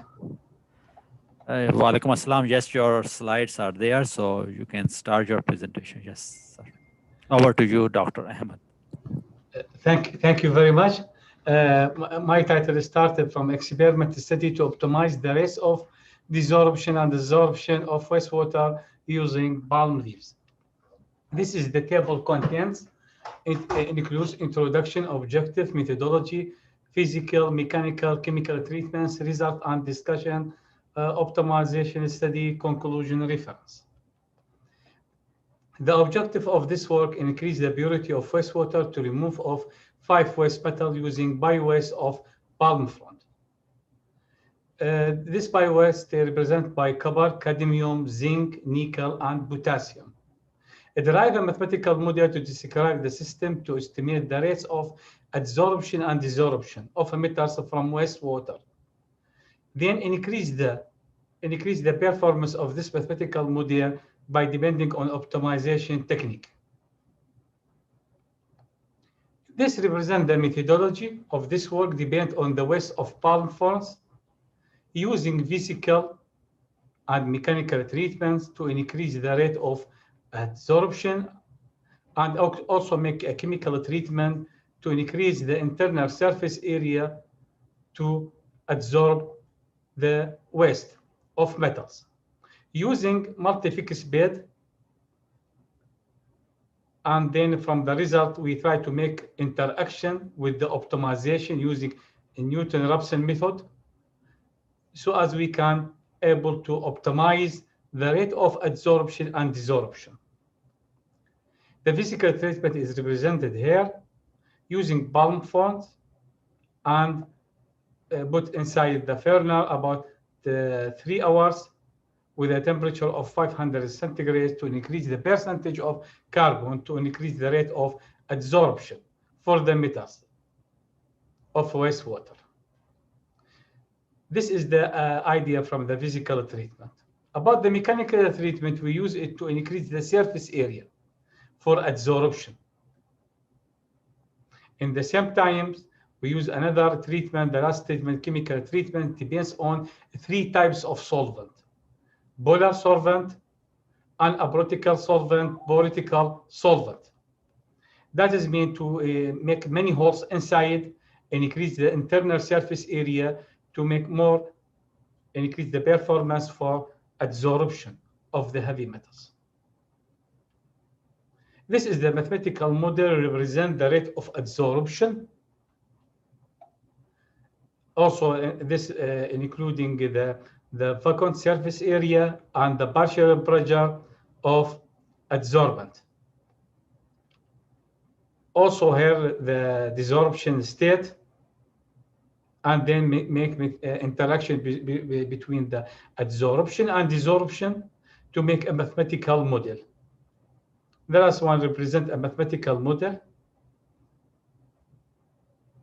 as a linearization system, and this is the represent the result, experiment result for adsorption of cadmium, absorption of the copper, and adsorption of the nickel, adsorption of potassium. Then make a validation for the mathematical model, and from this validation, there is something gap between theoretical and experiment. We need use optimization technique for the rate of adsorption and desorption. in this, we see that the objective function for the optimization, we try to narrow the difference between the C experiment and C theoretical percentage. So we're using a Newton-Raphson method. We make a step change constraint function, and from this constraint function, we specify the optimum adsorption rate of a constant adsorption, the value, reducing the error, and also for the make a step change for the Newton-Raphson method for the variable parameters adsorption and desorption to increase the accuracy of the objective function, and the types of optimization is here is minimize, which means they minimize the difference between experiment and the theoretical result. Our conclusion here in this work, we can make when we make a marriage between the actual and the theoretical, experiment and the theoretical, we try to derive mathematical model. This mathematical model, the parameters inside it depends on the optimization technique. Try to reduce by changing the parameters of rate of adsorption and the desorption to minimize the difference between the experiment and mathematical model. The cadmium has a higher value of rate constant adsorption of forward direction. Also, at the same time, potassium has a lower value of rate constant adsorption. Optimized technique is employed or used to optimize the rate constant of desorption and adsorption to raise or to increase the mathematical model performance. Thanks a lot for your attention. And this is my email. If you need more explanation, I will be very happy to explain. This is my references. Thank you very much. Thank you so much, Dr. Ahmed, for your excellent presentation. So if anyone has any question, he can contact with Dr. Ahmed. So through his email, he also shared here on the screen also. So now we are going to our next presenter, Dr. Wissam. Dr. Wissam is assistant professor in Department of Civil Engineering. So Dr. Wissam, if you are there, so you can share your slides.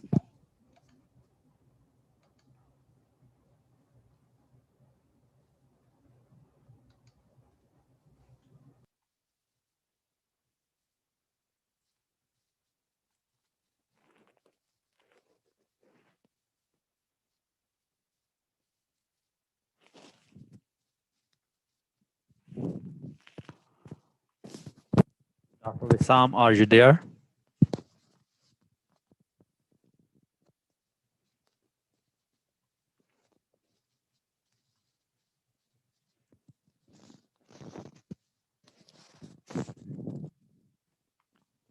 Dr. Wissam.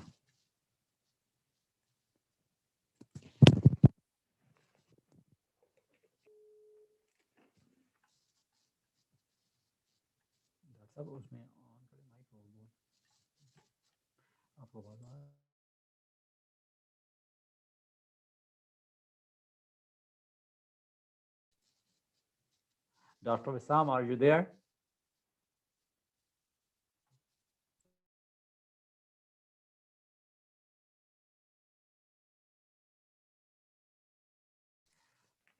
Dr. Wissam, are you there? So if you are there, please share your slides.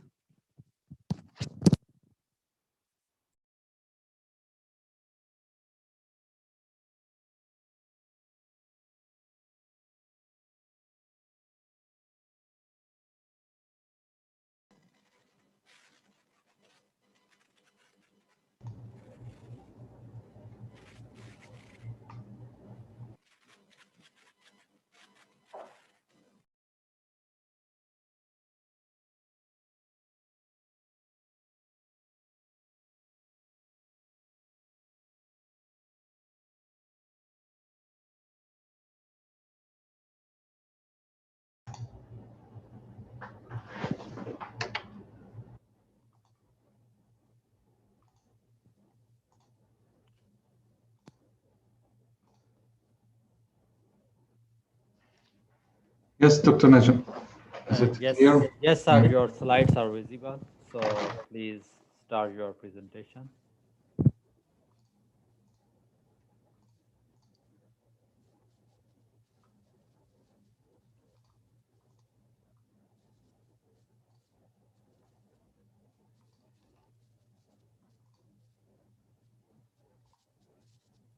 Hello, everyone, and sorry for this delay. Today, I want to present to you the publication that I had early this year, and this talk about the mitigating infrastructure disaster loss through the asset management practices in the Middle East and North Africa region. So we will go through this publication and focusing on these main like titles. I will introduce the disaster, then we will jump to what we mean by infrastructure. Then I will give like the main definitions of asset management. Then I will share with you the research questions that we focused on during our research, and to drive you through the findings, I have to like show you who participated in this study, from where we got data that we analyzed, and then at the end we will I will share with you the conclusion and close this presentation. So what we mean by disaster, according to the Center of Research on the Epidemiology of Disaster, the definition of disaster or natural disaster is any disaster or any event in which either 10 or more people die, 100 or more people are affected, and there is a declaration of state of emergency, or there is a call for international assistance. So any event happen in the world cause any one of these results could consider be as a disaster. And before we start our study, we found that during the period from 2000 until 2019, about 1.3 million deaths according because of the disasters, and more than 4 billion people affected. These events or this loss is not evenly distributed in the world. Low-income countries have more average, about 4 times of the developed countries or high-income countries. And this brings to us like a lot of questions why that happened. Also, despite the efforts that to increase the globally preparedness to disaster, still Middle East and North Africa receive or get more disasters, and it reached about triple times than the disasters happened in this region since 1980s. So all this information raised our concern about how we can help these countries in this region. So who is not familiar with the region that I'm talking about is this. You can see it starts from Morocco in the left of your screen to Iran to the right of your screen. So all these regions, North Africa and Middle East. Now, the second theme that I'm talking about or focusing on in this paper is the infrastructure. And why we are interested in infrastructure, it's very critical element, and it plays a very important role during the disaster and after the disaster to recover after it. So to have resistance or increase the resilience of this infrastructure is very important. How to do that, and this is, you can find more information about it in the paper. We found that in developed countries, a lot of system of management for the infrastructure and asset management implemented already in most of the developed countries to maximize the operational life and the efficiency of the assets. However, This process is not implemented in a lot of developing countries and in this region that we are interested in, and this result to inefficiently utilizing these assets, which is the infrastructure. As a result of the poor maintenance, there is growing the gap in infrastructure resilience. So while we don't have like good maintenance programs, this gap will keep increasing. If the global disaster risk reduction efforts want to get the benefit of this like effort, a lot of policies and a lot of supports that like international organizations like World Bank should question themselves about their priorities and how they make this investment. We have to think about how to improve these countries like management system or how to improve the robust processes to maintain the assets after we have them. So we have to deal with these assets as an investment and how we can maintain them. A lot of studies about the World Bank, for example, projects in Africa, in Middle East, in North Africa, in South Africa, they found about 4 to 5 years after finishing the project, delivered to the owners in these countries, these projects deteriorated very fast because they don't have like these kind of management system to maintain this investment. The third term that I'm using in this paper is the asset management, and we used or we focus on Australia as a leader in infrastructure asset management systems globally. And we take the definition from the Institute of Public Work and Engineering Australia, and they define the asset management as the allocation of available resources to match the defined objectives with considerations to current and future users. Also, the ISO 55000, which focus on asset management, they define the asset management as translation to the organizational objectives into the asset-related decisions, plans, activities using risk-based approach. So these are the two definitions that we provide in the paper. And based on what I said so much, there is two main questions raised in our mind to do this work. We ask ourselves, how can infrastructure asset management reduce the impact of disasters in this region, and what are the barriers? If it's obvious, and a lot of developed countries, they use it to minimize this impact of the natural disasters, why it's hard to implement it in these regions? To answer these questions, we try to invite to our studies the practitioners from two sides of the world, like Australia, which is very advanced in infrastructure asset management, and from the MENA region, who has problems and struggling to manage or maintain their infrastructure and reduce the impact of the natural disasters.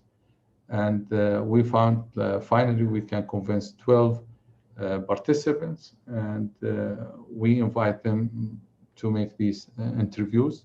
So we ask them like separately, and we make 12 interviews. We use the data of the interviews. We code them through the MVivo software, and we analyze this study based on the qualitative research method. And based on the analysis, today I want to share with you the two main themes that like we found or we concluded our paper with. The first one is the infrastructure asset management and reducing disaster loss. So under this main theme, there's a lot of sub-themes, and today I want to talk about the two main things. All the participants, they emphasize that asset management practice is a proactive disaster policy. And this is an example of what they said. This is like quote from their speech. Like one of them said, we noticed that the countries that do their due in asset management and maintenance have far less disaster damage than the countries that do not. So, and they emphasize that many, many times, that saying these having asset management in place will reduce the impact of the disaster events. The second sub-themes here, prioritization of critical infrastructure. And one of the participants said, like, having the basic understanding of your assets, where they are, what they are, and their conditions and their criticality is very important. Without having this information, you cannot plan like any applicable and reliable plans for future. The second main theme is the asset management barriers. A lot of the point that they talk about it, the participants, is about the barriers and why we have hard time in this region to implement asset management. And one of these is the regulation of asset management implementation. So they said we don't have general practice guidelines or codes of practice. And it will also, one of them, they said, if we have like these kind of practice regulations, it will resolve the conflicts and problem between us. That mean we have problems. We found there is a problems between the departments in one organization or ministries, and between ministries, how they make decisions, who is responsible about specific period of life of that assets. All these things will be solved if we have like good and strong regulations to maintain our assets. The last thing of sub-themes is the life cycle considerations. We found most of the countries here in the region, they don't have like these concepts in their mind. Most of the decisions are based on the availability of the budget, not based on the data or engineering and economic perspectives. And none of the countries in the region are maintaining a balanced budget.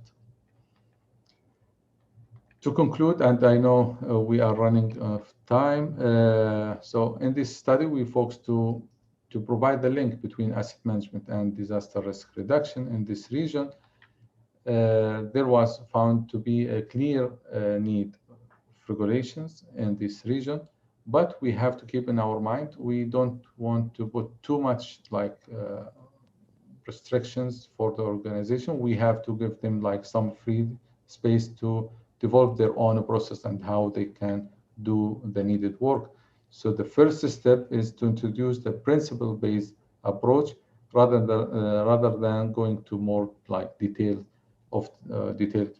policies, how to do the work specifically.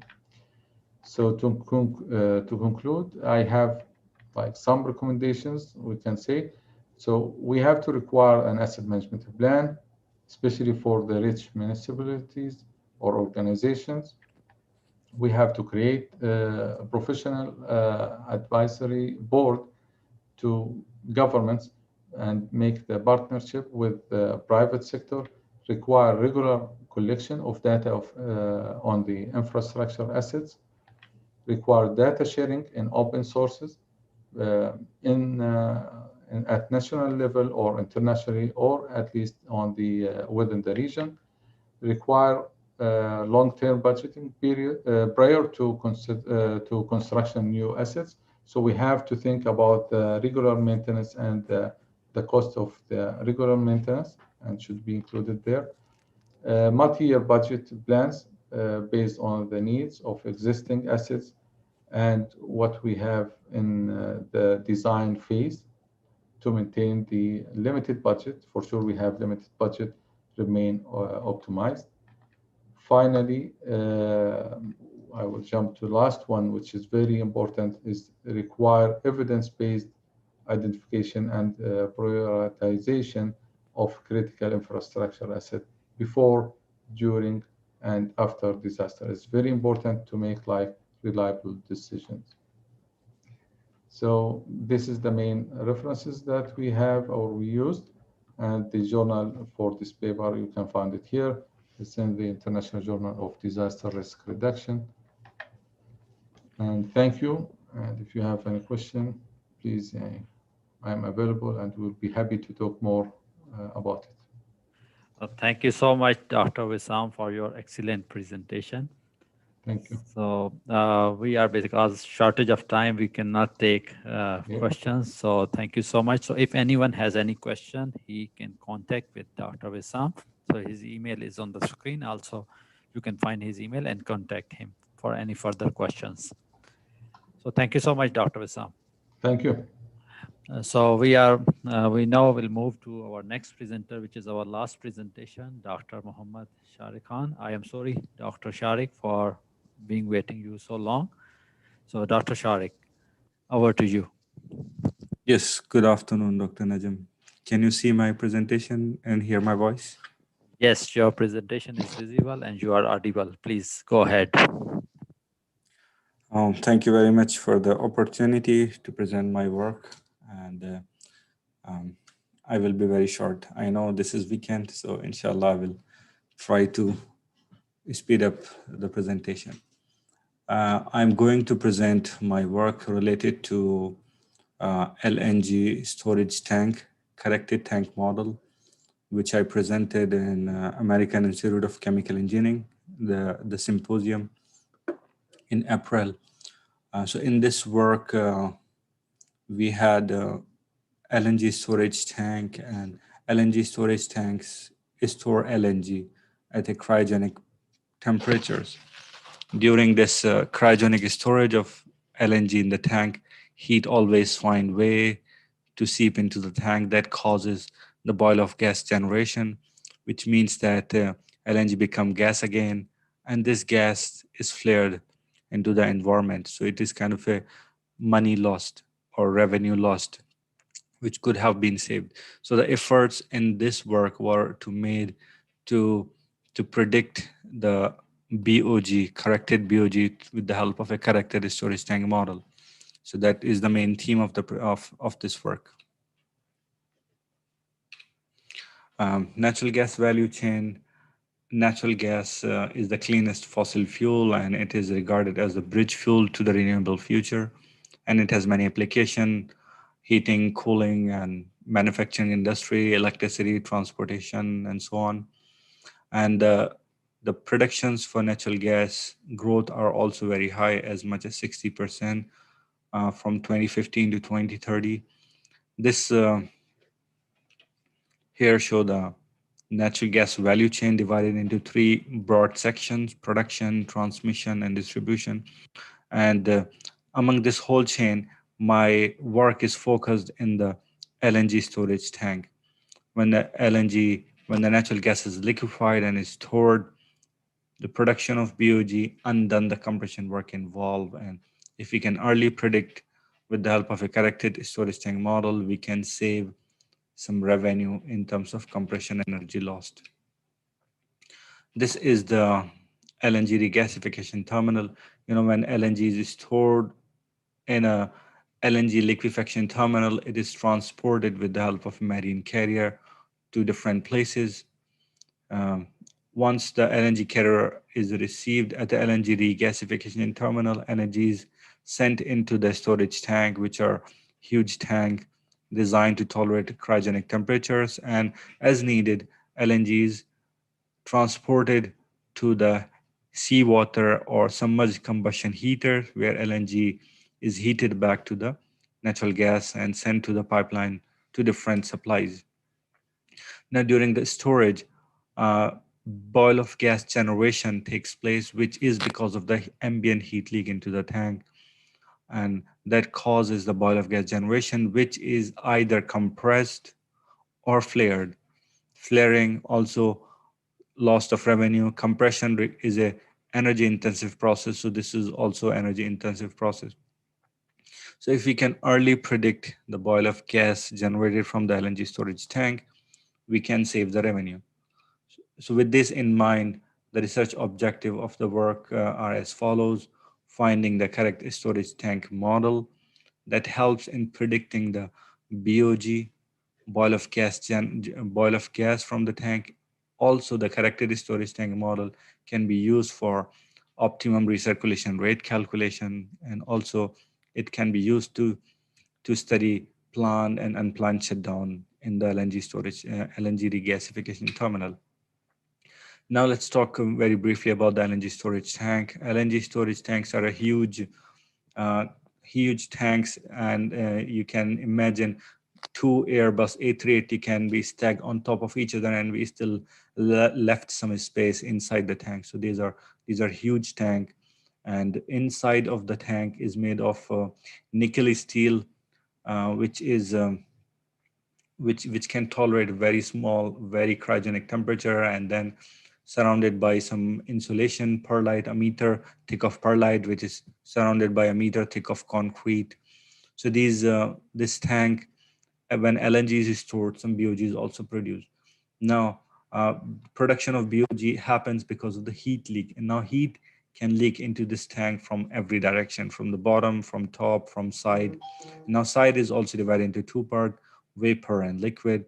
So how heat leaks into the tank, if we can clearly calculate the heat leak into the tank, we can very accurately predict the BOG generation from the tank. And for that, we need to pinpoint the different type of insulation material that are used to manufacture, or that are used to prevent heat leak into the tank.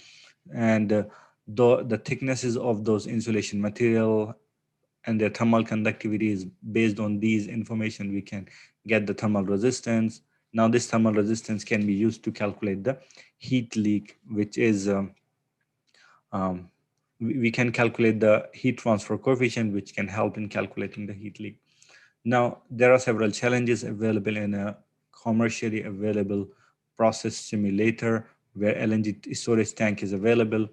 One of the few challenges include that there is no way we can transfer heat from the top side of the tank into the existing module, and vapor and liquid heat transfer capacities are also coupled, which means that vapor and heat transfer coefficient cannot be specified separately.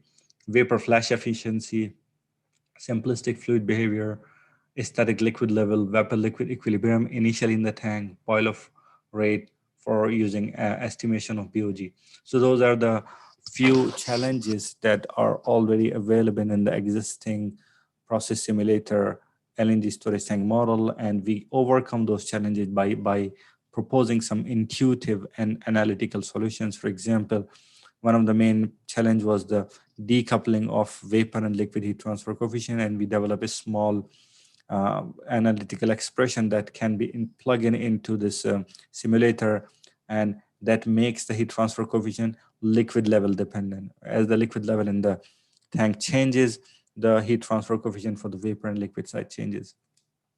So with those smart tweaks, we were able to get the model validated against a first principle model, and the predictions were pretty well in terms of boil off gas, vapor temperature, liquid temperature. Now we have validated the model against the existing model. We use this corrected storage tank model for several things. For example, the one thing was in study of planned shutdown. When a shutdown happened in LNG storage tank due to many different reasons, what will happen to the boil of gas, or what will happen to the pressure inside the tank? So we can predict that when the LNG is at liquid at a 25% liquid level in the tank, the tank will reach to its pressurization, to its highest pressurization point.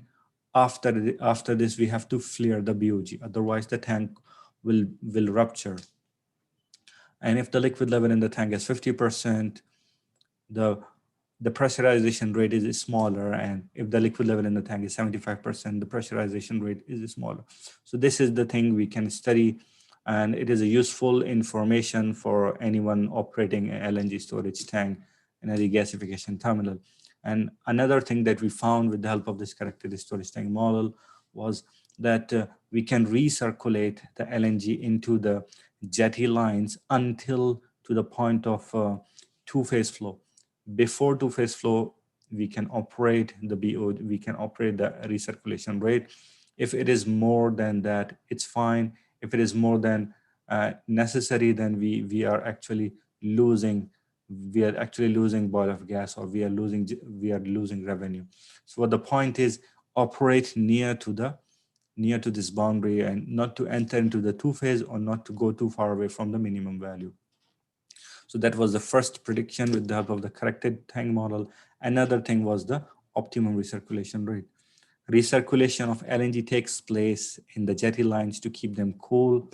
And we use this corrected storage tank model to find that recirculation at low recirculation rate, ambient heat leak in the tank dominates the BOG generation, and at higher recirculation rate, in-tank pump contribution dominates the BOG generation. So the point is, the lowest recirculation that prevents two-phase is found to be the best operating policy for the recirculation rate. So those are the things that we studied, and there are only two things. We can study many different scenarios that can be helpful to the person operating LNG storage tank. So in conclusion, I must say that this corrected storage tank model is useful in BOG estimation, which is useful in further down the line equipments like compressor and recondensers and so on. And BOR estimation based on this corrected storage tank model is also robust. Compressor sizing, we can study plant and unplanned shutdown. So yes, these are the brief conclusions. Thank you for your attention. Thank you for listening. If you have any question, please send to my email. Take care. Have a nice weekend. Thank you so much, Dr. Sharik, for your nice presentation. So we come to an end. On the behalf of URC, I would like to thank all the presenters and all the audience for joining us today. And I would like to specially thank Dr. Samin Ahmed Khan and Dr. Muhammad Hamdoun for hosting the sessions. And see you, inshallah, in the next symposium. So have a nice weekend. Thank you so much, all of you.